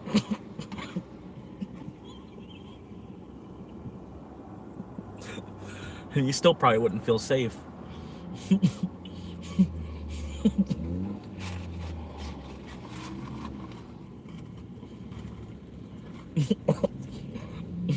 A house shaped like a gun.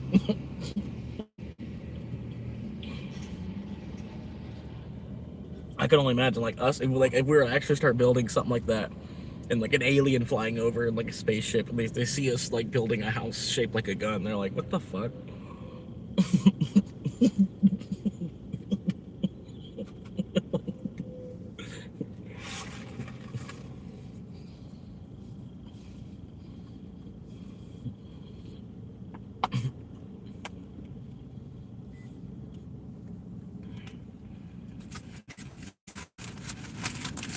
All right.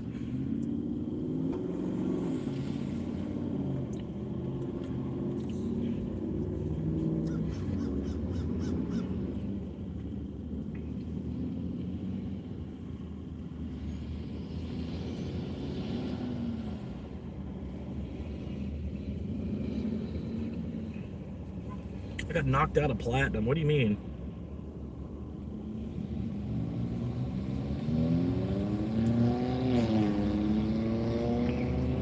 How do I use a platinum pass?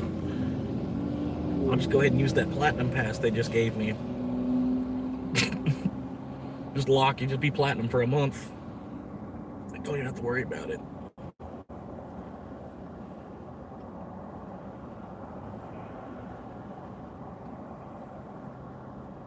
I need 85. I need a dasher rating of 85. I got a dasher rating of 84. Meanwhile, I'm sitting at a 67%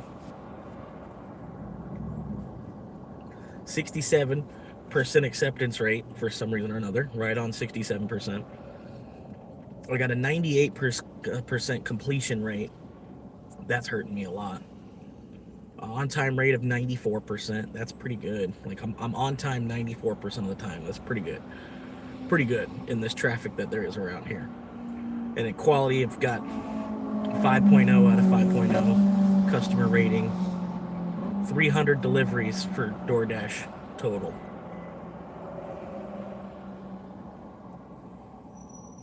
And I have a platinum pass. I'm trying to see how do I get to where I like use the. They just gave me a platinum pass, so I'll just be platinum for the next month anyway. It won't matter. I don't have to worry about it.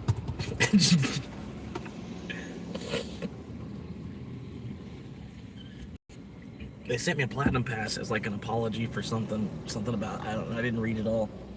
I was like, oh, that's cool. I was like, okay. Like, here's $10. Like, we miscalculated or something. Like, you're actually a platinum driver. And they were like, here's $10 and a platinum pass. And then, congratulations, you're in platinum. But I guess I was a little bit too slow today. But, yeah, between my on-time rating going down and the completion rate going down, probably because of that one order. The last two orders, the one from McDonald's, yeah, pretty much.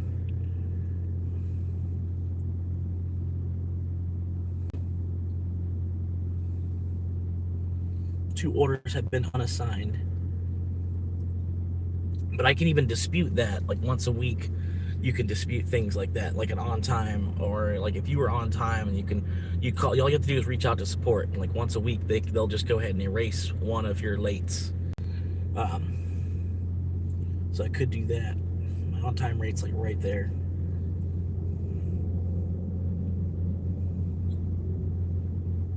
But yeah, this tropical smoothie, I was late by 2 minutes on the pickup because that one dude was following me, chasing me in his truck or his van. The one guy that ran the stop sign, and then honks at me. So I flipped him off, right? Because it's only natural. And then he decides to start following me around the parking lot. So I couldn't just go straight to this tropical smoothie and park because I didn't want him to fuck with my car while my car was parked, or or try to scream some obscenity at me while I'm just trying to walk into the tropical smoothie cafe to grab a smoothie. After he ran the stop sign, it's like after he ran the stop sign, he's trying to confront people about him running the stop sign.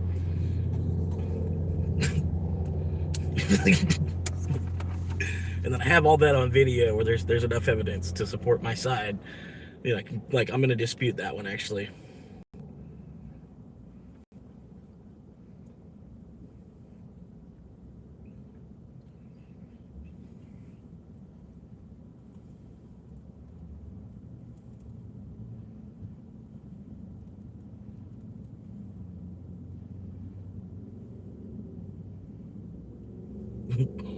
All right, I'm gonna run in there and get something to drink. Come on, let's go.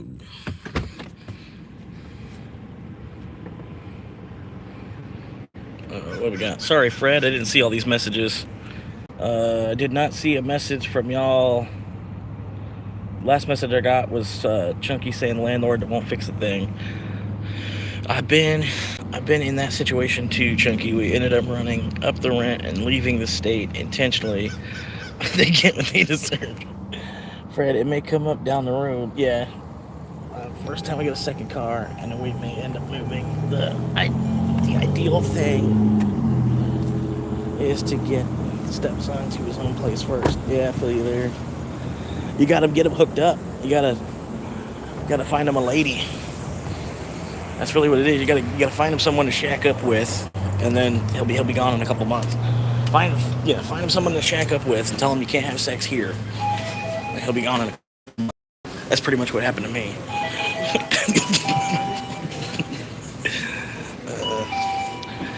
How's the steps? Get in the picture. I think so, man. We'll see. It's 4th months. Is it hand? Where if he's. So now we will see. He's gonna have to do something because me and his mom are ready to get up by ourselves and go a smaller place. Yeah. Good luck. For sure. I'm gonna be given a timeline. 21st of December. I'd maybe go 1st of the year instead of like in the middle of December. You know what I mean?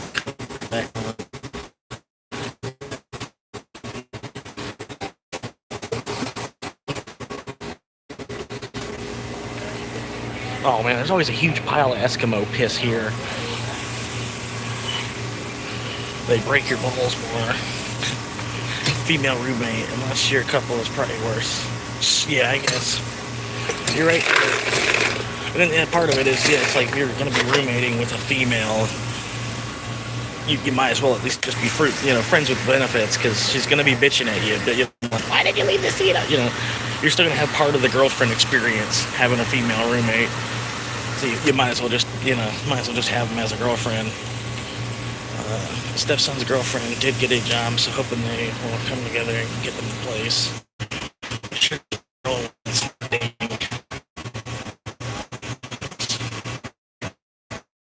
I think a dude would be better unless getting to tap that, right?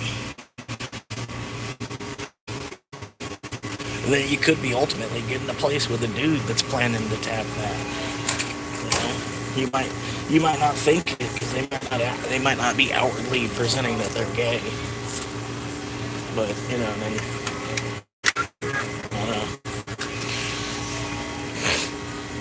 know. If owned investment properties, getting rental income. Yeah.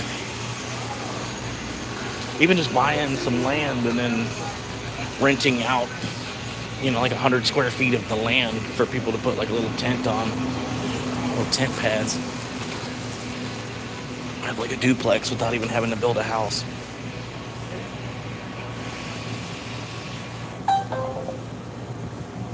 all set. Like a little detail. So property acres there, basically. Can't drop sharply. Yeah.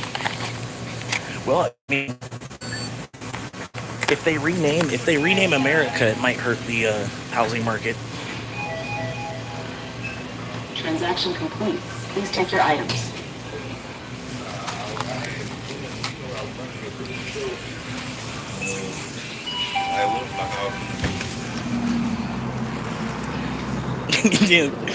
Sorry, you're not gonna be able to have sex here, guys. If you want to have sex, you're gonna have to go get your own place, make your own rules, because here you can't have sex unless you're over 40.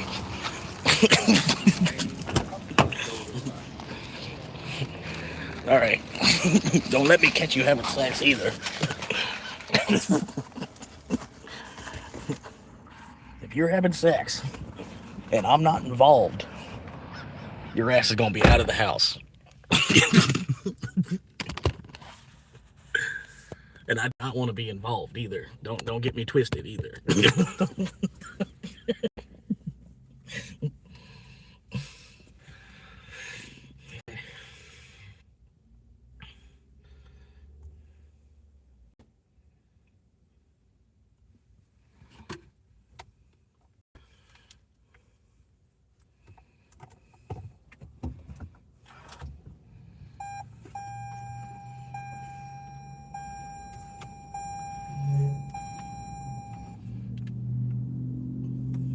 That's pretty much at the same time, Fred, that's what makes the world go around. Now, that's what actually makes the world go around. It's like, it's not money, it's not women, it's not power, it's not scarcity. It's parents chasing their kids out of the house. Ultimately. In reality. If parents were to stop chasing their kids out of the house at such a rate, the whole economy probably would take a hit. And honestly, it probably would. Probably not making nothing up there. If it was just like okay for a kid to live at the house until they were 40, it would probably really fuck the economy up. You know what I mean? Like, you don't even join the military until you're 40. It's like honestly, I think like 18, you're kind of young, man. You're like really young to be making a decision like that and stuff. And I don't know.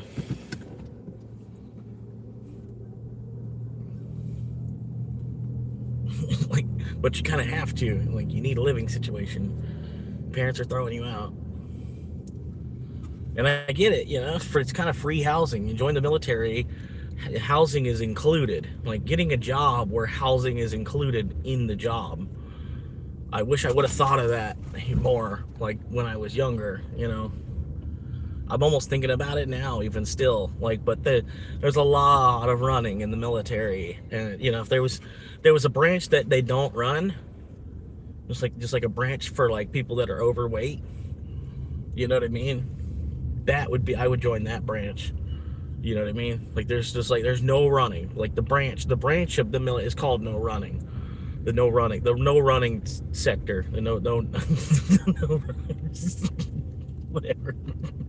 It's like the no running. You get paid a little bit less, but like the physical training is not a part of the. Like, if there was a military position I could do where they could take PT completely out of the equation, I could just like go to work, work at like a power parts counter, but like for the military, Can you make it? You got it? You can do it? Can you squeeze in there?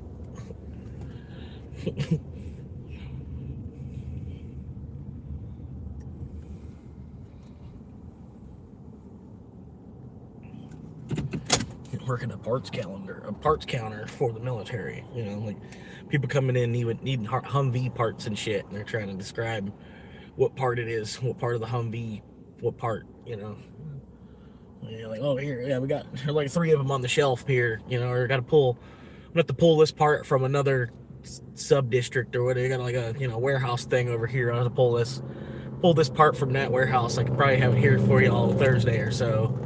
We could probably have that Humvee back on the road like Saturday, depending on how fast y'all get that shit repaired. Maybe later on in the day on Thursday, maybe even, because it's the military too. You know what I mean? You wouldn't have days for a project that should take hours in the military.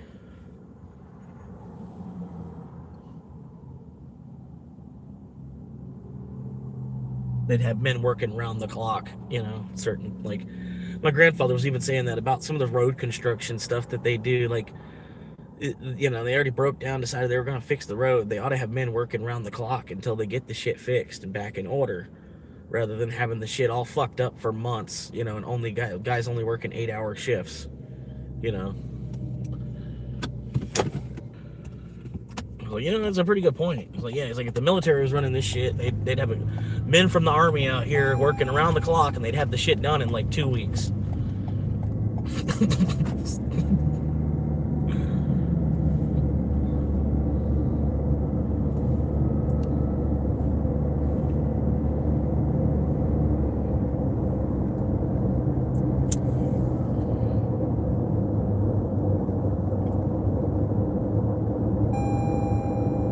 Yeah. But yeah, once they decide, like, okay, we're going to go ahead, we need to do this, like, for traffic reasons, we need to get this, well, then you ought to clean up the mess, too. Like, get the shit done, you know? Don't just leave your toys out laying around, all this heavy equipment out there laying around everywhere. Nobody drive, you know, all this fucking multi hundreds of thousands of dollars of equipment, millions of dollars worth of equipment, just sitting there getting rained on, you know? Days and weeks at a time. This $1 million equipment just sitting out there in the middle of a dirt field getting rained on, because that's good for it. Even though the equipment was built to do that, but still, it's like it'll last that much longer if you take care of the shit, you know. And then, you know, the night crew, of course, the night crew is going to make a little bit more money. That's the reason they won't do that, because they'll have to pay the night crew double or something. But there's a lot of times, man, I'm like, they're doing some kind of construction. I'm like, y'all couldn't have just done this at night when there's like nobody on the fucking road. Like, heaven forbid it would have costed y'all double on the labor to get this done. You know, because like the equipment cost is already the equipment cost. The material cost is already, it's the same material cost. Like, the only thing that's changing is the cost on the labor, you know. And part of that wouldn't cost you so fucking much if you didn't have 12 guys on the clock and 3 guys actually moving, doing something, you know. You have 12 guys on the clock, well, then you need to have 12 guys moving and actively building, like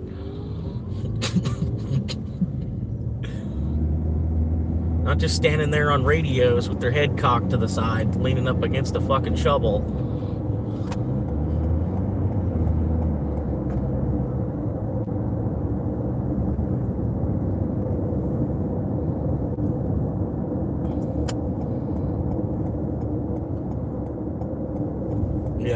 Yeah.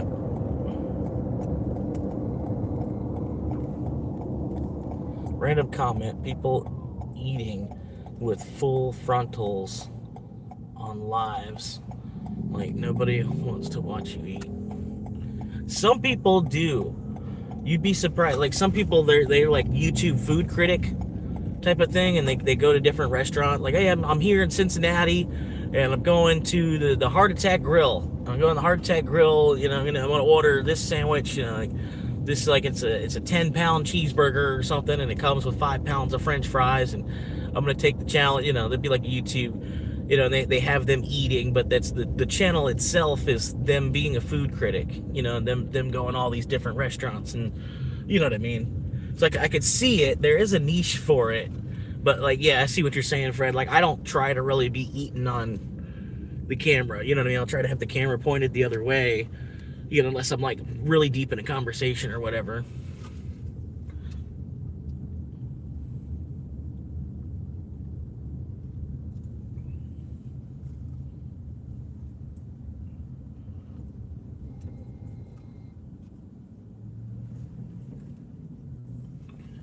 Yeah, like, unless the camera needs to be on me, which it doesn't while I'm eating. You know what I mean? Like, I agree with you, Fred. It's not something I'm necessarily trying to make my channel to be. But yeah, some people, I mean, I might make it make a few videos, you know, like, hey, this is me at this so and so whatever buffet, but it's not going to be like a 30-minute, you know, clip, just me eating different things, you know, just like a clip montage for 30 minutes of me eating all these different.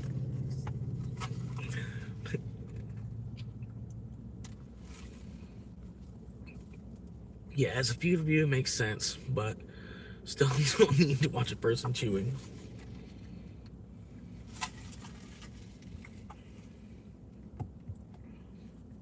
Yeah. As I say, man.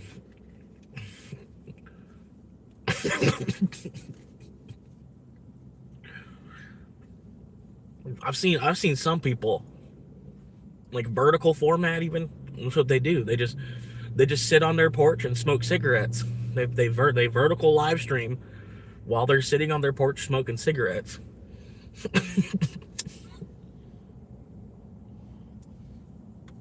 Have like 22 viewers.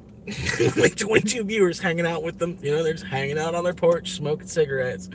22 viewers, people giving them tips and stuff. Like, yeah, I was like, what the fuck, man? Dude's just hanging out on his front porch. Like, he's got like a stoop, you know, there's like a little 2-lane road out in front of him. The road, there's a little bit of traffic that goes down the road, but not a lot. Just kind of something to watch, you know, and he don't have the camera facing himself. It's just like you see his porch. And then every now and then you see like a little bit of smoke go past the lit, you know, like you see that, you know. So at the same time, has like 20 million subs. All he does is food challenges, shoving food in his mouth.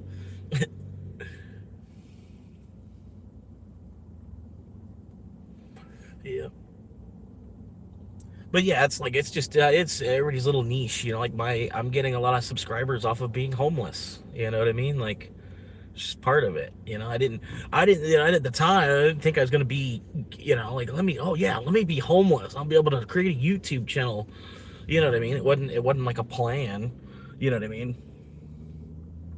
But in a way, it's like, you know, it's the niche for the channel. It's the you know, the perspective of a homeless person in Florida. You know, where it's like a millionaire island, in a millionaire island, you know, or the jungle of retirees.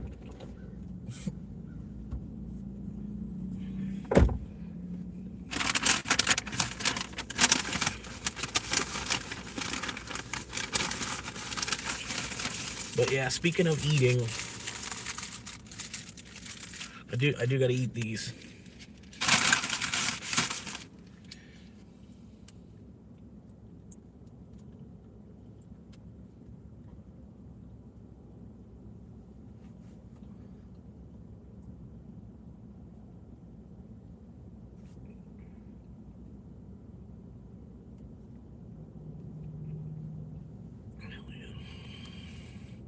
Is bear that survival in nature, dude?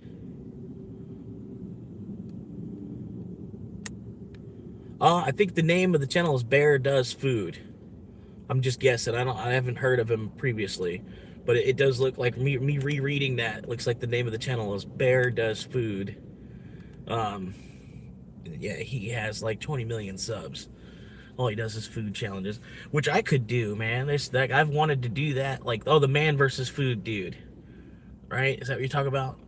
I don't know. Probably the YouTube version of the man versus food dude. I get it. I get it. I understand. But yeah, like even like me watching Man versus Food, like, and that being, what was it on Discovery Channel or History Channel? Like it was one of the you know, when History Channel or Discovery Channel was starting to change its vibe. They didn't want to just be documentaries all day long. Man versus Food was one of the shows. You know, I remember that. And everybody was like, "Oh yeah, man, I gotta get home to Discovery Channel, man. They got some good shit on."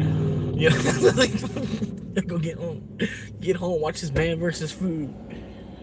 The guy's gonna eat this fucking 20-foot long corn dog or something, you know.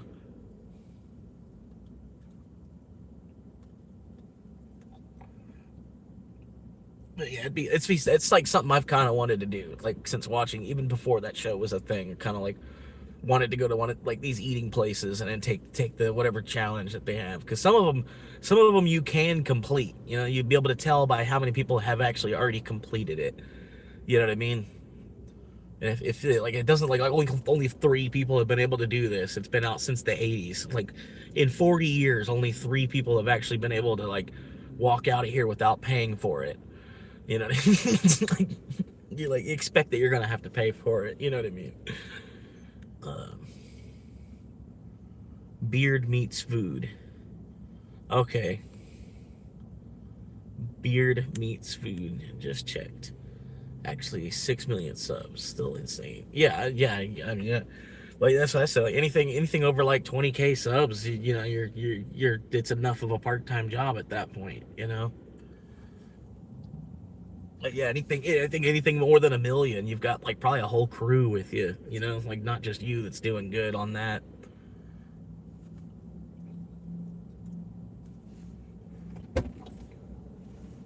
Like it'd be cool to be a part of big Good Mythical Morning, right? To be like a part of their film crew or whatever, like in the studio with them. That'd be cool. To be a part of like the Papa Meat show, be like in the studio, like you know whatever, like being a part of whatever. Any one of these shows, just being like the cameraman. But I'm not gonna find that on Indeed. I don't know. I don't think that opportunity is really gonna pop up on Indeed. I've already seen job advertisements on YouTube. Like since I've been getting into YouTube a little bit more, I've seen other channels where they're like, "Hey, I'm looking for a tech producer. I need somebody that's I need somebody that's good at building websites and da da da da. If you can already, if you know how to work this and that, you can work Adobe, JavaScript, and this. And like, let me know, hit me up, because I'm willing. I'm gonna pay a decent amount. I'm looking for somebody to. And it's really about maybe you'd have to devote 10 hours a month to this job. But of course you're gonna get paid. It was like all of this was in the little comment that he posted, and I was like, man, I wish I would love to be working for this dude, but like I don't know anything of what he's actually looking for. It's like you don't just need somebody to like clean your bathroom and mow your grass or something. Like. Like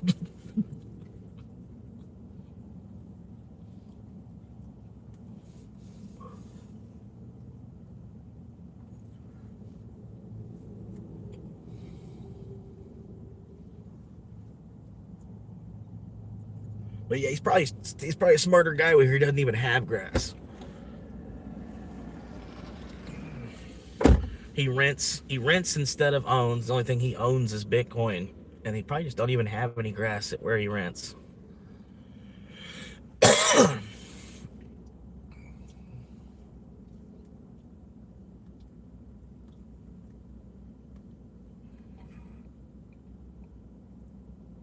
But yeah, $31 on Dash. That's not bad. That's a third of the goal. I'm doing pretty good already. I'll probably be able to double the goal this week.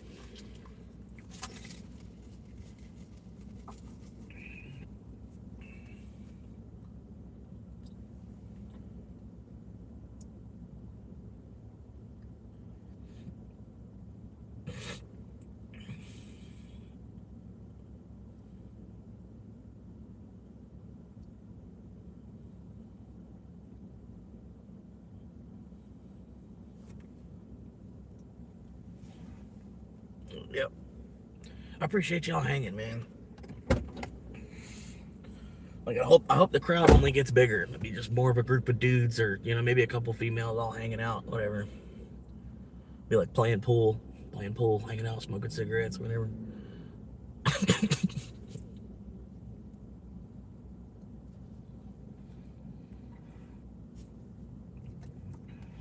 But yeah, I even seen like there's one dude,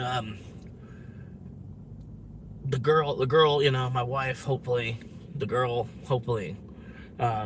her little brother, he would watch this one dude. All he would do is go to Target. He'd go to Target and shop for toys. He would go to different Targets looking for toys, and it was real guerrilla style. Like his videos were, he'd like make a little clip of him walking into the Target, like, hey, we're here, we're gonna go in here looking for some Star Wars toys, and maybe we'll kind of see what kind of Pokemon stuff they got, what kind of wrestling action figures, and just gonna go look around at the toys, and this was like during COVID and stuff. Like all the stores had like nothing on the shelf, so it was like an adventure just to go and like scout around in the toy section to see what they even actually had.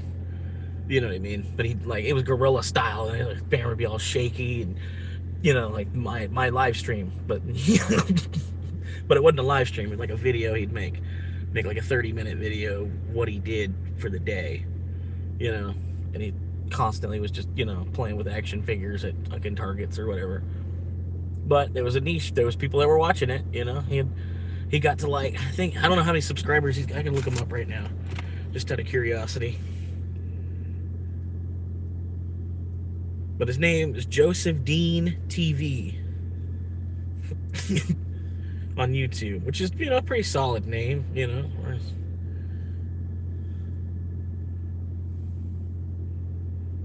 Oh, Dean Joseph TV, right? What? He had, wait, no. Okay, no, it's this one. Okay, 15.6K subscribers, right? But 2,000 videos posted too, you know what I mean? Like, and this is the dude, like. Alright guys, so today's the day. I am at AMC right now to see Fantastic Four. So I will see you guys when I am done seeing the movie. So I just wanted to say, since I have time to kill, I got my ticket right now at $12.45. So it's like 20% off to see the movie, which is great. I'm hearing good things about this movie. I am excited. I'm coming here with Anyway, you know, there's a little bit of a, you know, anyway.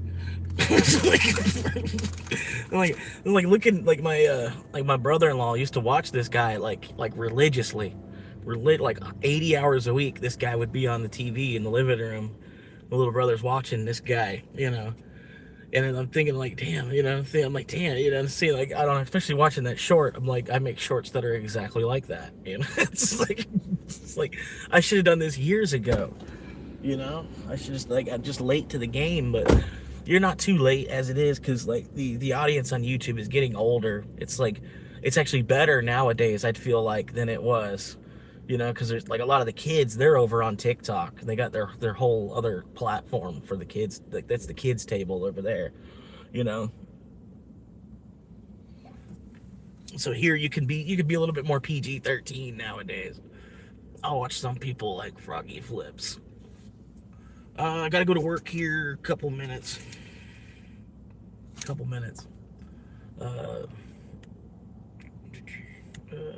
I'll watch people like Froggy Flips. They go to garage sales and flea markets just looking for cool shit. Yeah. There's one dude I know. I don't know him personally, but Suspicious Kindness. And he orders DoorDash. What he does, he orders DoorDash, and he's gotten so big from doing this that he hooks his DoorDash drivers up. So like, you'll go to his house, you randomly have a delivery to his house, and then you go to give him the food, and as soon as you hand him the food, he drop kicks it, and you're just like, you know, here's your drink, bro. And he takes the drink, oh thanks, and then just boom, kicks it as hard as he can, you know, across his yard. And you're like, the DoorDash driver, you're like, you know, and then he's like, hang on, wait, you don't want your tip? And he goes to give him a tip, and he hands him 20, and they're like, oh thanks, and then he hands him another 20, and then he just keeps handing them 20s until they start to feel uncomfortable. Like, dude, you're giving me, it's like, this $400 and you're still giving me money. Like, stop, you know. He's like, no, he's like, I don't know what to do with it. He's like, please take it. Yeah, he's kind of funny. And he's always telling me, he's like, I got 4 bodies buried under my house. Just don't tell anybody. That's why I'm giving you this money.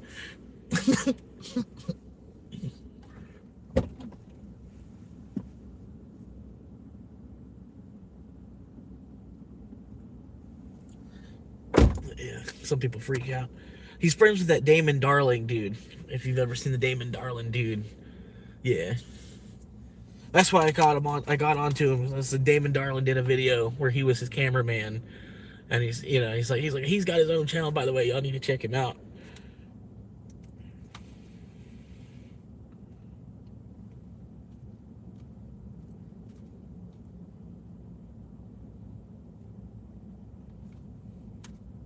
But yeah, this guy's got 15K subscribers. But hang on, how long has he had a channel? Since 2012. So it could be a 10-year process. But dude's got 5 million views. He's got 5 million views that he's made, you know.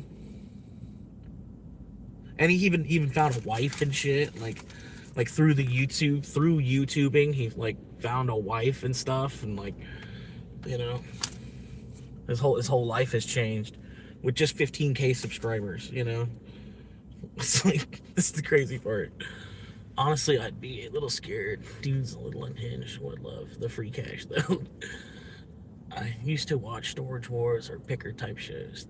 They would do that, looking for bargains to flip. Yeah, that's I liked American Pickers too.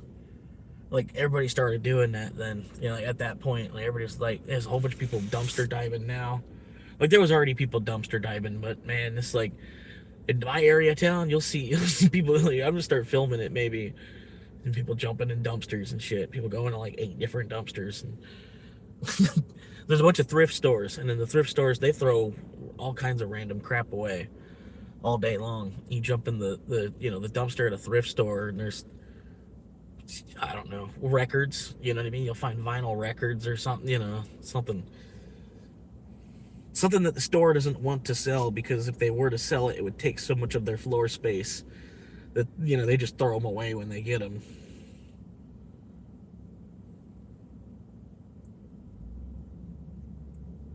But yeah, his videos don't even make that good of views either. Like, here's some of his, like, this guy here, his recent views: 528, 400, 700, 177, 226, 1.3K, 1.3K, 600, 300, 400, 500, 600. But he doesn't even get a whole lot of views. You know what I mean? It's just, he's been doing it for so long. His channel has made some reach, and people are nice enough that they have subscribed. You know. Like, I wish I would have done. I mean, I wish I would have been doing this like when I was in high school, because we kind of were at the same time too. We were, but we weren't. But I remember we used to fuck around, like, when you would get a camera or something back then, because like not every phone had a camera. Like, you know what I mean? Like, even the Razor, the Motorola Razor, the original Motorola Razor, the camera on that phone, like, ultimately was shit. You know what I mean? Like, couldn't do anything like I'm doing with this phone right now. And then there wasn't no kid that had a fucking Razor anywhere around where I was living. You know what I mean?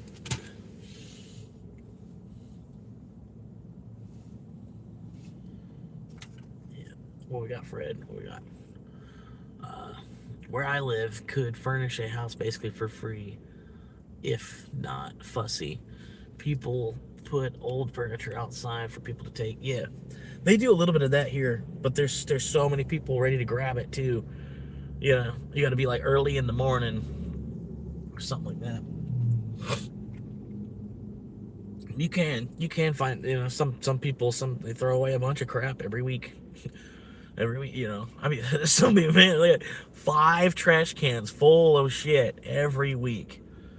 You know, like 1 week, not 1 week did they just have like 2 trash cans out there. Like, every week they're making like 6 cans worth of trash. It's crazy. You're like, how much money do y'all make where you're even making that much trash?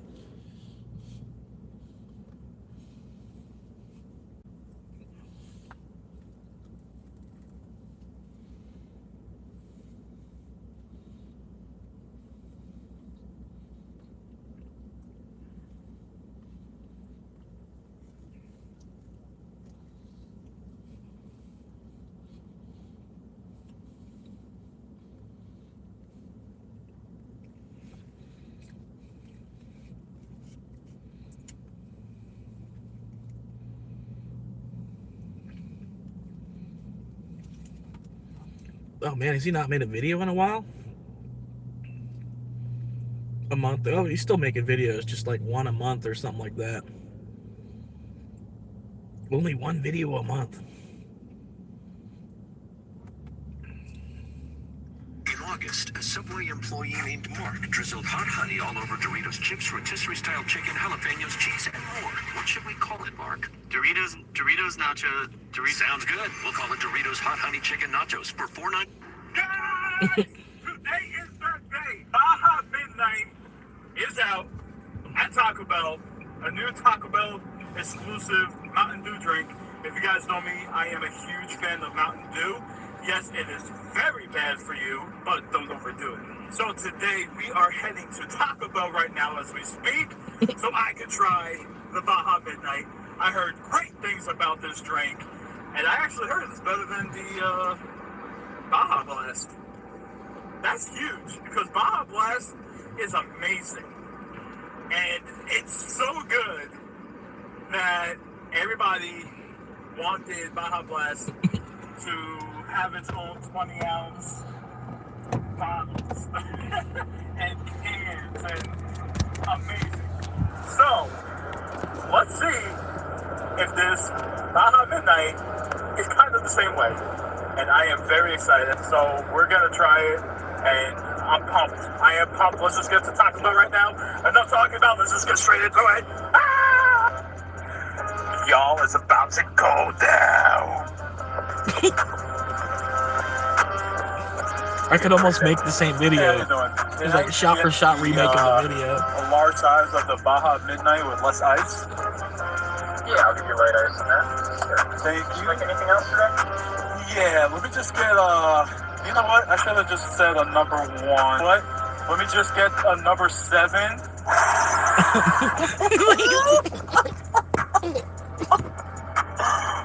It's like, okay. I just literally, it's like he's going to Taco Bell just to get this Mountain Dew, and he's like, you know what? Just go ahead and put it in a combo. Go ahead and hook me up with the combo. Oh my God.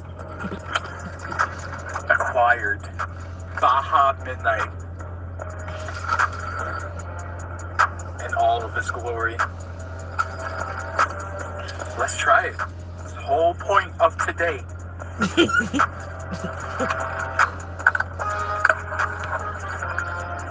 Here we go. I'm nervous. What if I don't like it? What if I don't like it? Here we go.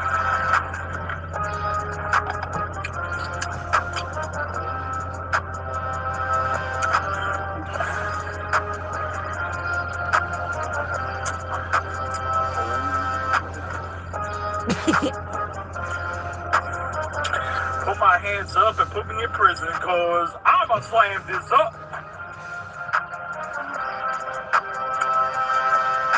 Wow. Tastes like dragon fruit. This is phenomenal. This is incredible. Extraordinary. This is fantastic. This is beautiful. This is incredible. This is gorgeous. This is gorgeous. All right, so I'm due in at like 4:15.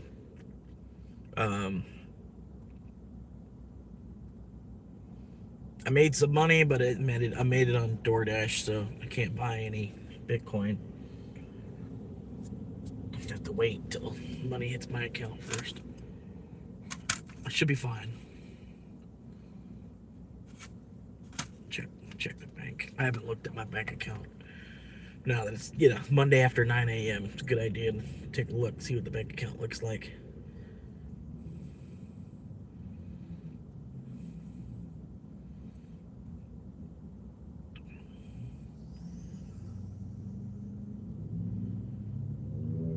Oh.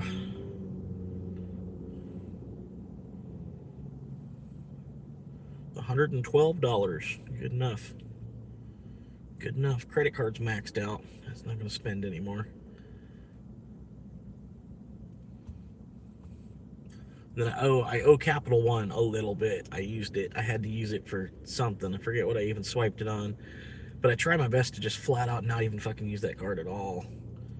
Like, keep it, maybe just keep it zeroed out and keep it as, like, if I ever need, like, a down payment on a car or something, I can swipe that card, because that card it's got enough room on it where I can swipe it for a down payment. You know what I mean?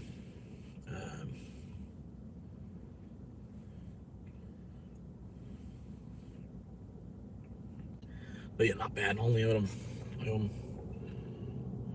Just making sure it's not going to give too many of my numbers. Like something like, yeah, I owe $45.78, which that's good. That's fine. I owe them less than $50. That's fine with me. And that was for like a tank of gas and the ocean buffet for the most part.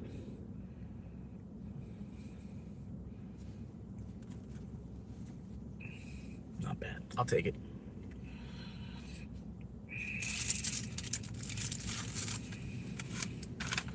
But yeah, I wanna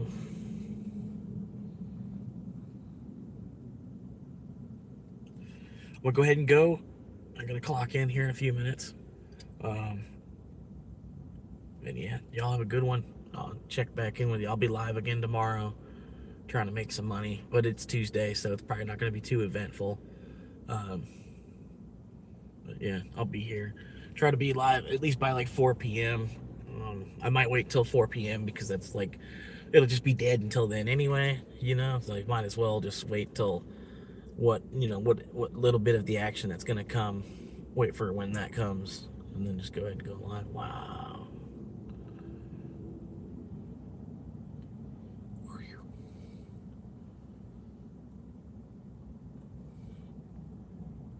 Anyway, y'all have a good one. Peace out for now. And hopefully you tune in tomorrow. Hopefully I get a few more subscribers out of tomorrow. Only need about 90 more people. Find like 90 more people somehow. It might just start going around asking people that I just run into random people and ask them, like, hey, you want to help out? If I was homeless, would you give me $1? And be like, all right, well, I'm actually homeless. I don't want $1, but can you subscribe to my YouTube channel? Say it just like that. It might even work. You might make them chuckle real quick or something, Like, if I was homeless, would you give me $1? Most people aren't going to be like, no. Like, to your face, in person. If I was homeless, would you give me $1? Like, all right, well, I am homeless, but I don't want $1. Instead, can you subscribe to my YouTube channel? I might. Because I only need 90 more people. You know what I mean? I might as well just find that's the people in front of me that I just haven't been asking.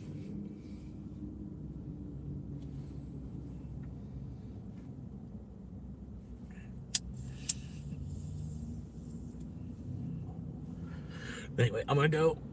Hopefully y'all have a pretty good day. I've been having a pretty good day so far as well. Actually having a couple people to hang out with. Someone to talk to for a couple moments. But anyway, I gotta go do a little bit of focus on pre-gaming before work.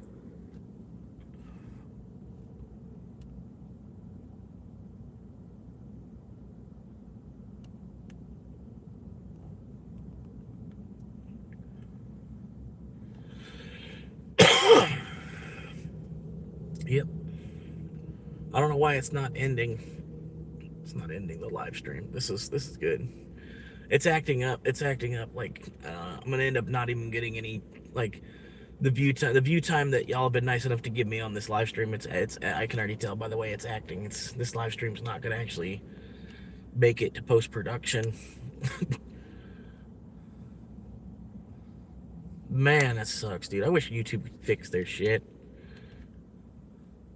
I keep hitting end. I'm trying to end the live stream. That's what I think. I need to put it on a t-shirt, but I think I'm too small a channel to really be doing merch and stuff.